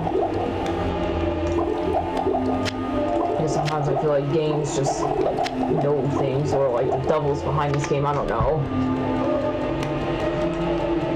Trying to tempt me with something.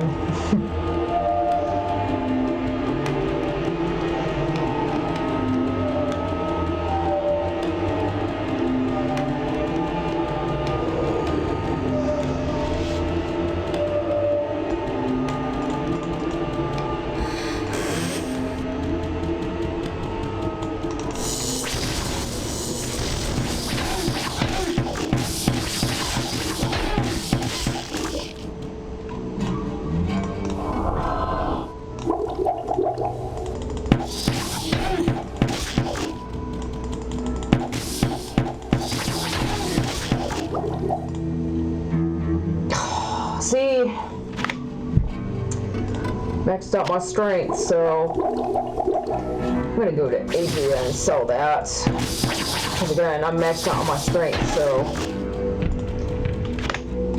On another note, I'm not really sure why vitality elixirs are not really a thing in the wild here. I really don't understand it. Maybe it's like one of those things I'll never know, or something that, you know, the director, like the game creators would have to answer, but it's just a weird little quirk that I noticed about this game. It's kind of annoying, but it is what it is. Also, it's...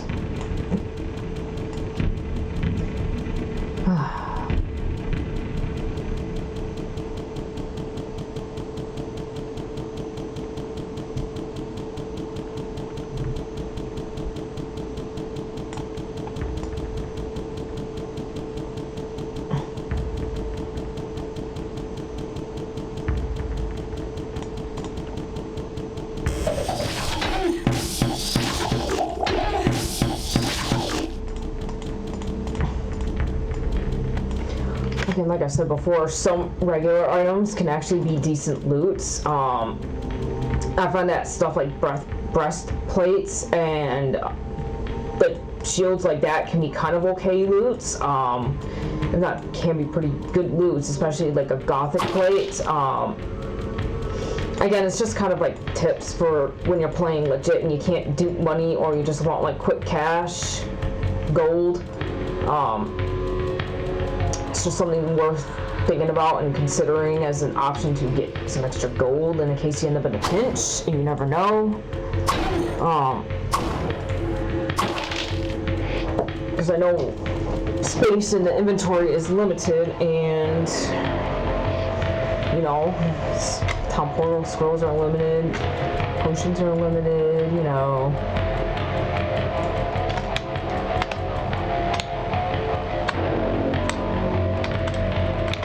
Okay, yeah, I don't think there's gonna be too many more missed areas in here. I'm just gonna check a little bit again, just to be sure.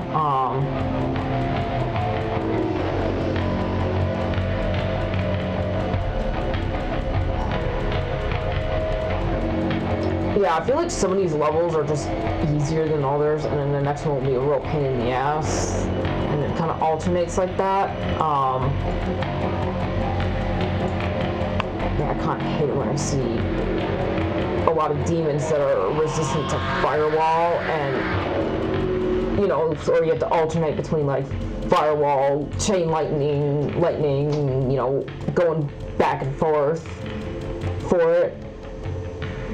Gets a little old, you know.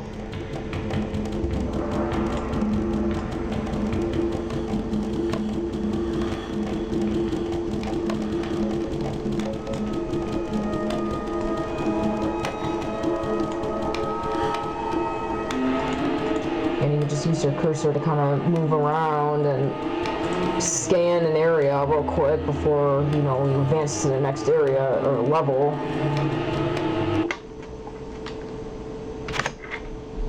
Oh, cool. I must be getting close. Yeah, my inventory's getting pretty darn full. Again, I'm like getting showered with town portal scrolls. It's kind of annoying, but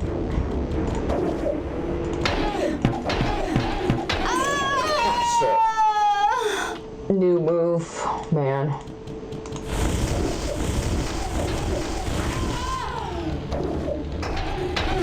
Not enough mana. Okay, so seeing those guys,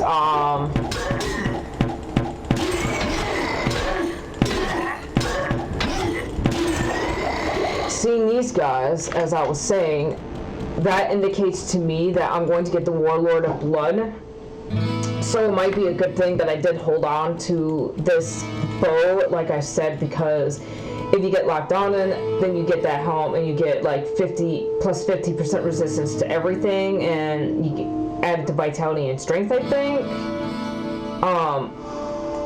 And therefore, you know, it's like you could probably sacrifice some attributes, but you really, like I said earlier, you really want resistances to some extent with fire, especially because you're gonna get destroyed if you don't in the later levels, especially the last my one. friend.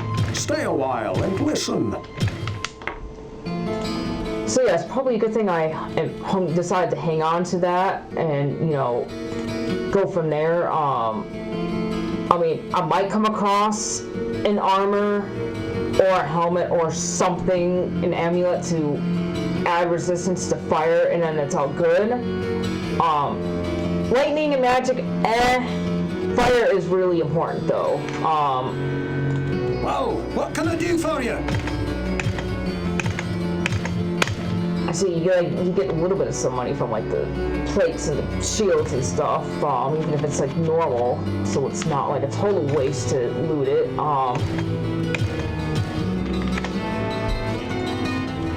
But yeah, so I'm a little sad that it's not the locked on in quest, but I also know the Warlord of Blood can give you some really good equipment as well. If not, you know, at the very least to sell it. Because you get like a couple armors, a couple bows, or shields, whatever. You get a good amount of loot from it. I sense a soul in search of answers. It can also be a little sad to, you know, not get locked on, because that helmet is really nice to have.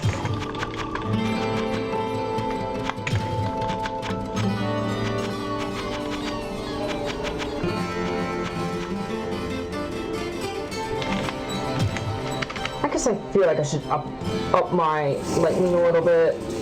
Okay, I sense a soul in search of answers.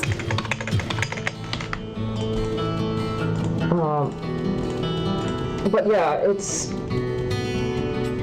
little bummed, but we'll see what we get from this one, I guess.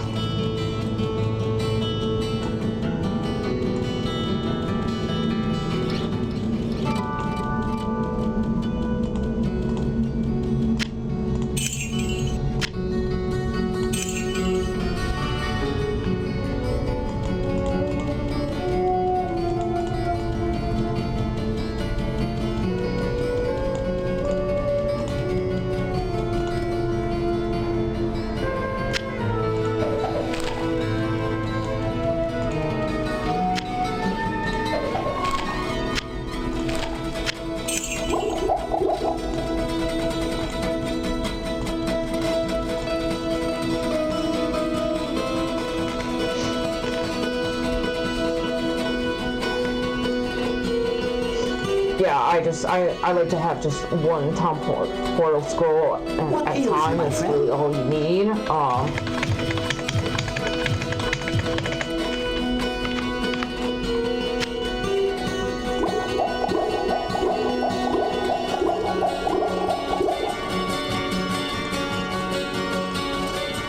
Okay, so I repaired everything. All my stuff is filled with mana and health. So let's go back down hell.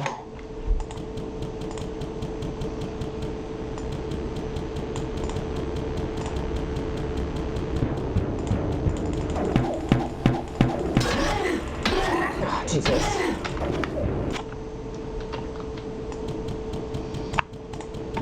Like I said, sometimes this game is just really glitchy, or as some other people online have said, it's dicky. Oh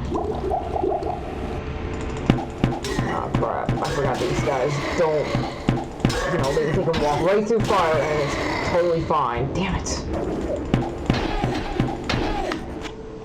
Just to save my mana, just because I'm a noob and totally forgot that these guys don't damage from, you know, firewall.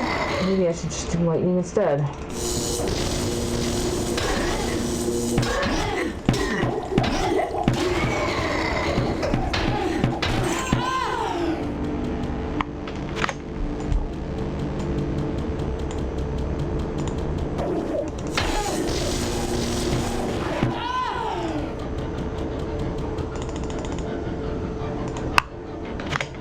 Magic, and then I think I'm going to focus a lot of the next level ups on dexterity.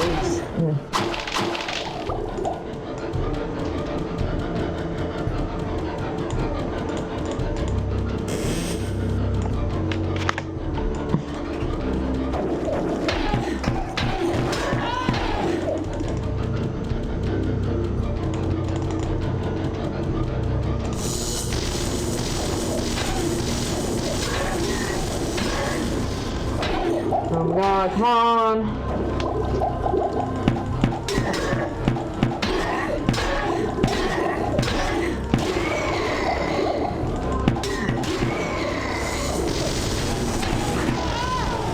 It's like, Jesus fucking Christ. Yeah,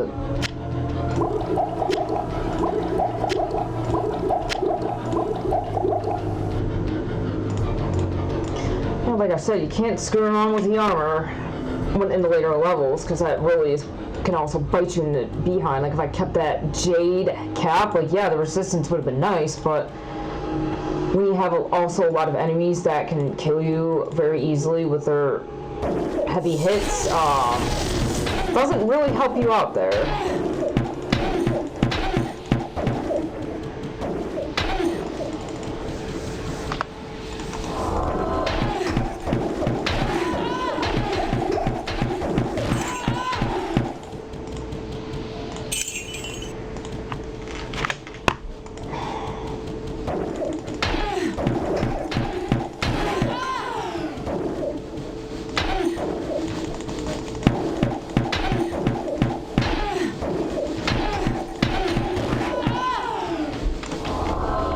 One thing that's kind of irritating about hell is that these dead bodies can very easily like block your view. It's like it can be good for you, but it's also kind of annoying because it's like, well, damn it, I just want to kill these monsters, you know?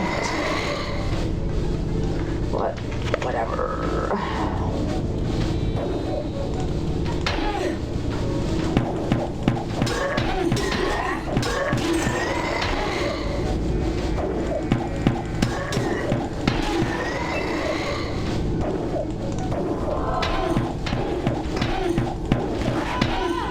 Like I said, you know, some items for like regular looting purposes can be very good. These are one of those things. Full plate mails, you can get a good bit of gold for it, even though it's a regular item. Again, that's just reiterating the fact that, you know, sometimes people overlook these regular items and then they end up in a little pinch and they're like, oh my god, what do I do? Oh my god. Sometimes it's just the little things in life, you know?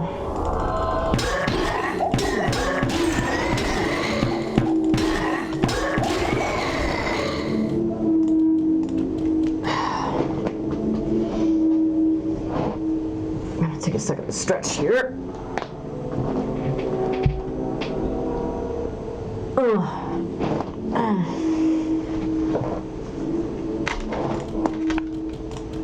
again, like, what's with all these freaking books that keep dropping? It's, in my personal experience, this is like, it's getting a little cray-cray,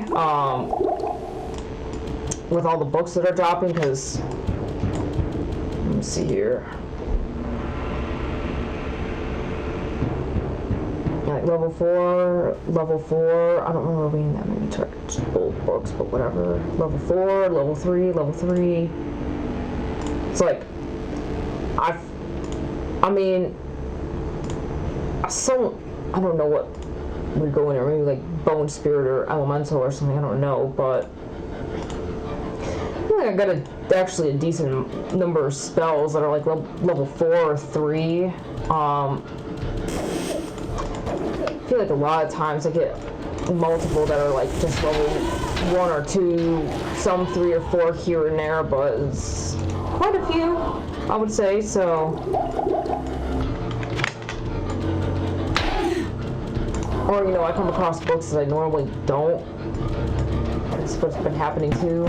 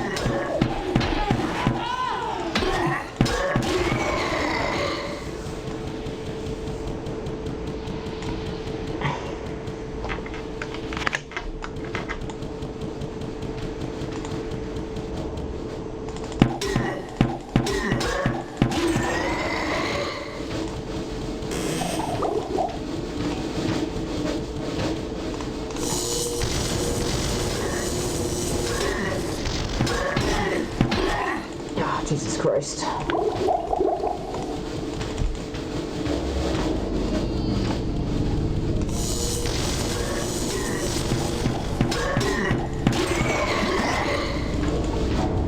Oh, yeah. Oh, Jesus Christ.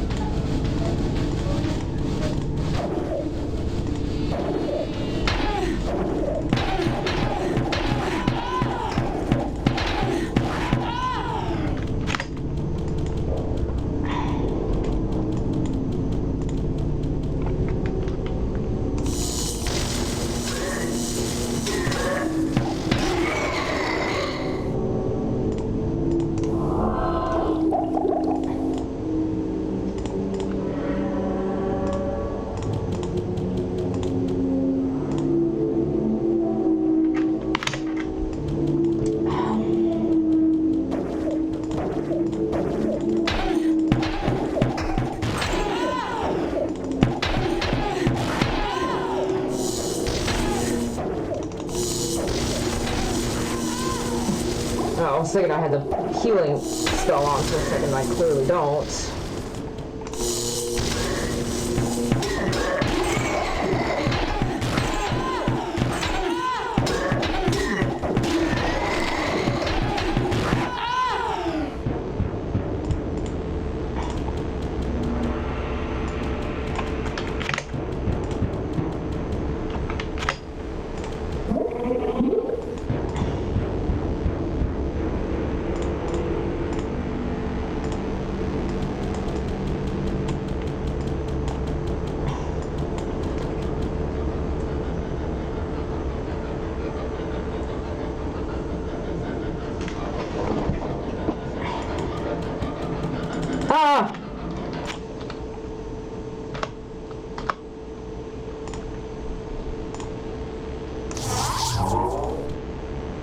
Yeah, let's go back to town and get these items identified and get some potions back, cause that's cray-cray.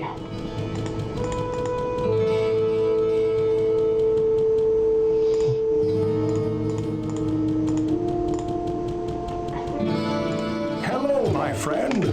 Stay a while and listen. Yeah, that helmet kind of fucking sucks. Well, what can I do for you? I mean, like I said earlier, some of these normal items can be decent loots, even if they're not, you know, special items, so to speak.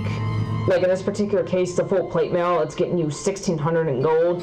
Might not sound like a whole lot, but that's, you know, a decent way towards filling up an entire pile of gold. It's more than 25% of a full pile, so perspective, you know?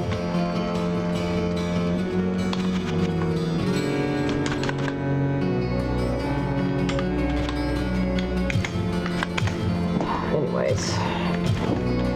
Yeah, so every little bit counts. It's the bottom line here.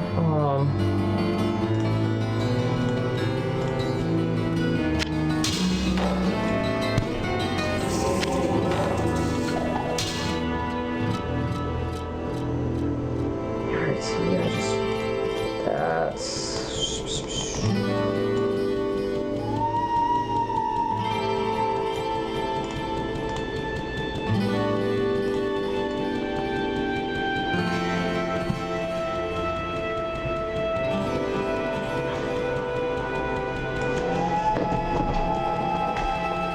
I sense a soul in search of answers.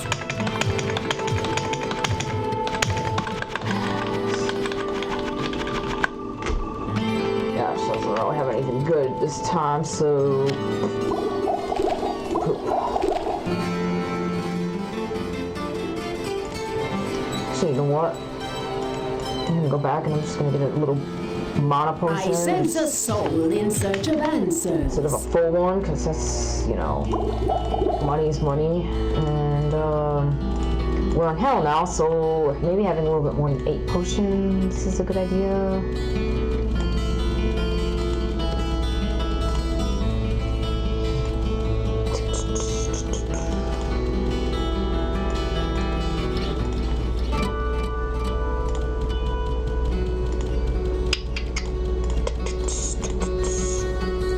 What ails you, my friend?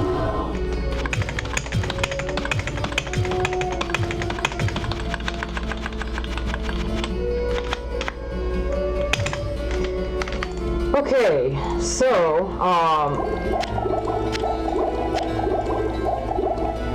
one thing I will say, too, is that, I should have sold those 2 little scrolls, but I don't feel like walking back over there this second.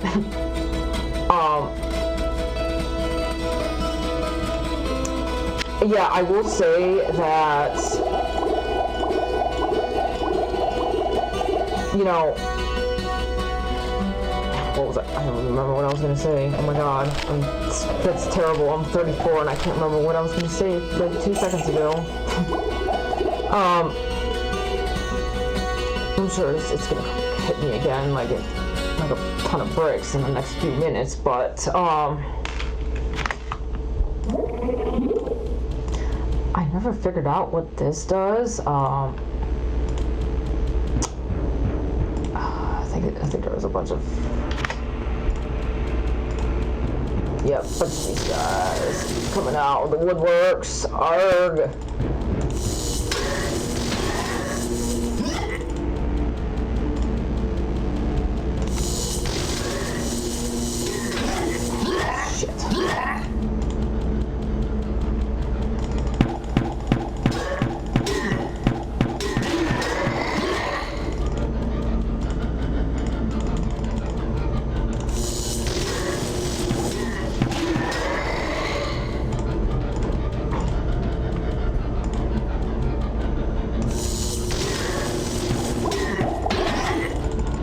There's a lot of these guys, and oh my god, no. Trying to get trapped in the room. Trying to get out.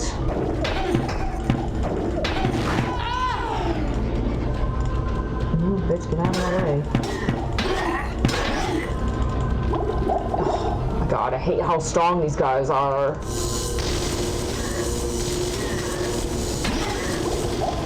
Again, it is kind of a reason why I wish I had to lock down in Quest instead, because these guys are strong as FUCK. That, and you're guaranteed a nice helmet too after the pack, so. God damn it.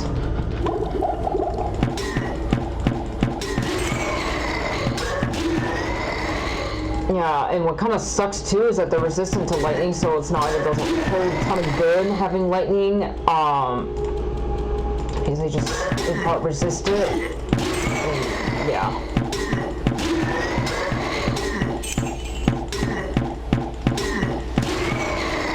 Yeah, unfortunately that's the best thing you can do when you're rogue and you don't have like the greatest armor, or you just, you know, they're just a little overpowered for level 13 compared to the equipment you're sometimes given by the game.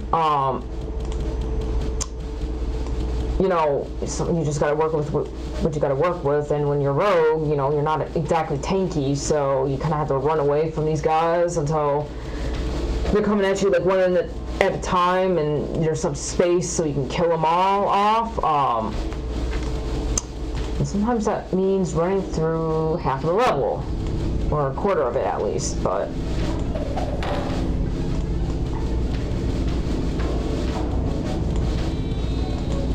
The armories of hell are home to the Warlord of Blood. In his wake lay the mutilated bodies of thousands. Angels and man alike have been cut down to fulfill his endless sacrifices to the Dark Ones, who scream for one thing: blood. Special.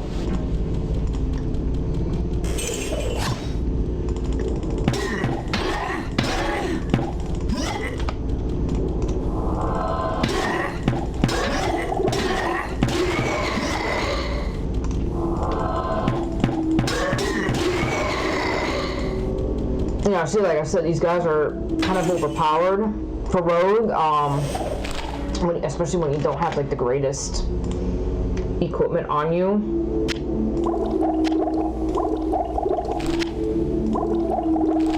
Kind of irritates me about this game is that sometimes it's like I get wanting to challenge the players, but sometimes I think it goes a little too far to do that.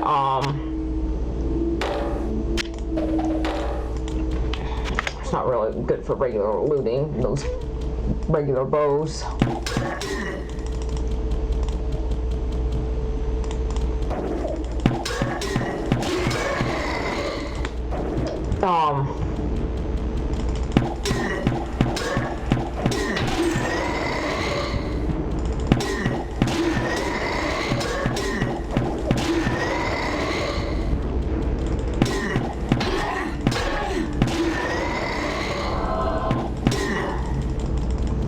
See, like I said, you know, you kind of have to like get them to chase you and make it so that, you know, they're going at you like only one at a time for the most part.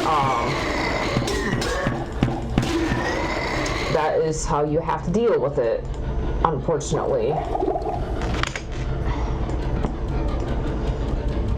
It's good to challenge, but let's not like make it too frustrating.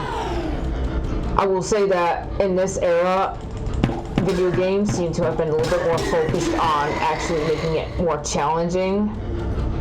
Because I will say this, like I mentioned earlier, I will sometimes read online just for the hell of it, like just out of curiosity, like what people think of like certain things to this day or whatever. Like, for example, this game, and let me tell you something. I've heard of people that still to this day cannot beat this game. And coming from someone that's played this game plenty of times, I'm just kind of sitting here thinking, I'm like, how have y'all not beat this game? And it's over 20 years old, over 30 years old, whatever. Because it came out in '96. But then again, also thinking about it, this game is pretty challenging. Like, I've died multiple times by my own noob ass, and you know, just being overpowered or whatever. And you know, there are challenging moments in this particular game, and back when games like this were more popular, this was a pretty hard game to beat. And I just feel like back in the mid-90s, and you know, even before, all this great technology existed to make games look really realistic, or you know, just look really good. I think in some respects, like, I will say this, I've played Diablo 3 and I've beaten it as the Witch Doctor, and I don't know why, but I just feel like it's so much easier to beat that game than it is to beat this one, because like you could see that you're not always coming across an ass load of armors to choose from. You're not coming across an ass. You don't get to put like extra gems inside of your armor or your, you know, your weapons. You don't get to do that. Like, you don't have sockets and all this stuff in this version of the game. Like, what you get is what you get. You know, it's like it's either you like it or you don't. Take it or leave it. So the limitations of the equipment in this version just make it more challenging to win, and in a way that's what makes it more fun for me personally. I just feel like a lot of the newer games, they focus on looking good, but at the same time, I will say that they focus too much on making the game look good. Is really the bottom line, and you know, it's not enough about making the game challenging in this day and age. But at times, I feel like they make it a little frustrating in the game. It's like, good lord, even someone that's beat this game like countless times, this rogue, it's kind of like, okay, you go. Some points in the game, it's like, all right, they're a little bit overpowered for this point in the game, and you know, it's a little unfair, but then again, it's like, I guess you rise and conquer, so it doesn't matter that much, right? But yeah, so I kind of can understand why some people still to this day can't beat this game, but then other times I'm just kind of like, really? And then I hear about these people, like I said earlier, they will play rogue like she's the warrior, or vice versa, and they wonder why they can't seem to win when they play regular. It's like, because you're not doing the attributes right, or you're not picking the right equipment, you're doing something wrong. I don't know, I just feel like there's a lot of limitations to this game that make it more fun than like the third one. I haven't tried the fourth one yet because money and stuff, and also time too, because like my son is off to vacation with this other family this week, so that's why I can even do this walkthrough today. You know, otherwise, like on the weekends, I always have them, and then when I don't have them, I'm working the whole time, and when I have to go pick them up from my baby daddy's house and whatever every few days and drop them off and stuff, so yeah. Time and money are why I haven't tried the fourth one. I never really cared for the second one. I don't know why. I watched my high school boyfriend play it, and I just thought it was kind of lame. So I never really got into the second one. The third one, you know, I like it. It's enjoyable. Like, I've played it on Xbox and the computer like I am now. But I will definitely say I personally feel like the third one is a lot easier than this one. I don't know what anyone else thinks, but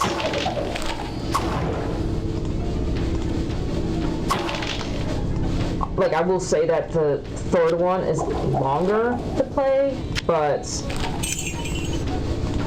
yeah, there's just more limitations in this first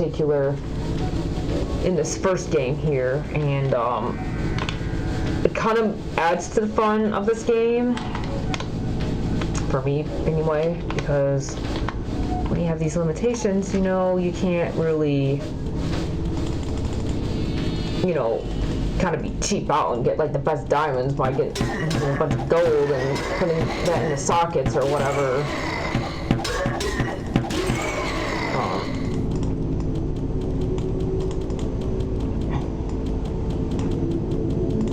My blade sings for your blood, mortal, and by my dark masters it shall not be denied.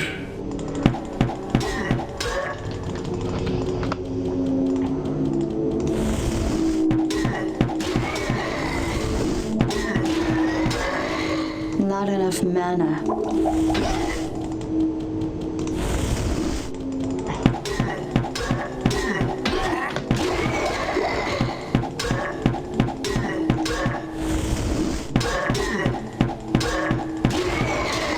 Well, I suppose you can use Stone Curse on the Warlord of Blood. I don't really use Stone Curse too often.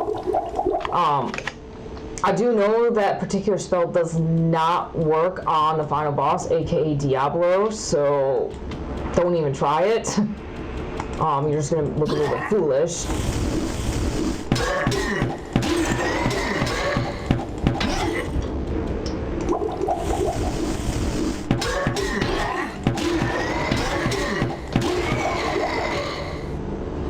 But yeah, I do know that it does not work on Diablo, unfortunately, so we can't really do that.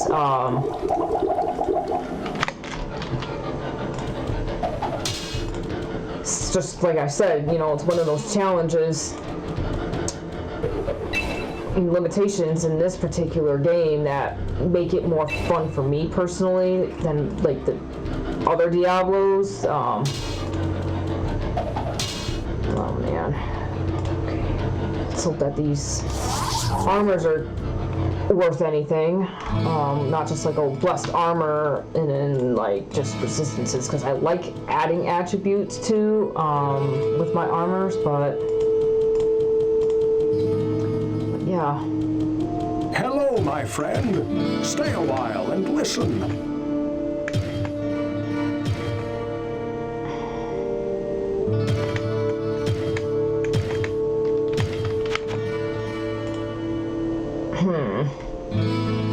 Okay, yeah, so stuff like this, it's nice, but I don't care about it because, like I said, I like to add attributes to stuff. I'm gonna get rid of that Azure one because as much as I like resistances, it's the fire that I really care about the most. I mean, I think there's one kind of like advocate, I can't remember the name of them right now.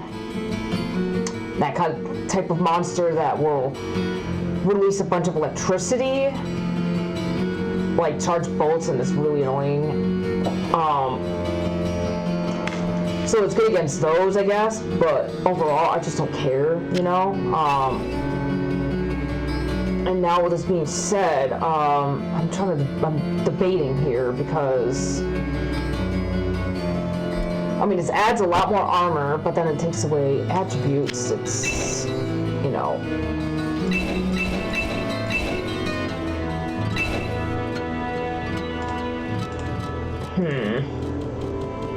Well, what can I do for you?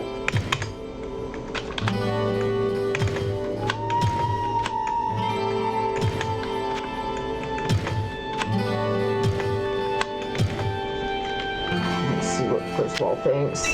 Well, what can I do for you? I'm gonna keep the Plate of Vigor. I'm just trying to think if that's what I really should do. Because again, I love adding attributes, but at this point in the game, you really don't want to screw around with armor. What can I do for you? Because the monsters are getting stronger, and you know,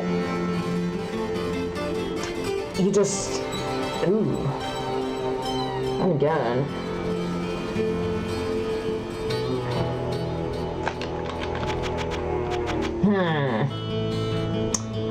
Crystal Plate of Giants. I mean, I wish it added resistance to fire, but, you know, something to keep an eye out for, think about, and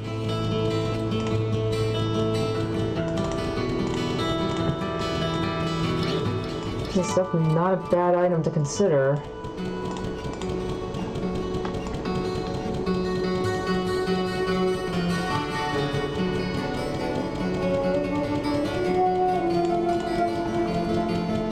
I sense a soul in search of answers.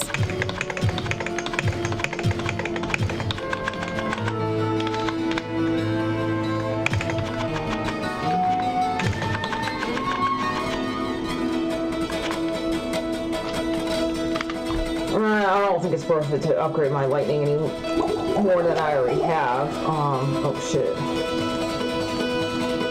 It's good to know about the bow. I sense a soul in search of answers. If I take that off, then I cannot wear that armor. It's definitely good to know.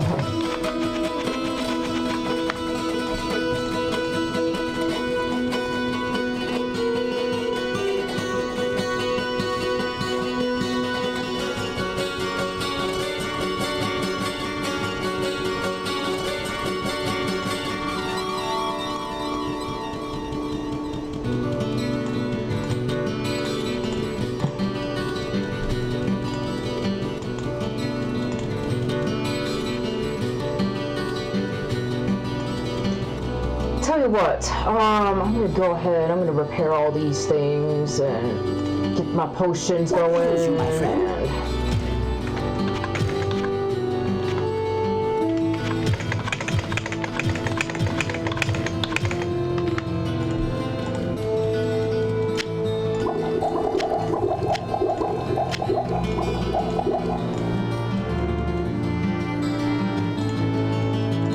Whoa, what can I do for you? Whoa, what can I do for you? Just want to double check the stuff again one more time just to refresh my memory, see if there's anything worth it. Not at this juncture, except maybe that one plate, but again, that's like, I'm debating that one. Actually, I'm gonna go back to Adrian and sell these two just for a little extra gold. Because I mean, if you're not gonna use it, you could just sell it if it's in your inventory already. You're not going to use it because you never know. It could mean extra gold. I sense a soul in search of answers.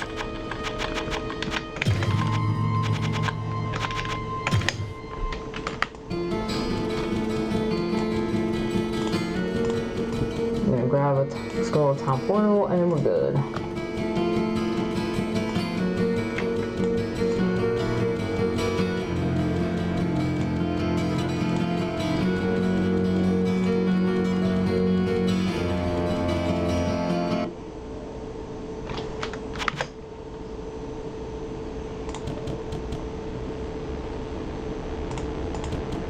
So yeah, the loot in this quest is, you know, usually it's pretty decent. I mean, you're probably not gonna get failed.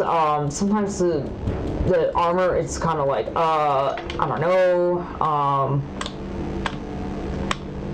But, you know, like I said, I like, personally for some reason, I just really prefer my armor to give me something with attributes and maybe resistance. But maybe it's just one of those weird little things that, you know, shouldn't be, but are anyway, for me.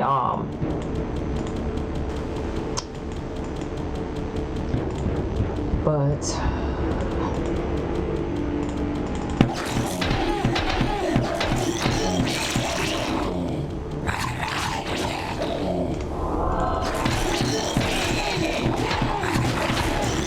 okay, I will definitely say I feel like I made the right call with that armor because see how much surrounded right now, and I'm still somehow alive. For right now, anyway. See how I managed to live through that? It just goes to show that having a lot of armor really makes a difference.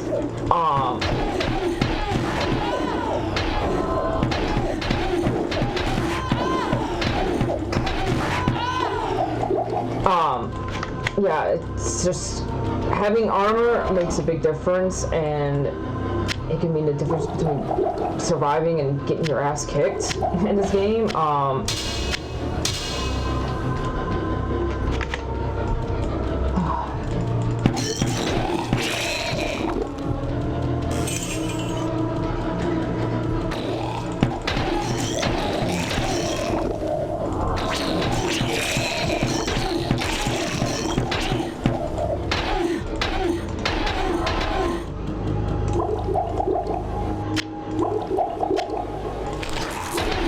I feel like half these skills are just worthless.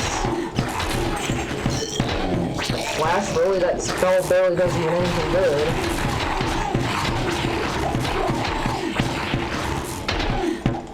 Okay, yeah, I'm trying to remember if these guys are resistant to firewall or not. I think it's usually just one type of demon species or whatever you want to call it that's like that for each one, but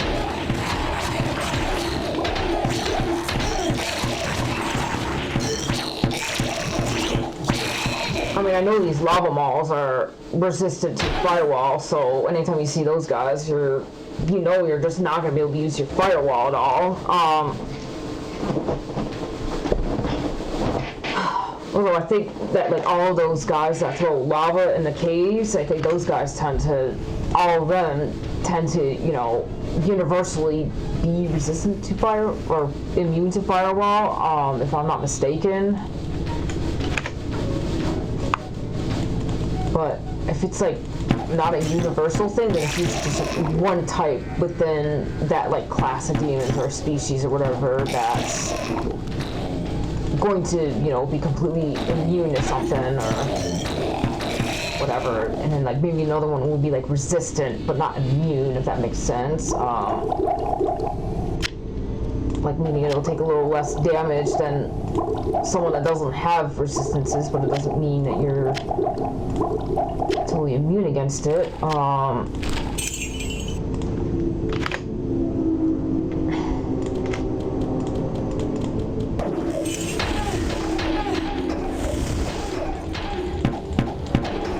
Like I think these ones, for example, are resistant to firewall, but not immune. And then I can't remember the name of them right now, where they have like blue wings and they bleed yellow, or their little stars are yellow or whatever, and those ones that show up in level 15 typically, those bitches, to put it frankly, they are completely immune to firewall, and I get a little sad when I see the blue ones because of that reason.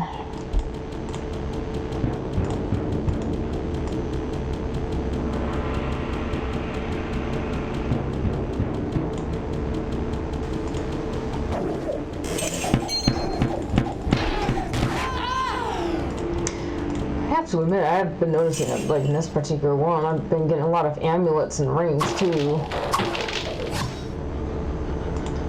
Not a ton of bows, which is kind of interesting. I mean, the bow I have now is not that bad. I've had it for a while. It has resistance to everything, so that tends to be pretty valuable. Oh, F1 again, I hate it.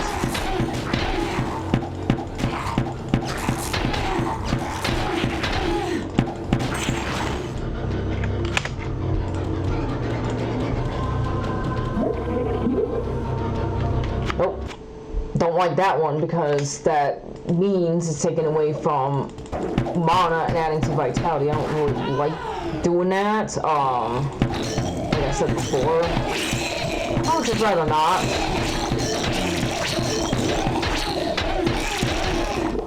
I was like, sorry, but if you're giving me things, I mean, don't make it cost anything. I mean, come on, God, I'm like fighting a dirty battle for you here, you know?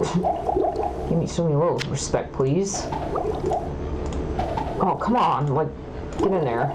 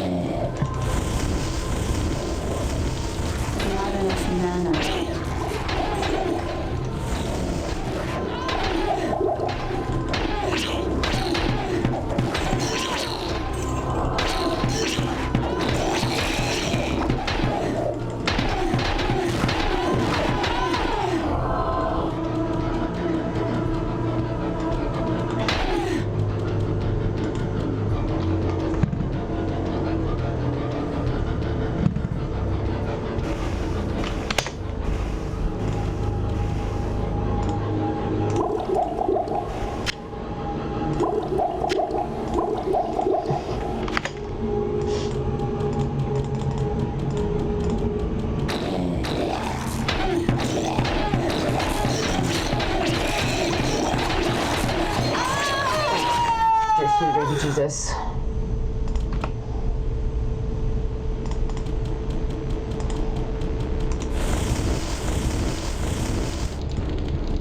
One of the annoying things about them lava moths.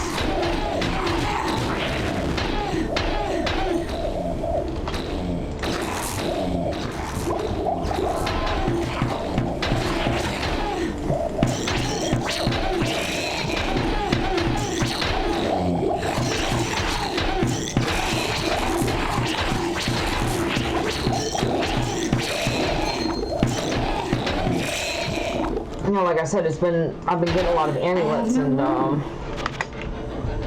rings this game too. I don't know what that means, but it's just an observation, that's all.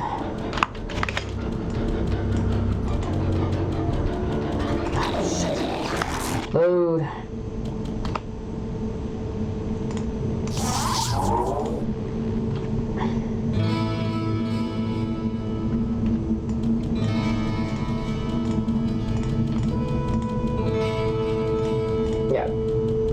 Getting pretty full anyway. It was gonna get full whether I had that gothic shield in there or not, so... Hello, my friend. Stay a while and listen.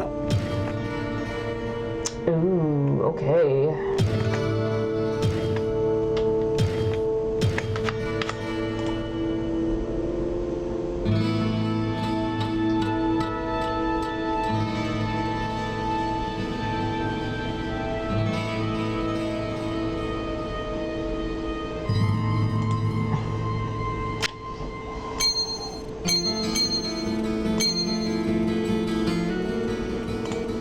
I know I'm like kind of ignoring the vitality here, but I don't know, man, it's like...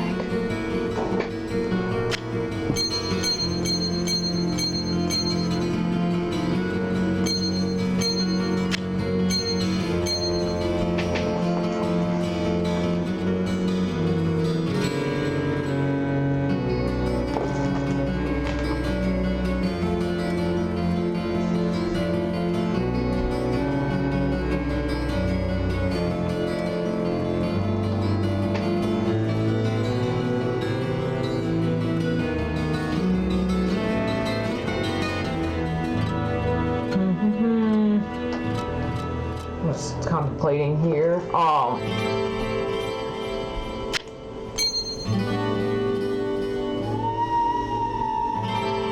Yeah, I'm gonna sell this bow. I mean, I love the sound of it. But like I said before,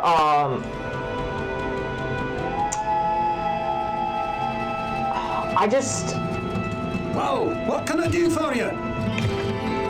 You know, when it comes to, you know, like this game, like you had to try to be very balanced with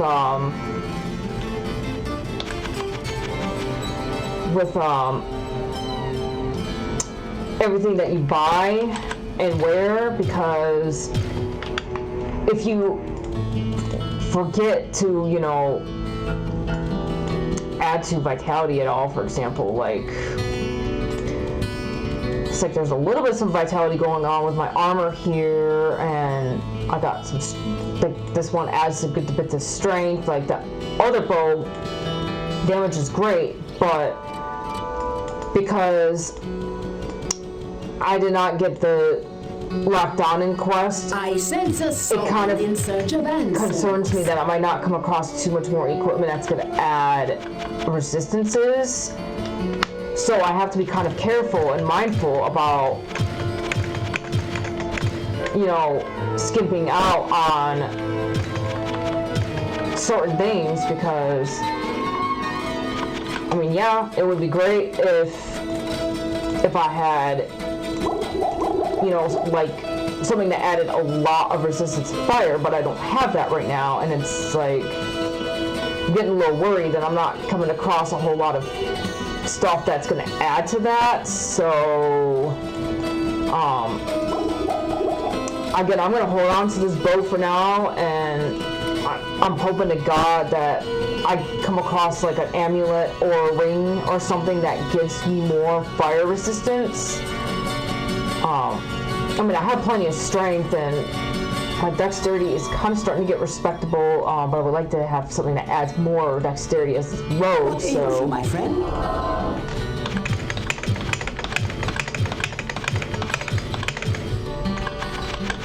That being said, too, I'm also starting to buy up some potions here, like for, you know, like whether it's dexterity, magic, so that, you know,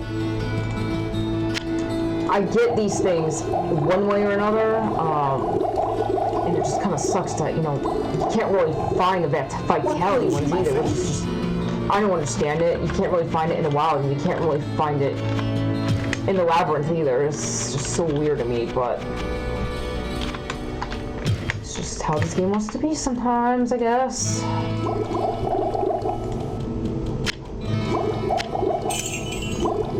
I just want to give us a challenge, I guess. I don't know.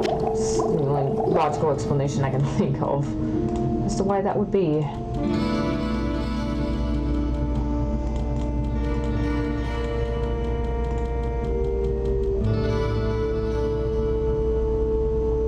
My stuff is not looking horrible, but I definitely need more dexterity before I get to the big boss. So, I mean, with my vitality, it's not looking too horrible. Because like I said earlier, you really want to add resistance to fire, because that's what's gonna get you eaten alive in the last level or not. Ah! No.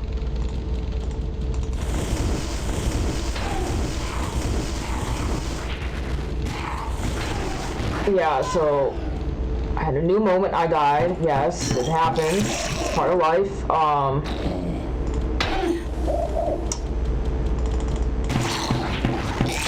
But yeah, when it comes to firewall and other spells, like if you can cast a spell when there's like a blind spot, like where they can't see you, you can't really see them, but you know they're there, I would rather it be possible to just like cast the spell, like you're standing right there and they can't see you, like I did just a moment ago. It would be nice just to, you know, make it so that they just go get, you know, destroyed without you even having to see them. It's a nice little feeling.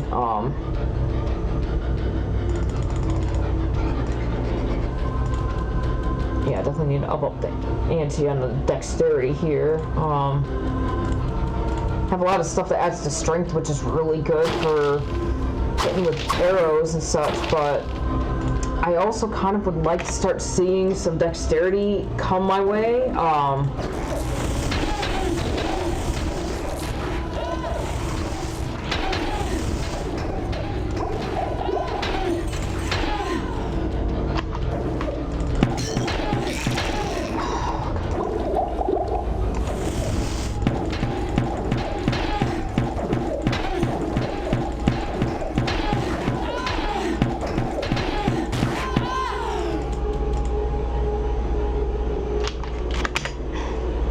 It's kind of funny, I was talking about the blue-eyed witches earlier, the succubi, whatever you want to call them. The ones I was talking about kind of look like that, but not quite. I'm kind of hoping I don't see those in the next level, because those kinds are totally resistant to, immune to firewall, and I don't like that, so.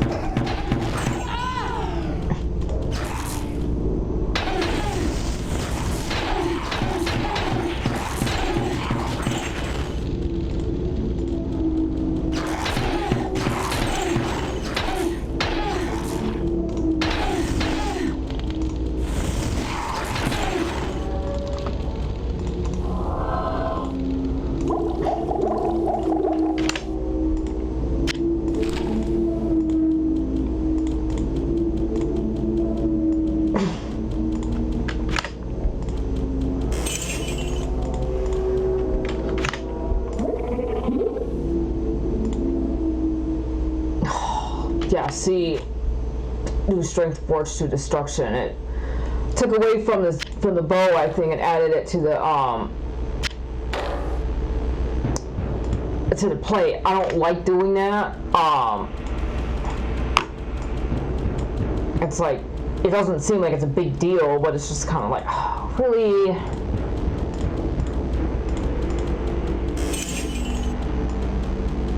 Because it's like,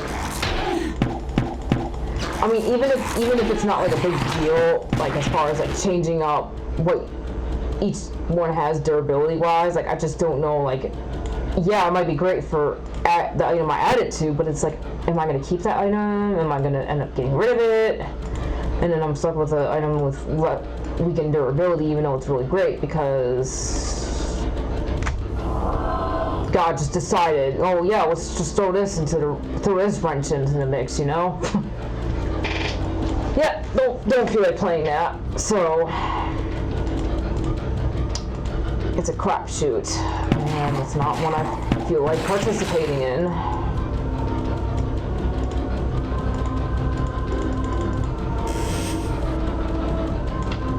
I don't remember what this one does. Oh, another one I don't really like.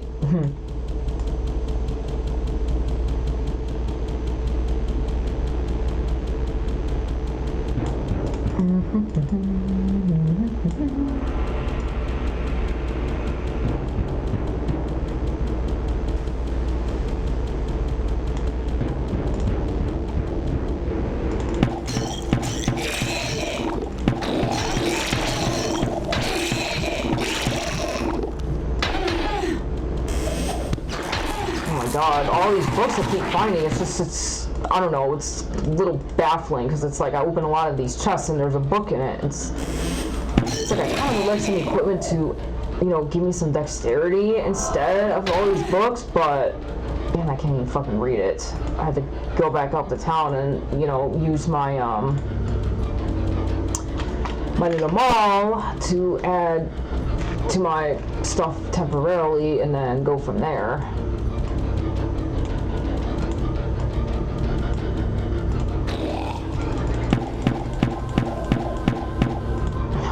Really?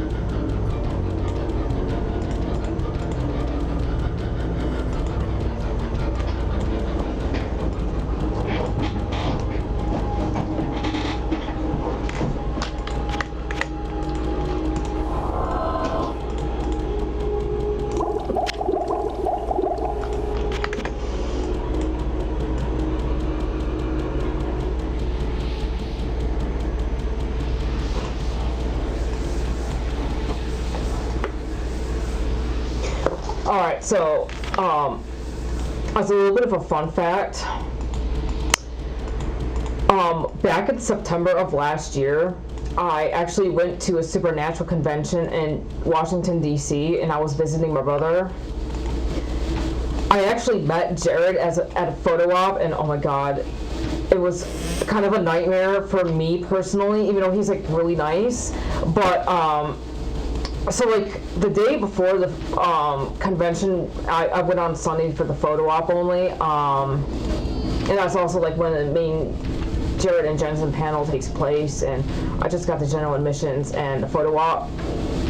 And then I got one of the books there, the There'll Be Peace When You're Done. So I got the other one too. But anyway, so I went into the photo op line, and with this girl in front of me, like when we were in line, like, mind you, I was kind of like frazzled because the day before, because in Washington DC, like, you walk everywhere, I've noticed. My brother didn't have a car, like I think he rented one, but like we only, like he borrowed one from his dealership that he works at, and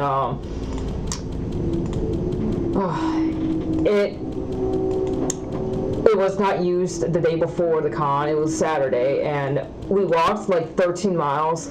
Okay, mind you, I'm kind of a, you know, I'm not fat, I'm not even considered overweight, but like, I just don't exercise a lot because I work a desk job, and, you know, my custody schedule is really fucking weird, and it makes me drive like at least an hour one way sometimes, picking Atlas, my son up in traffic and stuff, and it kind of sucks. It eats my time up, but anyway, so I walked 13 miles, like we were walking around like shops, and we went to some kind of festival and whatever, and I'm not used to all this walking, and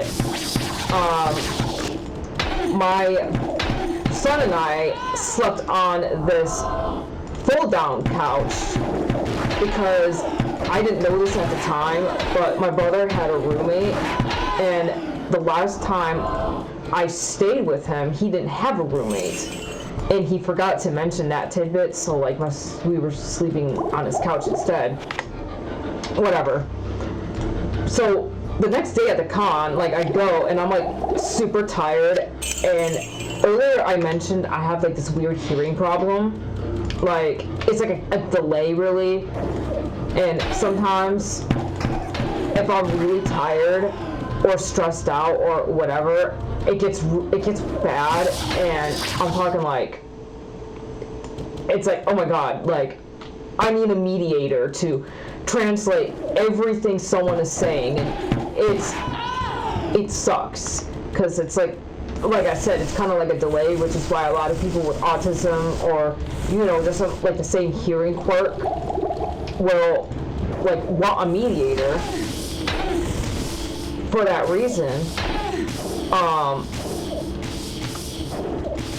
And it was really, really bad. that day because I was super tired, and I had brunch with my brother and son, and I didn't understand a word the waiter was saying to me. It was terrible. Okay, and then I was like, oh my god. I got the photo op later, and I was going in like planning to say something funny or whatever as a first impression, and then the photo op came, and like I was in line, and it didn't help that the girl in front of me almost elbowed me in the face, and I was like, oh my god, this is gonna be terrible.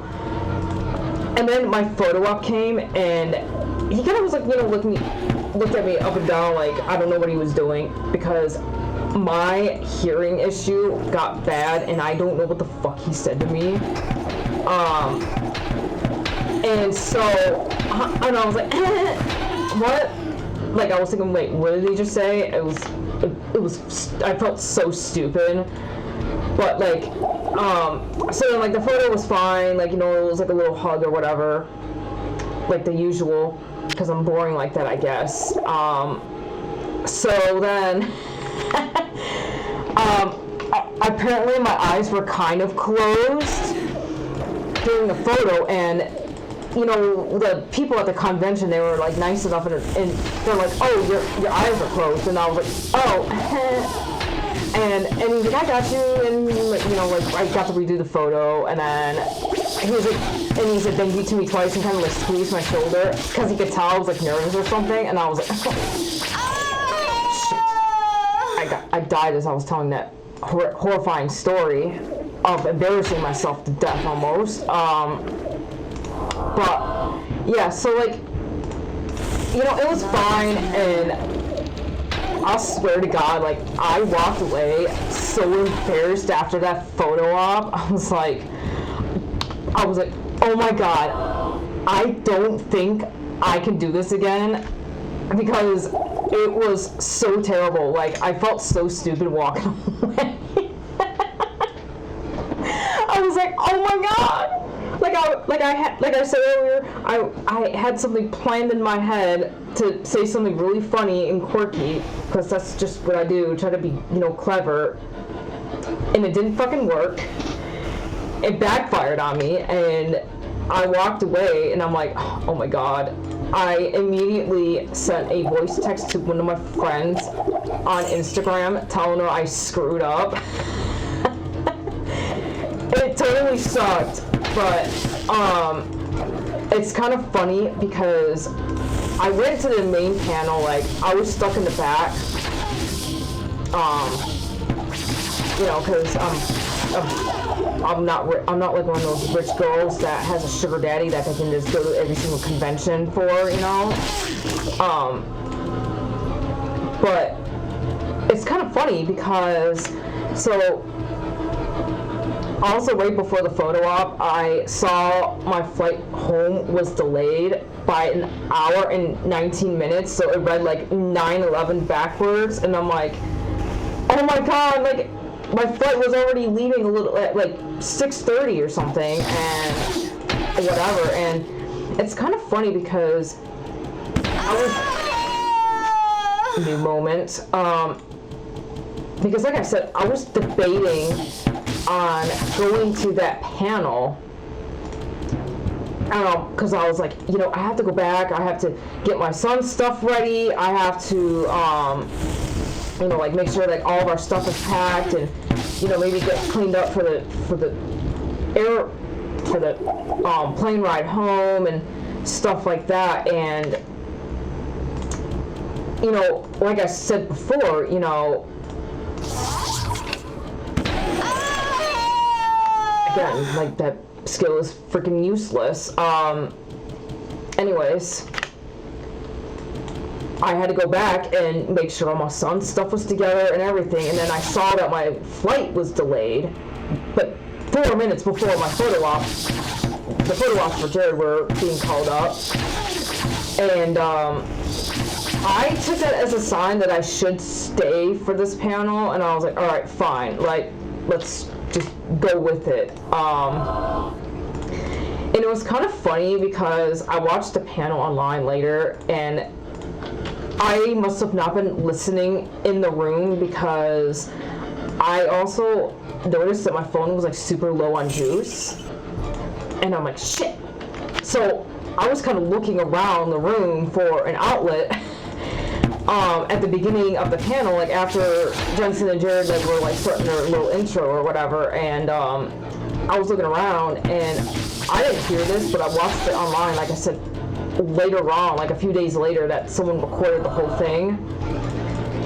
And Jared was asking like everyone to raise their hands if they're new, and like you know, like saying that he's seen some old friends and also met some new ones, and apparently this is not something that he asks a whole lot. I just thought it was kind of interesting. I was like, oh man, okay, that's kind of weird. But yeah, it was kind of funny because, I mean, he seems really sweet and stuff, but I was like, oh my god, this experience, because of what happened with my hearing and stuff, it was so mortifying and embarrassing. I was like, oh my god, I don't know if I can come back, you know? Yeah, it was freaking embarrassing, you know? So, I mean, again, I'm sure this is just a coincidence, but I also noticed, like, I mean, like, I'm just a person that observes things, and, you know, like, I have some friends that are also in the fandom that I met online, and, you know, they're, like, really cool to talk to about other things, too. One of them, like, I told her what happened and how mortified I was about the experience I had, and I was like, oh my god, like, my hearing issue kicked in, and it was really awful, and I'm just kind of like, I don't know if I can go back to another one of these things because I was so embarrassed. But it's funny because like I said, a few months after this, like, he had scheduled some kind of workshop that I had different plans for that specific day, damn it. It was like a This Is Your Sign workshop that he did with the actress that plays Eileen on Supernatural, the woman that's deaf. And from my understanding, like, they hadn't done anything in a while, and I was just kind of like, that's an interesting coincidence. I mean, like I said, it's probably just a coincidence, like I said, but I just thought it was really interesting. And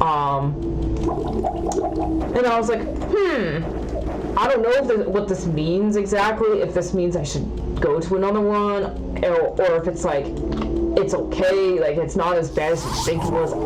I don't know. But I just thought it was really, I thought it would be an interesting experience to share here, even if you've made it this far into the video. But yeah, it was... My friend, stay a while and listen. It was one of the most petrifying experiences of my life. And again, some people might kind of be like, oh no, they're used to this and whatever, and it's just kind of like, well, if you've been in my shoes, you know, when I was younger, like I told you before, I was diagnosed with autism. Like, I don't know if it's the correct diagnosis today because of what I know about it and what I know about my personal history and other things that could have contributed to my speech delays and stuff as a kid, or if maybe I just mostly outgrew it, and, you know, I think it's one of those disorders that's just still not fully explained. But when I was younger, like, I sense a soul in such I had some problems, you know, like, nothing too horrible with, like, other kids, but, you know, I still had some problems, you know, with some people that, like, tried to bully me, keyword tried, but failed. And, you know,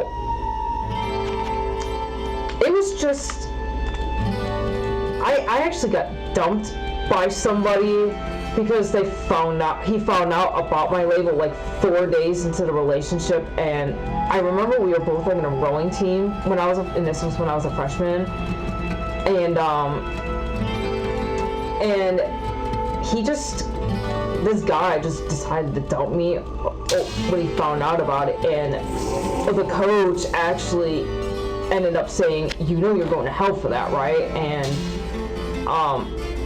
like someone, like one of the guys that was like friends with someone on the team, told me about it or something. And you know, it hurt my feelings and stuff, but I mean, like, obviously, you know, we can't, you know, hold on to it forever, but then also at the same time, like, that hurt my heart a lot. So it's like, and I know I have problems with my hearing, and I kind of got blamed by my son's dad for like our son had a little bit of some delays, but you know, what ails you, my friend? You know, he overcame them, and you know, he's doing just fine in school now, and he's like really smart and brilliant, and all of his teachers love him, and you know, he's doing great now. So the delays that he had, like, it's history. No one's gonna see it, you know what I mean? But like in my case, I just for some reason feel like because of what happened to me in school and that experience I had, it's like a scarlet letter almost that I'm wearing, and it's like I don't want to be wearing it, but here I am with it.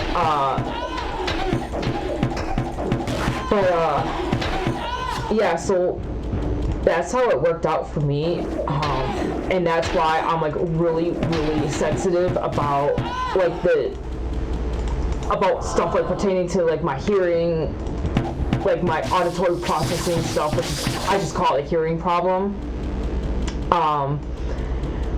And that experience just, it really freaked me out. And I don't know, like maybe like when I saw that This Is Your Sign workshop being advertised on like Be Momentous or whatever, I was just kind of like, you know what, maybe this is at least like maybe some kind of sign that says like, you know, hey, it's okay, you know, like it wasn't as bad as you thought, you know. Fucking makes me sad that, you know, I came across these soul burners that are resistant to firewall. Anyway, but yeah, it kind of was just like, it was a really, like, at least for me at the time, it was like really traumatizing at that photo op because of what happened. And maybe because it's like such a sensitive topic for me, like it's like a scarlet letter that I'm wearing, because I think that after a little while it kind of starts to become apparent I have some kind of weird quirk with spoken language. Like I can read a lot, but sometimes, like if I'm really tired, the spoken language can sound really weird, and I need like a third person to help like translate stuff.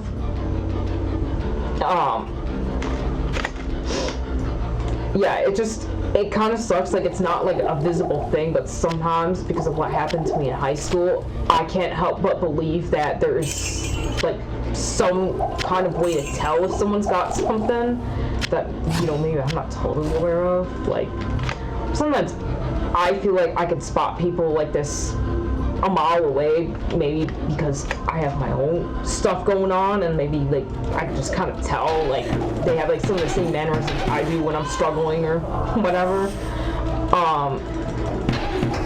But sometimes I'm just kind of like, oh my god, like I get really insecure about it, and I don't know, it was just I just thought it would be an interesting experience to share, even though this is like just me playing a video game here, that, you know, and I know sometimes people, when they watch these kind of videos, it doesn't like their gameplay, but, you know, other times people don't mind the commentary, so it's like, you can't win them all, right? But I thought I would share it here anyway, because maybe someone would want to hear this commentary. Because you never know who's listening, right? But yeah, I just thought that I shared that little experience, meeting the guy that plays Sam Winchester, the guy that, married the character that I am playing here, and I do think it's kind of cool that they, like I said, they added in a character that has a disability, and it was still seen as competent, even if like someone's like, hey, just check in with me sometimes, and like I do appreciate that, and I'm sure that maybe he got a little used to someone that has a hearing problem, but in my particular case, it's just like an auditory delay, and I'm just like, I can't help but be insecure about it.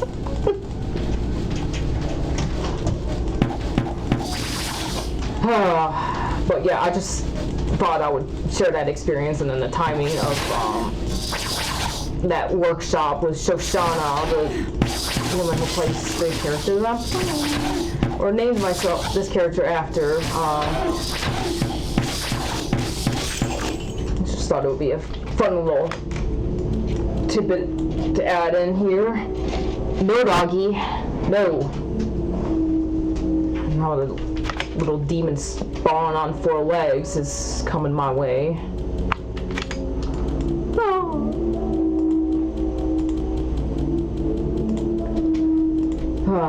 Anyway.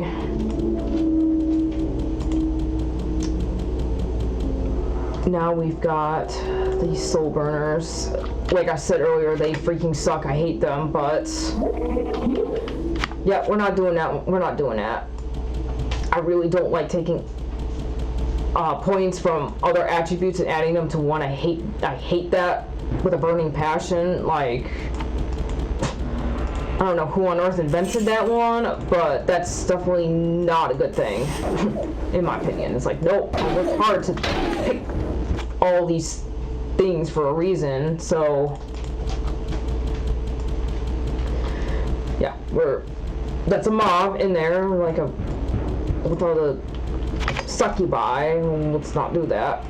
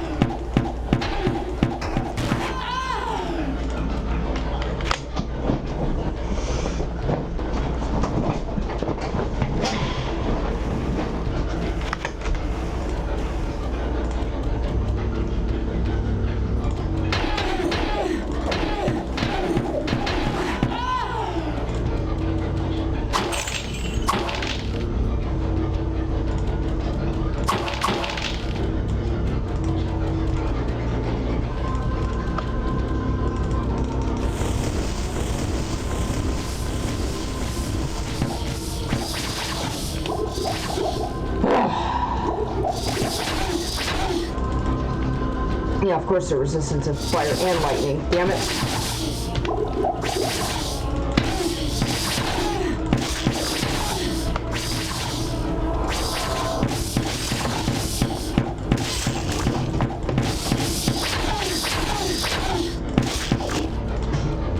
Okay, my dog is weird. He just went in his crate, even though he doesn't really like his own crate. Dogs are so weird sometimes.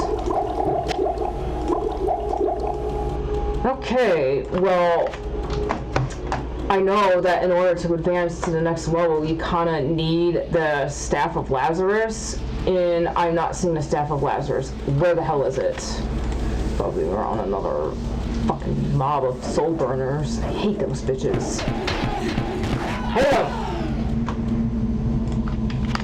There's also a special two-handed sword. Wonderful.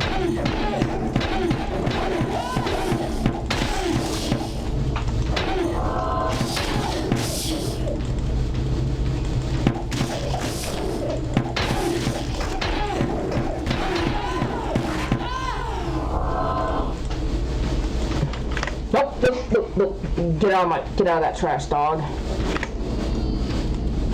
The little things dogs do just to get attention. Just like, they're so weird. I'm like, dude, just like, they do little mischievous things just to get attention. It's a little annoying at times, but it's just what dogs do.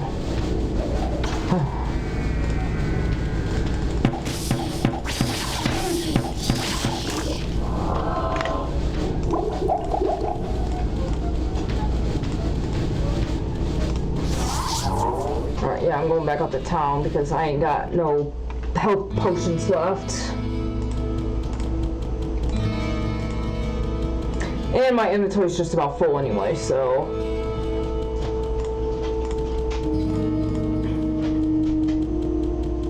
This does... Hello, my friend. Stay a while and listen.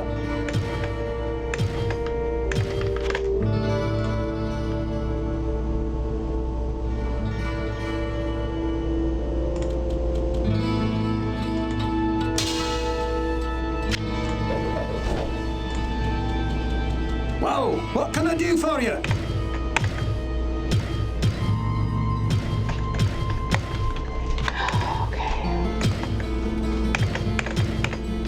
Hey, psst, get out.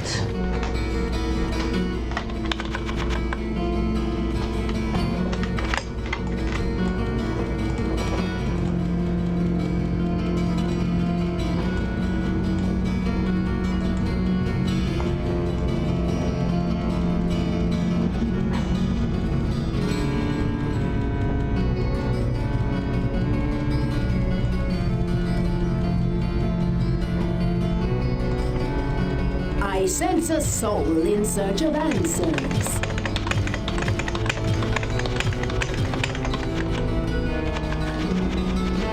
Hey. Hey. Dusty.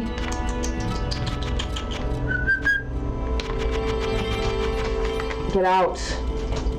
You're gonna make Mama mad. You want I Mama sense mad? a soul in search of answers.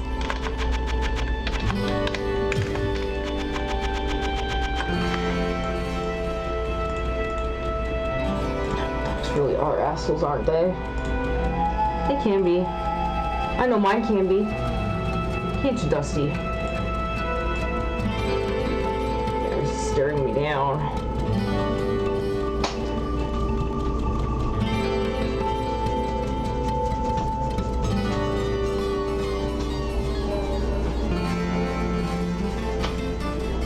Just giving the dog a little bit of love every so often when you're playing a game. It's not so terrible. Even though I take your butt to work every day.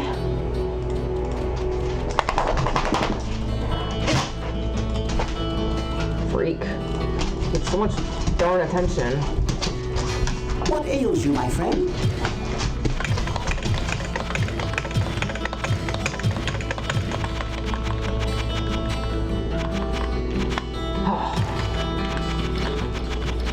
Yeah, one of the things that's a little bit annoying about my own strategy playing this game is that there tends to be no shortage of strength potions. Whoa, what can I do for you?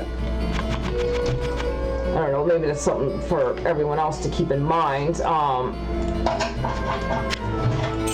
when it comes to picking the attributes they put their limited points to more. What you're looking for? Looks like the answer is yes.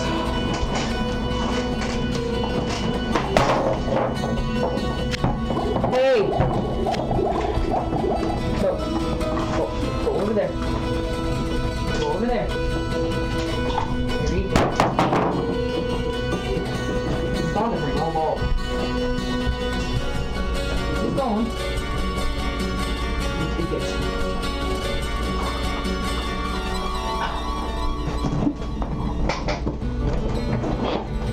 Anyways, back to business here. Pets these days. Distracting us gamers. It's not cool. You're not supposed to have needs, dog. It's obviously a joke, by the way. In case you haven't noticed.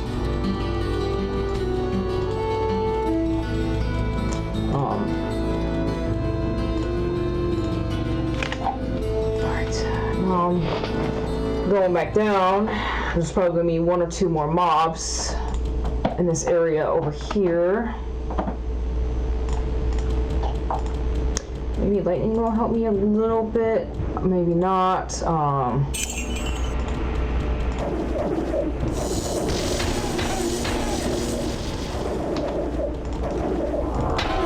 Yeah, I think maybe like the resistance to magic would be useful for these witches. Oh, yeah, well. Not enough mana.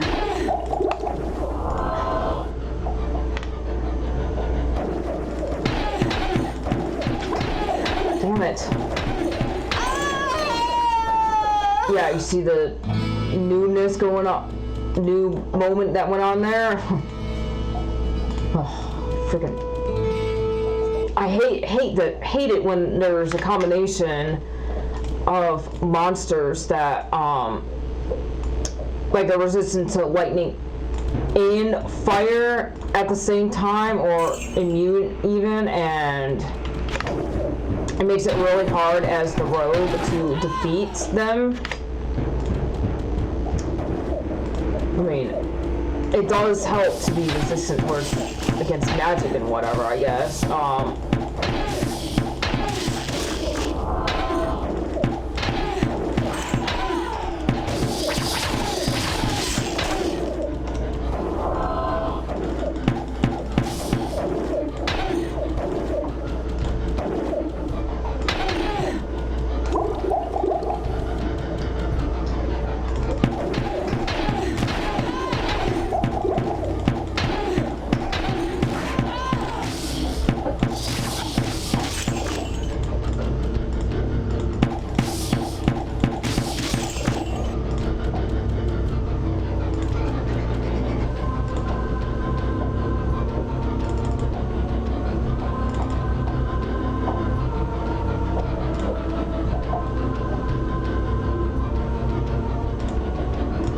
So 1 more level up left.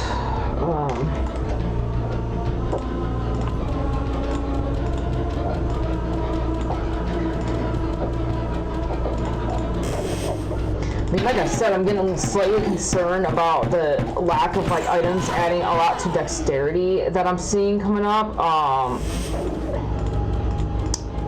Like I got plenty of strength, which helps with like actual like hits and stuff, but I would like to see something with dexterity show up.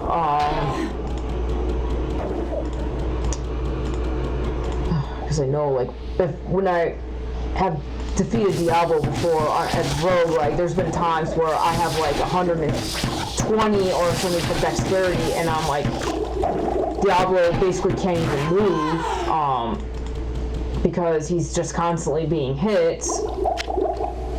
And I like having wins like that, and that would be nice to capture it on camera for myself.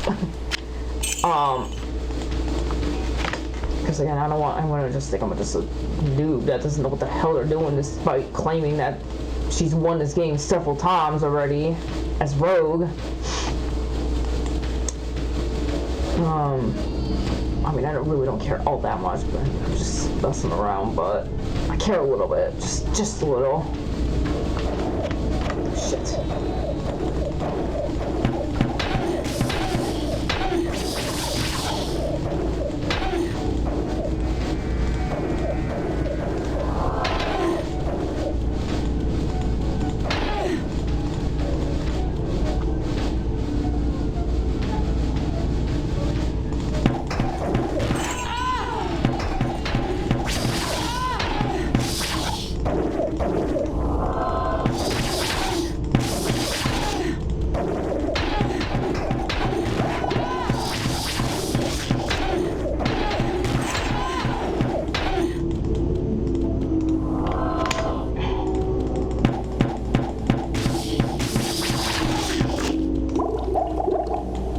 Again, that might not have been the greatest spot to save, but it was just like one demon. My health was pretty full, and there's just one. So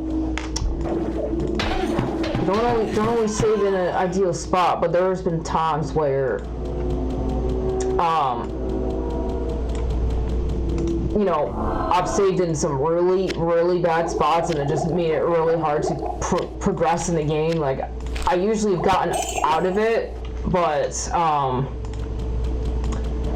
sometimes you just gotta be careful with, you know, hitting buttons.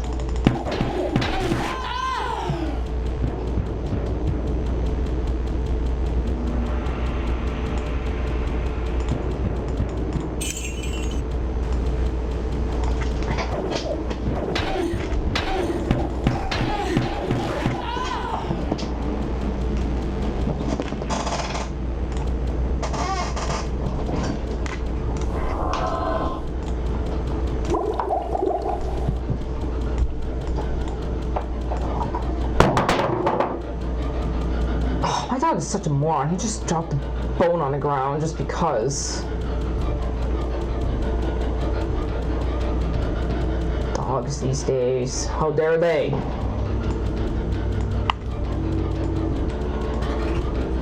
Don't look at me. Go get it yourself, dude.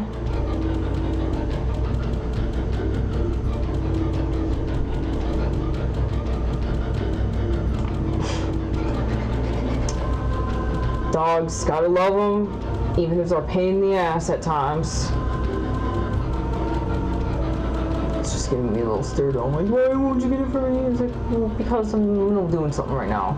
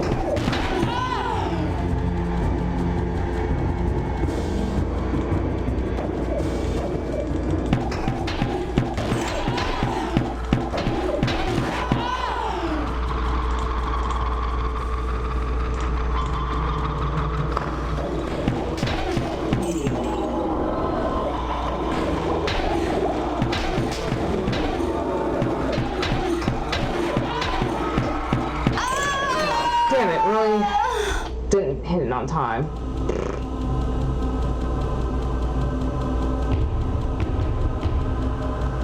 Again, life is full of new moments, so shit happens.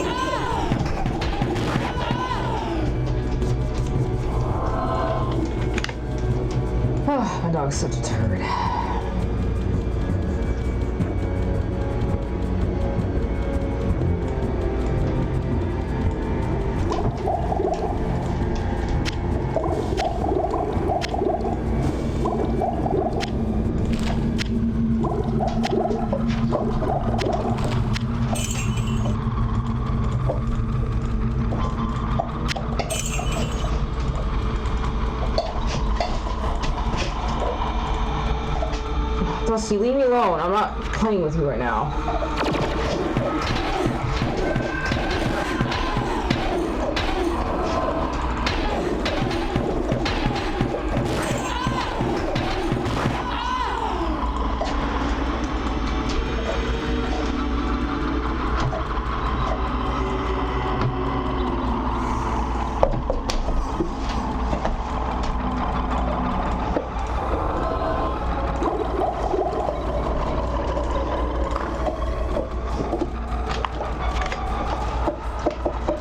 Alright, I'm gonna be a wuss and I'm gonna go back to town and just get more potions and whatever because Archbishop of Lazarus can be kind of a pain to defeat. And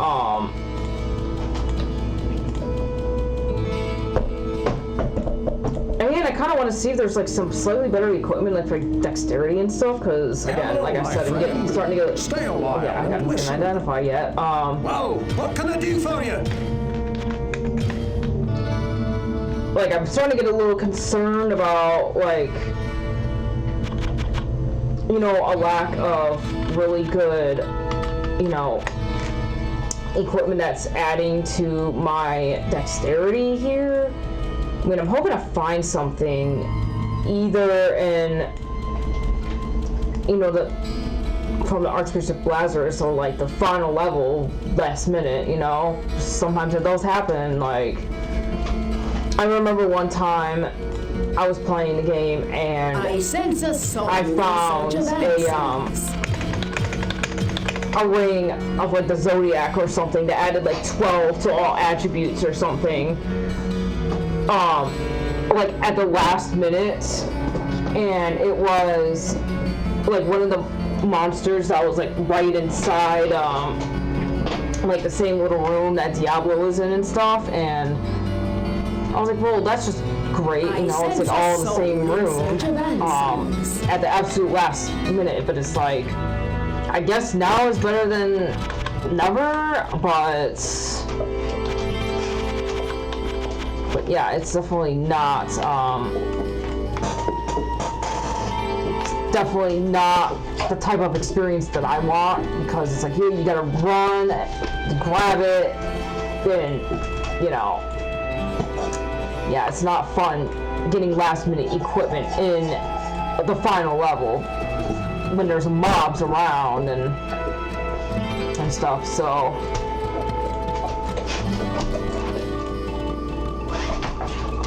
What ails you, my friend?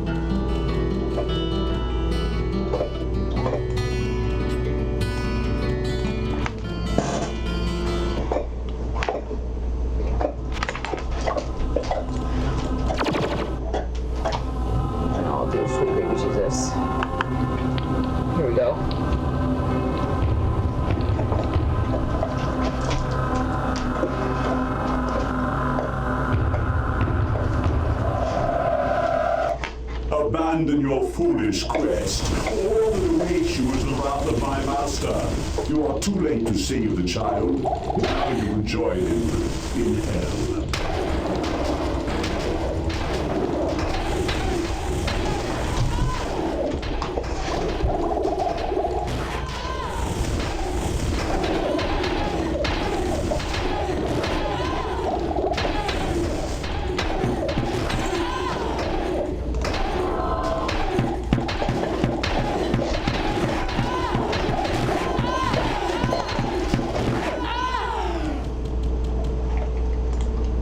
Okay, so yeah, okay, so we got a ring that has some potential,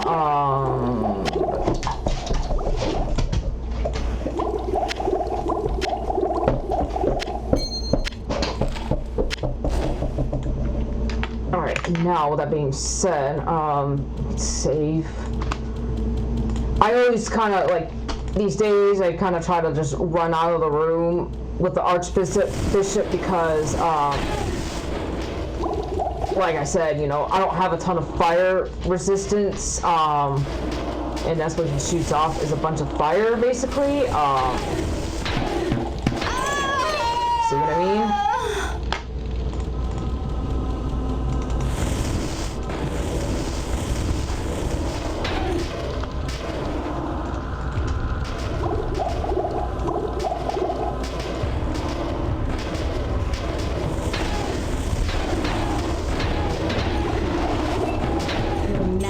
Ends here, betrayer.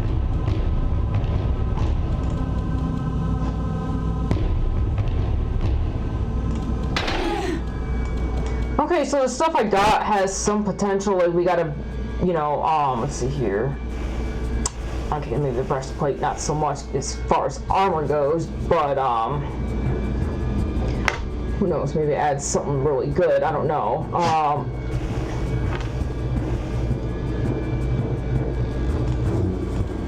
Anyway, I'm gonna go back here and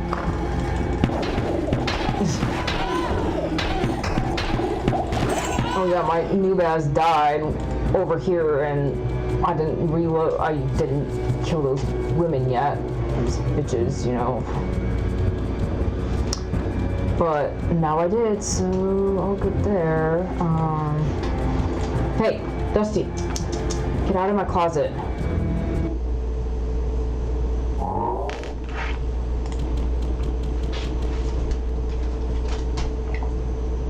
Actually, you know what? There's a little bit of this level that's not fully explored, so let's finish this off first before we go down.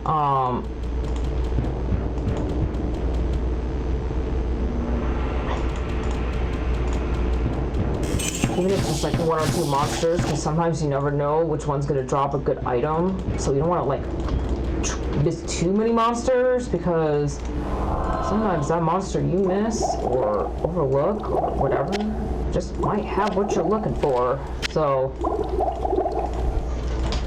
now, with that being said, like I said earlier, I just feel like you get better mojo for finding good equipment that you might need when you go down to the next level, because Griswold is kind of, you know, stingy about giving you good stuff, and yeah, he kills me. Anyways, Your star. Hello, my friend. Stay a while and listen. Ooh, okay, we might be talking a little bit.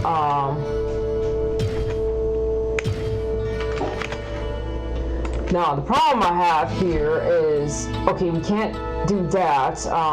Crimson Ring versus Fire 37. This is a tough one, guys. So, like, if I do that, I only have a 90% chance to hit. And then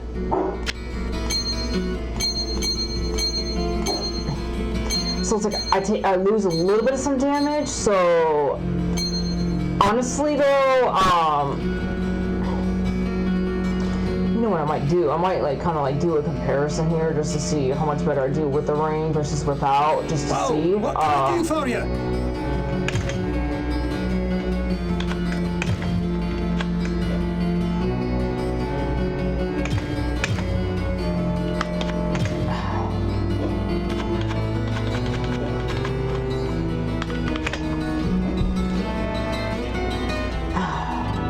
Yeah, because what can I do for you? Like I said, I really want to focus on that fire resistance, and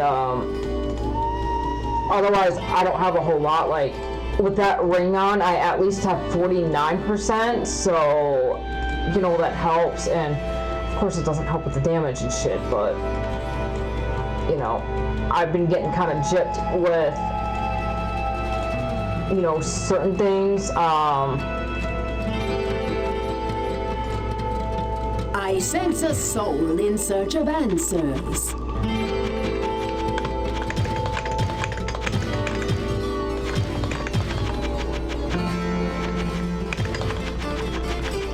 that's why I'm starting to take some of these elixirs and, you know, adding it to my dexterity that way, even though it's like it's expensive, but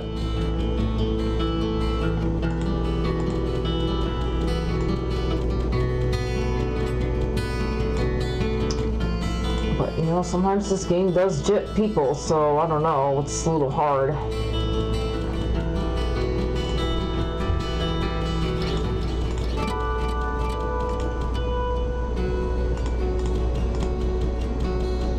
What ails you, my friend?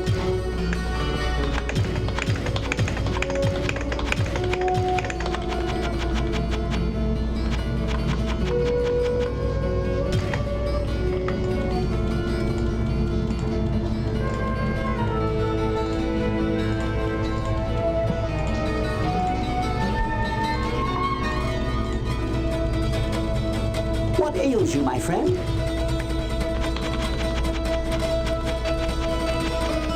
What?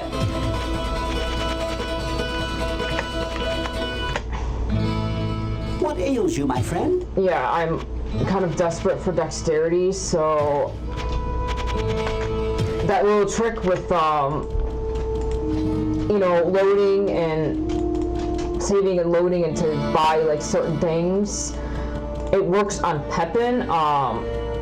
I think with Adria it could. It just sometimes it works and sometimes it doesn't. It's a little weird with Adria. What ails you, my friend? Oh yeah. What ails you, my friend? You know, let's do it a couple times for these dexterities.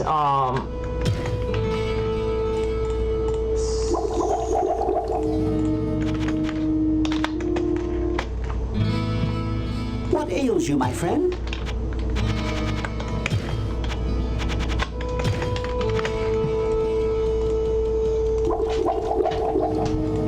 Yeah, because I don't want to completely blow through all of my gold for that, because you never really know if you find like a really nice piece of equipment that you might want to have.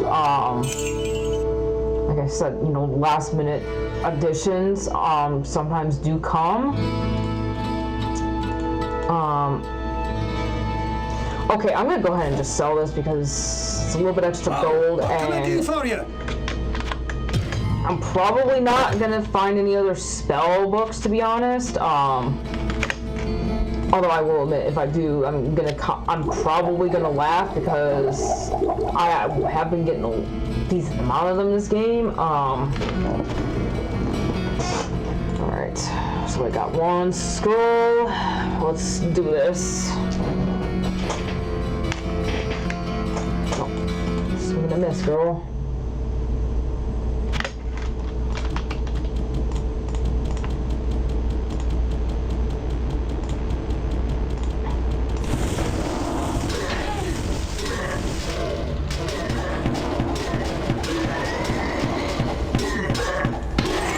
Yeah, at least these guys are not immune to fire. That would be some BS in this one.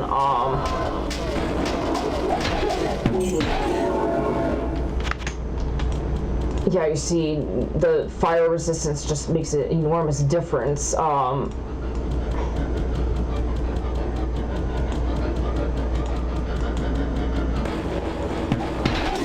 it's not something you want to lack in this particular level.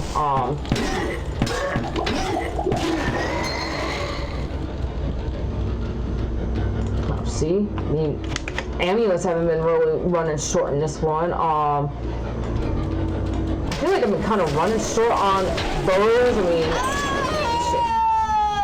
mean, in all fairness, I have been a little like, I did cling to this bow that I have, but again, you know, resistances are pretty important to have, so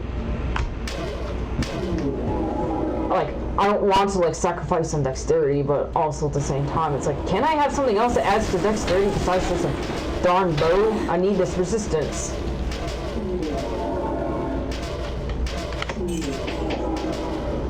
Anyway.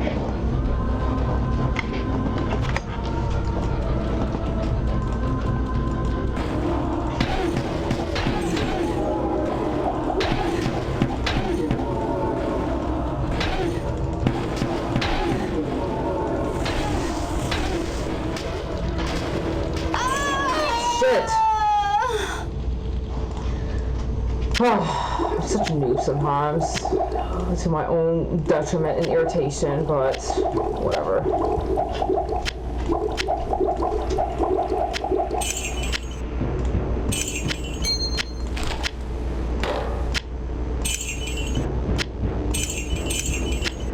It's kind of weird how this game does that, like...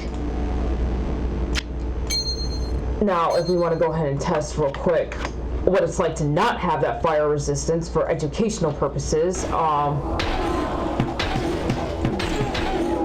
Now you see how much quicker your health depletes when you don't have that fire resistance, which is probably why I'm going to go and sell that ring, because again, fire resistance is super important.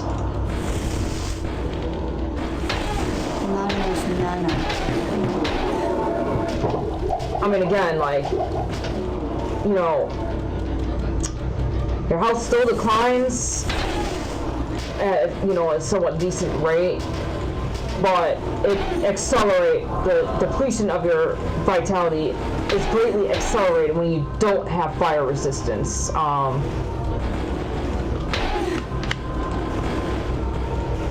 Again, I just wanted to show you all that just for educational purposes. I know this is like an old school game, but I know sometimes people, like I said, I saw a Reddit thread where people were talking about how they never defeated this game as Rogue, and I'm like, oh, well, I think I kind of briefly saw some other walkthroughs of this game, but I kind of noticed a lot of them will like dupe or, you know, do some like other weird stuff, and I don't, it's like, yeah, that's just kind of what you did back in the days playing this game, but it's like, challenge yourself a little bit, you know? I personally, I'm okay with making a little bit of a fool of myself, like, dying a lot, because it's just, it's more realistic to me, dying a lot in the game, or, you know, because, let's be real, a lot of people that are walking these playthroughs and walkthrough games, or whatever,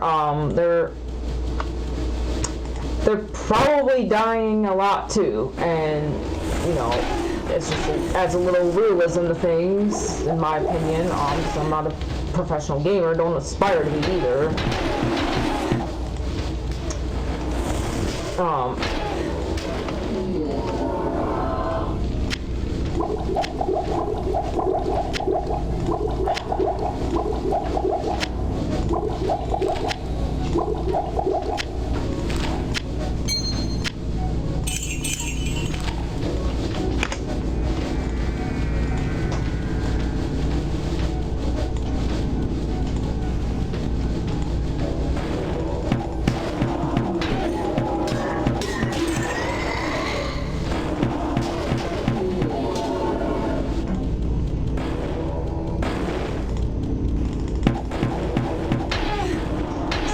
When the bows keep missing because of, like, you know, like their shots are not missing you, but yours are missing them, and it's just, it's fucking irritating.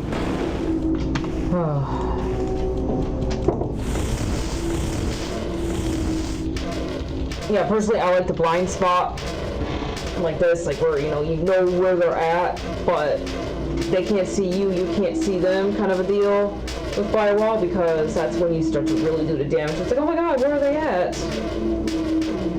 Oh.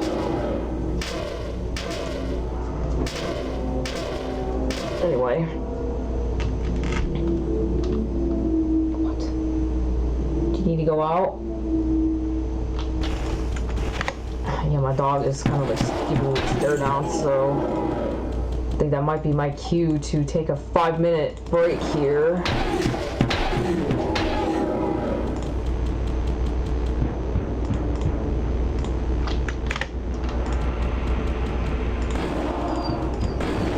Okay, yeah, he's fine. He wants me to break. Okay, fine. I'll take you out.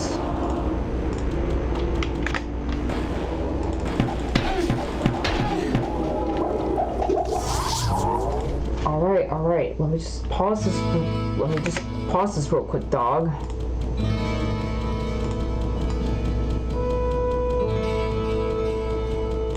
Big baby. Hello, my my friend. Stay a while. Ooh, look at that. Over the heavens. Damn.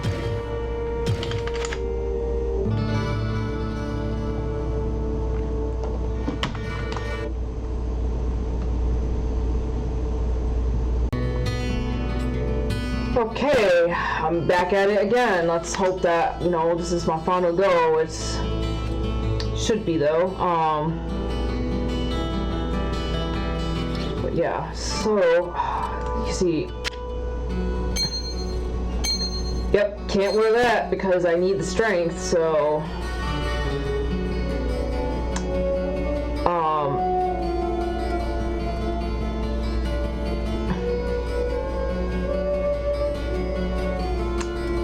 yeah, I think I'm gonna have to let this Garnet amulet go, I'm afraid, because I mean, I'd rather have this and add 23 strength than to, you know, get rid of this and add that amulet, but then, I don't know, it's just like, let's see here.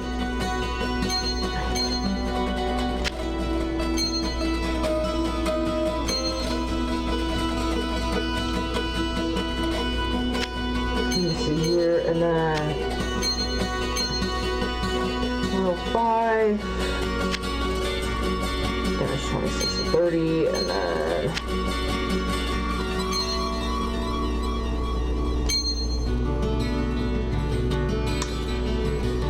oh man, you know what? I'm debating this here.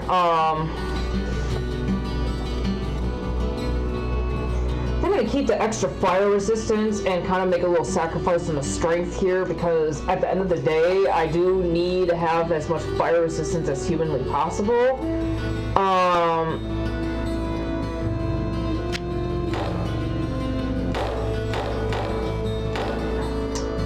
And I think I'm going to let this one go too, because, I mean, I need the dexterity.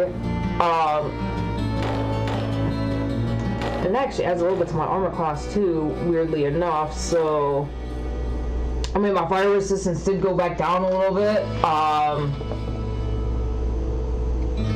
but at the same time, at the end of the day, adding 15 to all attributes is a good thing.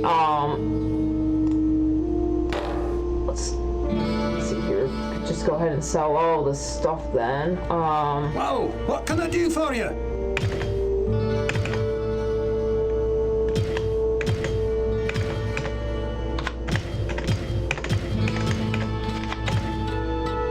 I mean, plus 15 to all attributes, it's really hard to say no to, like I said.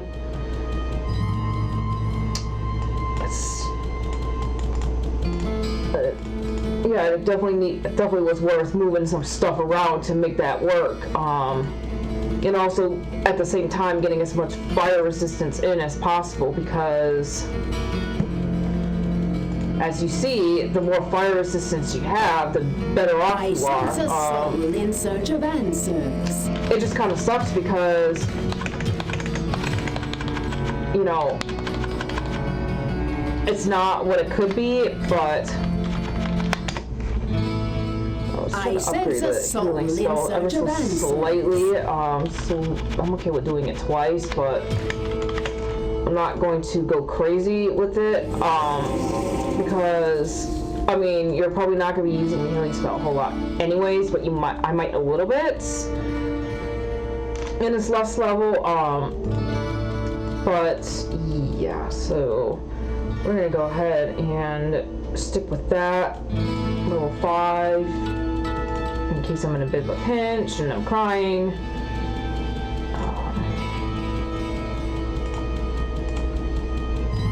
What ails you, my friend?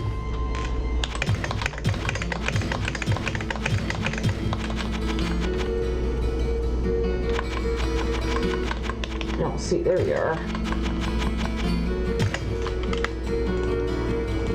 Add a few more to dexterity, and I think we're okay.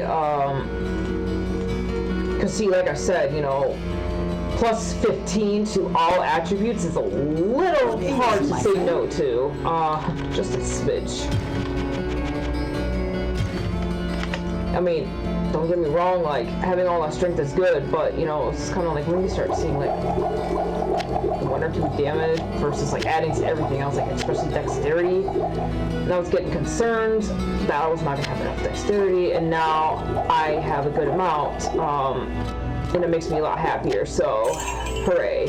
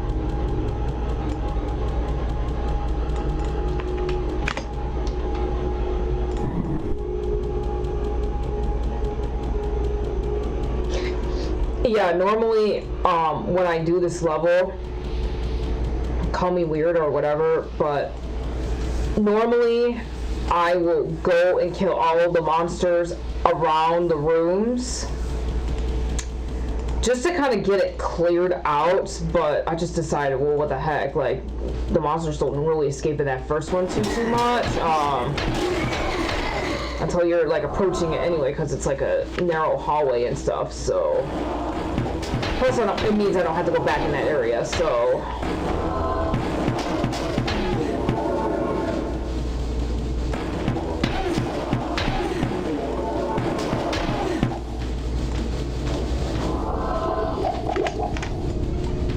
Yep, just like I said earlier, you know, that fire resistance really makes a difference in this one.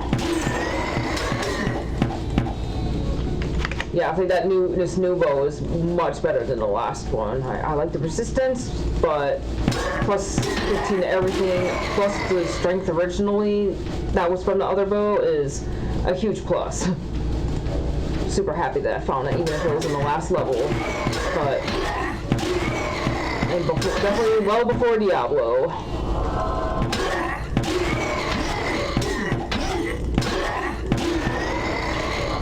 Maybe would have helped with the soul burners, because I hate those, but...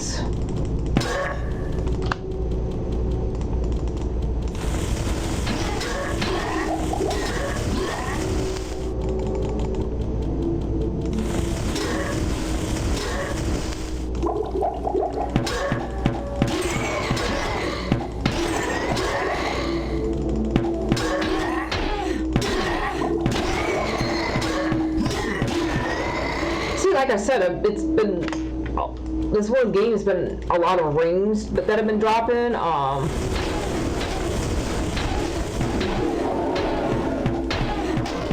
It's weird. Sometimes certain games will just drop a whole bunch of, you know, certain items, for whatever reason, it's not always balanced in these types of games. It's a little weird, but whatever.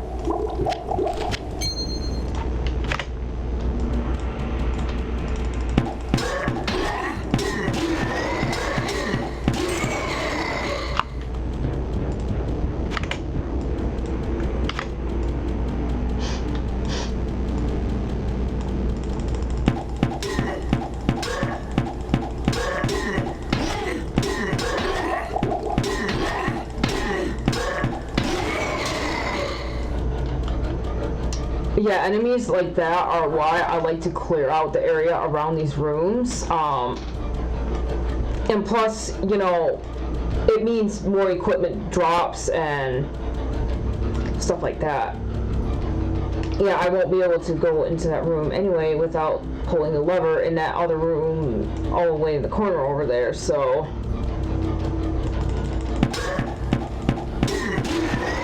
So pretty much no matter what you do in this particular level, if you do it the way I'm doing it now, you're going to end up in areas twice, and can't really win in that respect.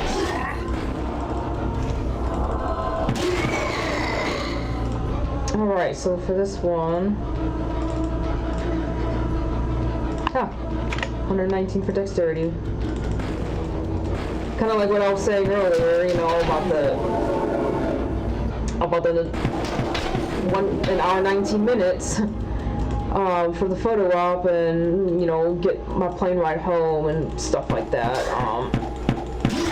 Yeah, it's a little irritating having to go on a plane ride home with a 9-year-old a little bit later than I wanted to that night, but you know, he was really happy to go see my brother, and my brother was really happy to see him, so like they're two peas in the pod, my brother and my son, so it worked out perfectly. I think it was a good trip and whatever, it was fun. But yeah, that 9/11 backwards, that freaks me out, especially like when how long your plane is delayed and there's a mechanical problem on a plane. It's like, I was on that plane a few days ago. I don't like that. Now, I don't know what kind of mechanical problems were on that plane because the app didn't tell me that. But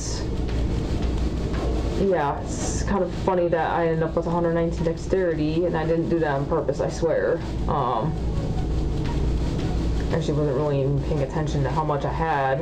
I just knew that I had a good amount of dexterity. That's all I knew.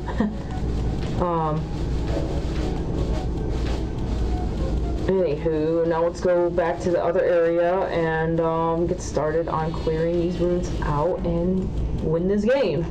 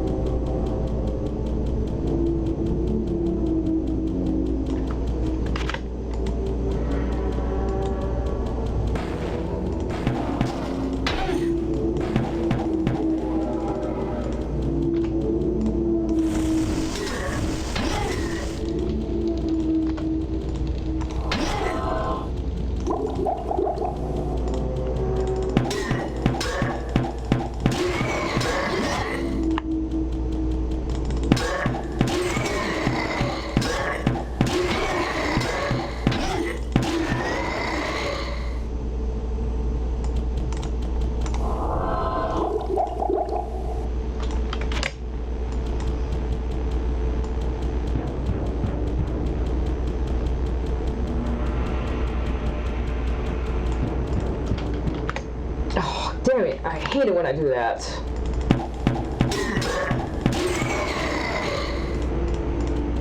Yeah, and I went through all my fucking potions already, good lord. But that's how it be with the final level, you're gonna go through lots of potions.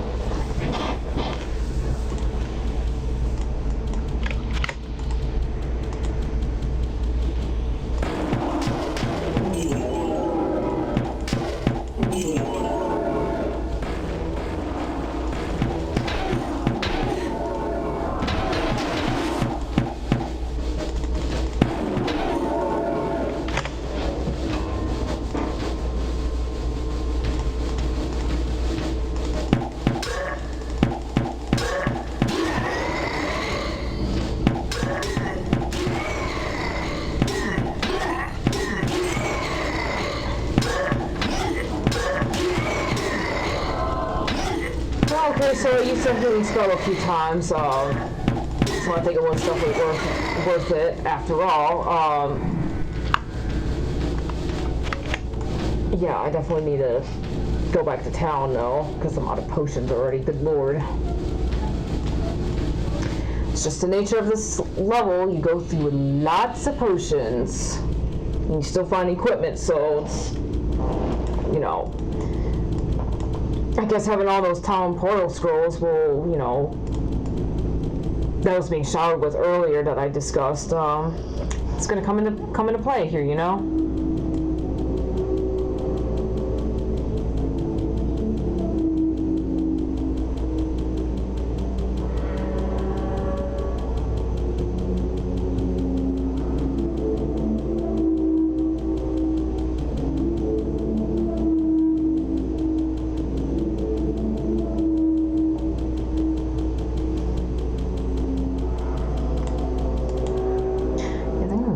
I'm gonna go to town, and deal with this now. I could use the scroll, you know, for free, but whatever.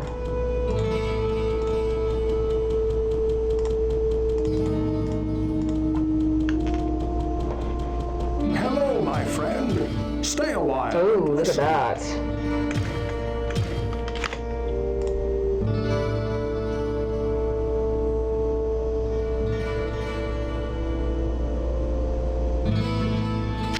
That's a little hard to say no to as well.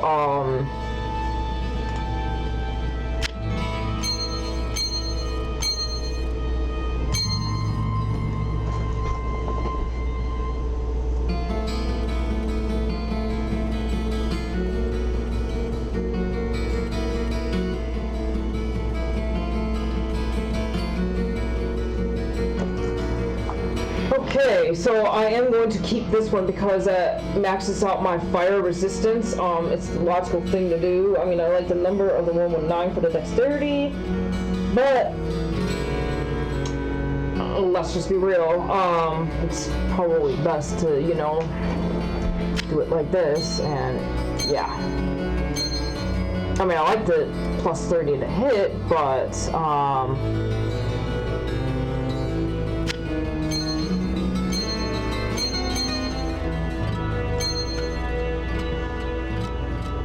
or should I do that instead and sell the Ring of the Giants? I'm trying to think here.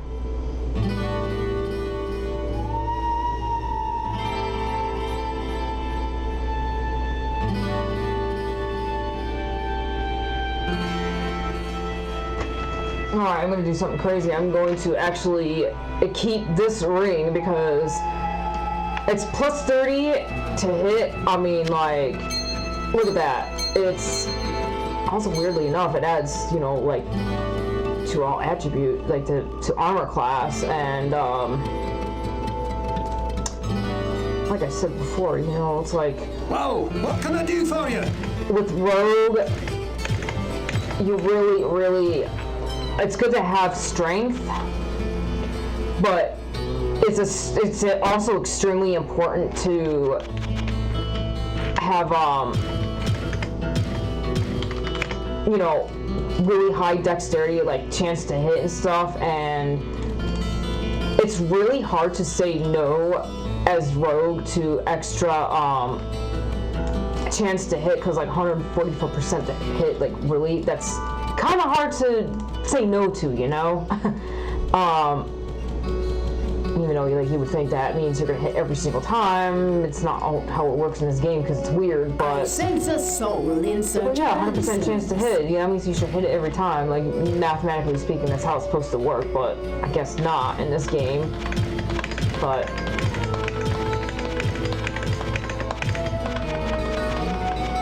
I don't know, sometimes it's just weird, you know, but...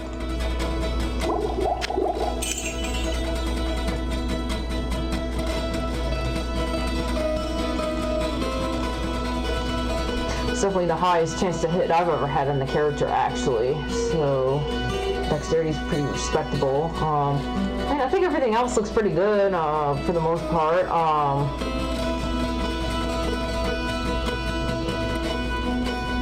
I mean, I've lost with worse stats, or one with worse stats, I mean, so, can't be that bad. What ails you, my friend?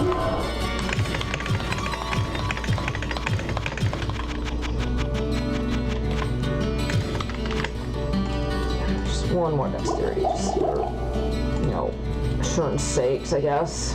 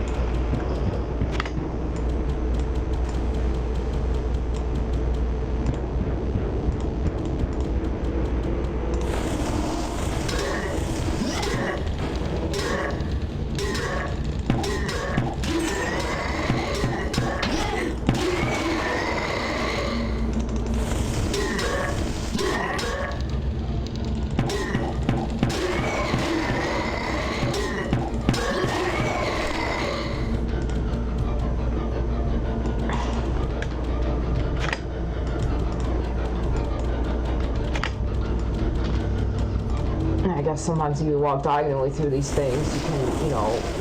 Not enough mana. Shut up. I got a couple extra walls in, so...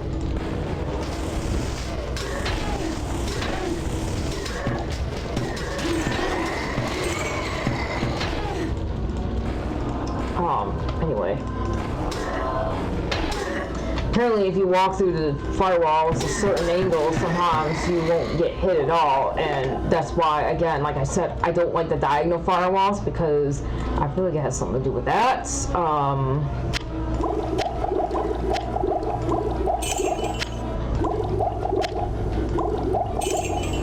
Yeah, it's just, that could just be a little superstition of mine, or I'm just going crazy or something, I don't fucking know, but...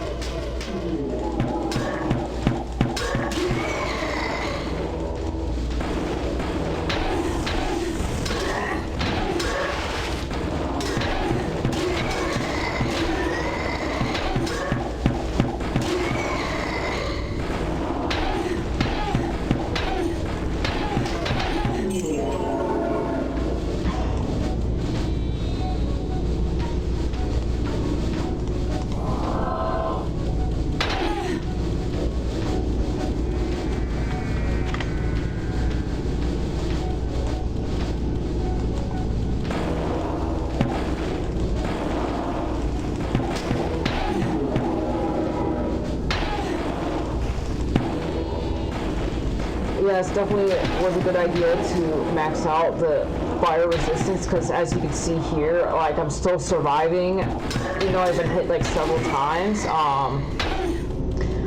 I guess I kind of like how it played out, like, as far as like for the purposes of this video goes, because I basically demonstrated how incredibly important it is for fire resistance. Like, I've been stressing this entire time. And I gradually was able to increase my fire resistance from like a little bit to maxing it out and for this level, and been able to see, I think, that, you know, directly that it has a big impact, and it definitely, you know, it makes or breaks your game in this scenario, so.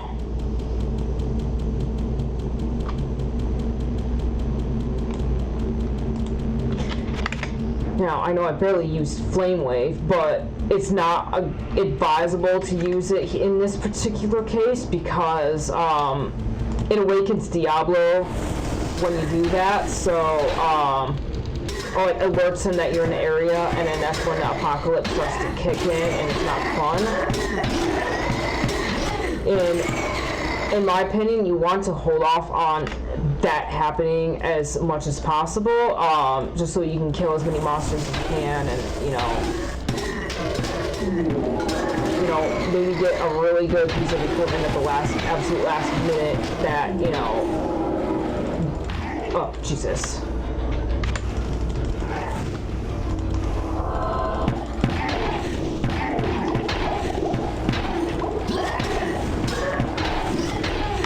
Alright, yeah, I was about to die there.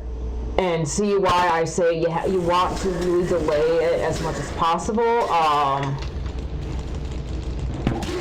because then the minions come along and, it's like, yeah, you could have potentially have gotten Diablo real good, but then it's like some other minions were there, and it's like, yeah, I kind of, ruined the element of surprise here, so.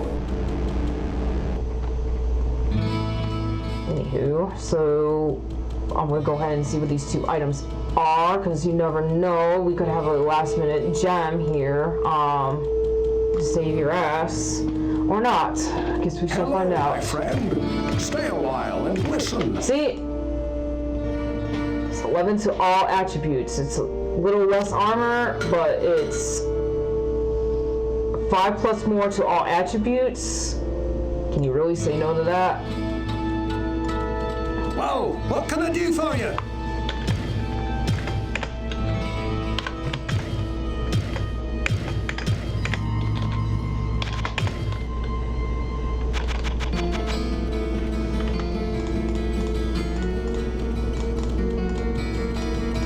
Yeah, we're pretty much at the end here, so might as well just go out with a bang, What ails you, my friend?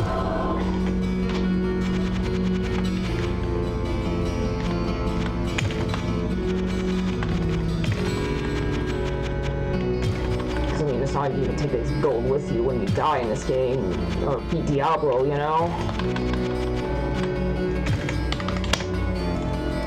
Okay, so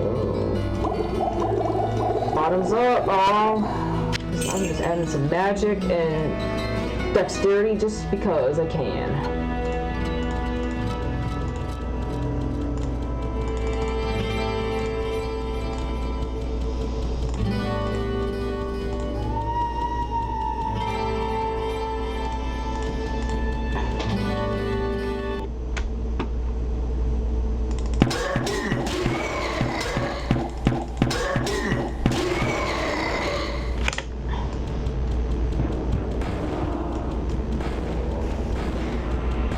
Now, I will say this too, there are times where, there's like some equipment that could be really good. One thing I will say is that, I can't remember the name of this helmet, but it gives a lot of really good stats, but it also really drops down your light radius. I actually really like that because you can get really up close and personal to oh dang it, I wonder what the amulet is.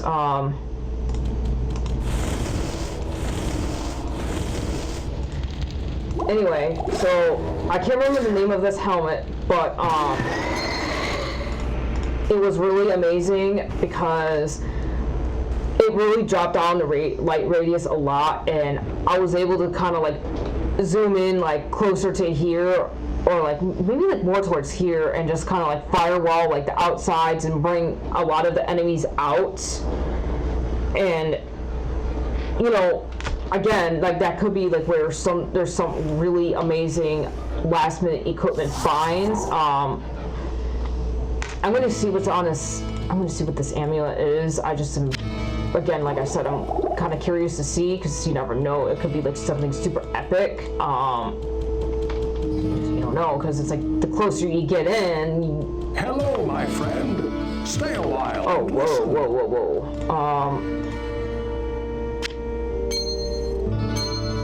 I mean, check that shit out. See what I'm saying? Amulet of the Zodiac plus 19 to all attributes, really?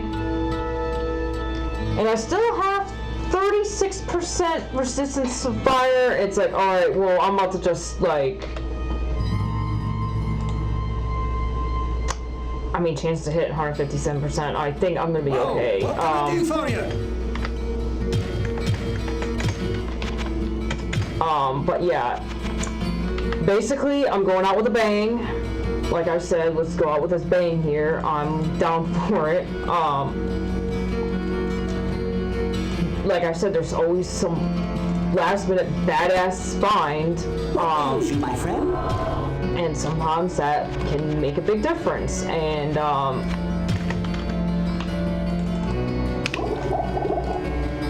you know. What ails you, my friend? Yeah, just it could just, you know, make a huge difference. And like in this particular case, like that, this is a great find. 19 to all attributes. Like now I'm in the triple digits for all of my attributes, and Kira was like at like 88 for dexterity earlier in a like level 15, and then now I'm at, what was the dexterity again? 155. Like, it's not too shabby, you know.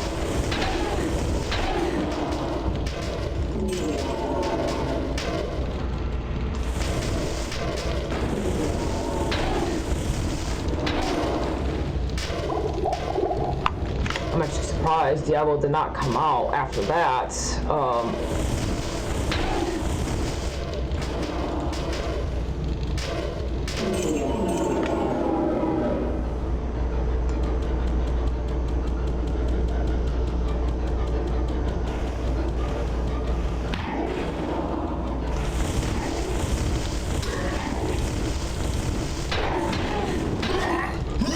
Oh, see, like you can't have other minions around you when Diablo is confronting you. It destroys everything. Like, it's like it's just an annoyance. But I mean, technically I didn't get killed, but you know, I stopped myself before I did, kind of a deal. But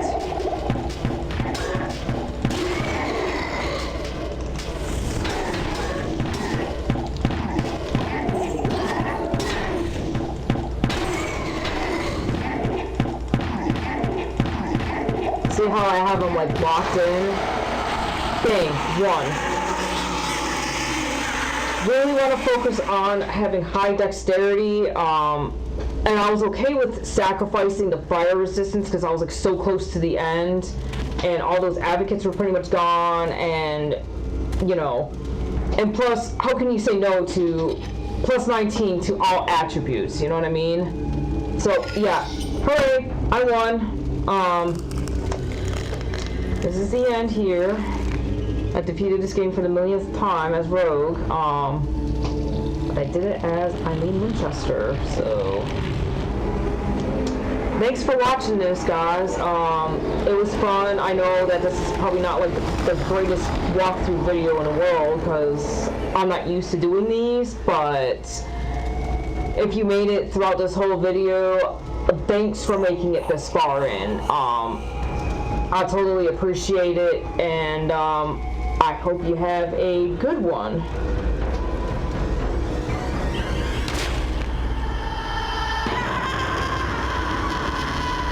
Because clearly she is not having a good one. I mean, I don't know why she did that. I mean, I know obviously it was like to contain Diablo and whatever, like he says, but at the same time, it's like, dude, there's gotta be some other way to do that, right? I don't know. Sometimes these people are a little weird, but into your eyes, and you begin to hear the tormented whispers of the damned. You have done what you knew must be done. The essence anyway, now this is like the real For now, goodbye coming up for this video. I guess this was the walkthrough, and again, I appreciate you have been fortified by your watching this whole thing, and if you have not subscribed to me, please do so. I'm going to try to upload more stuff overall. I try to keep it a little interesting as far as what I do upload. Like sometimes I'll do some spiritual stuff, sometimes I'll, you know, talk about my diagnosis and my experiences with it, or sometimes I'll just do stuff like this and change it up a bit. So yeah, again, thanks for watching this. If you stuck it through the whole thing or you cheated and you hopped to the very end, either or, thanks for watching, and you have a good one.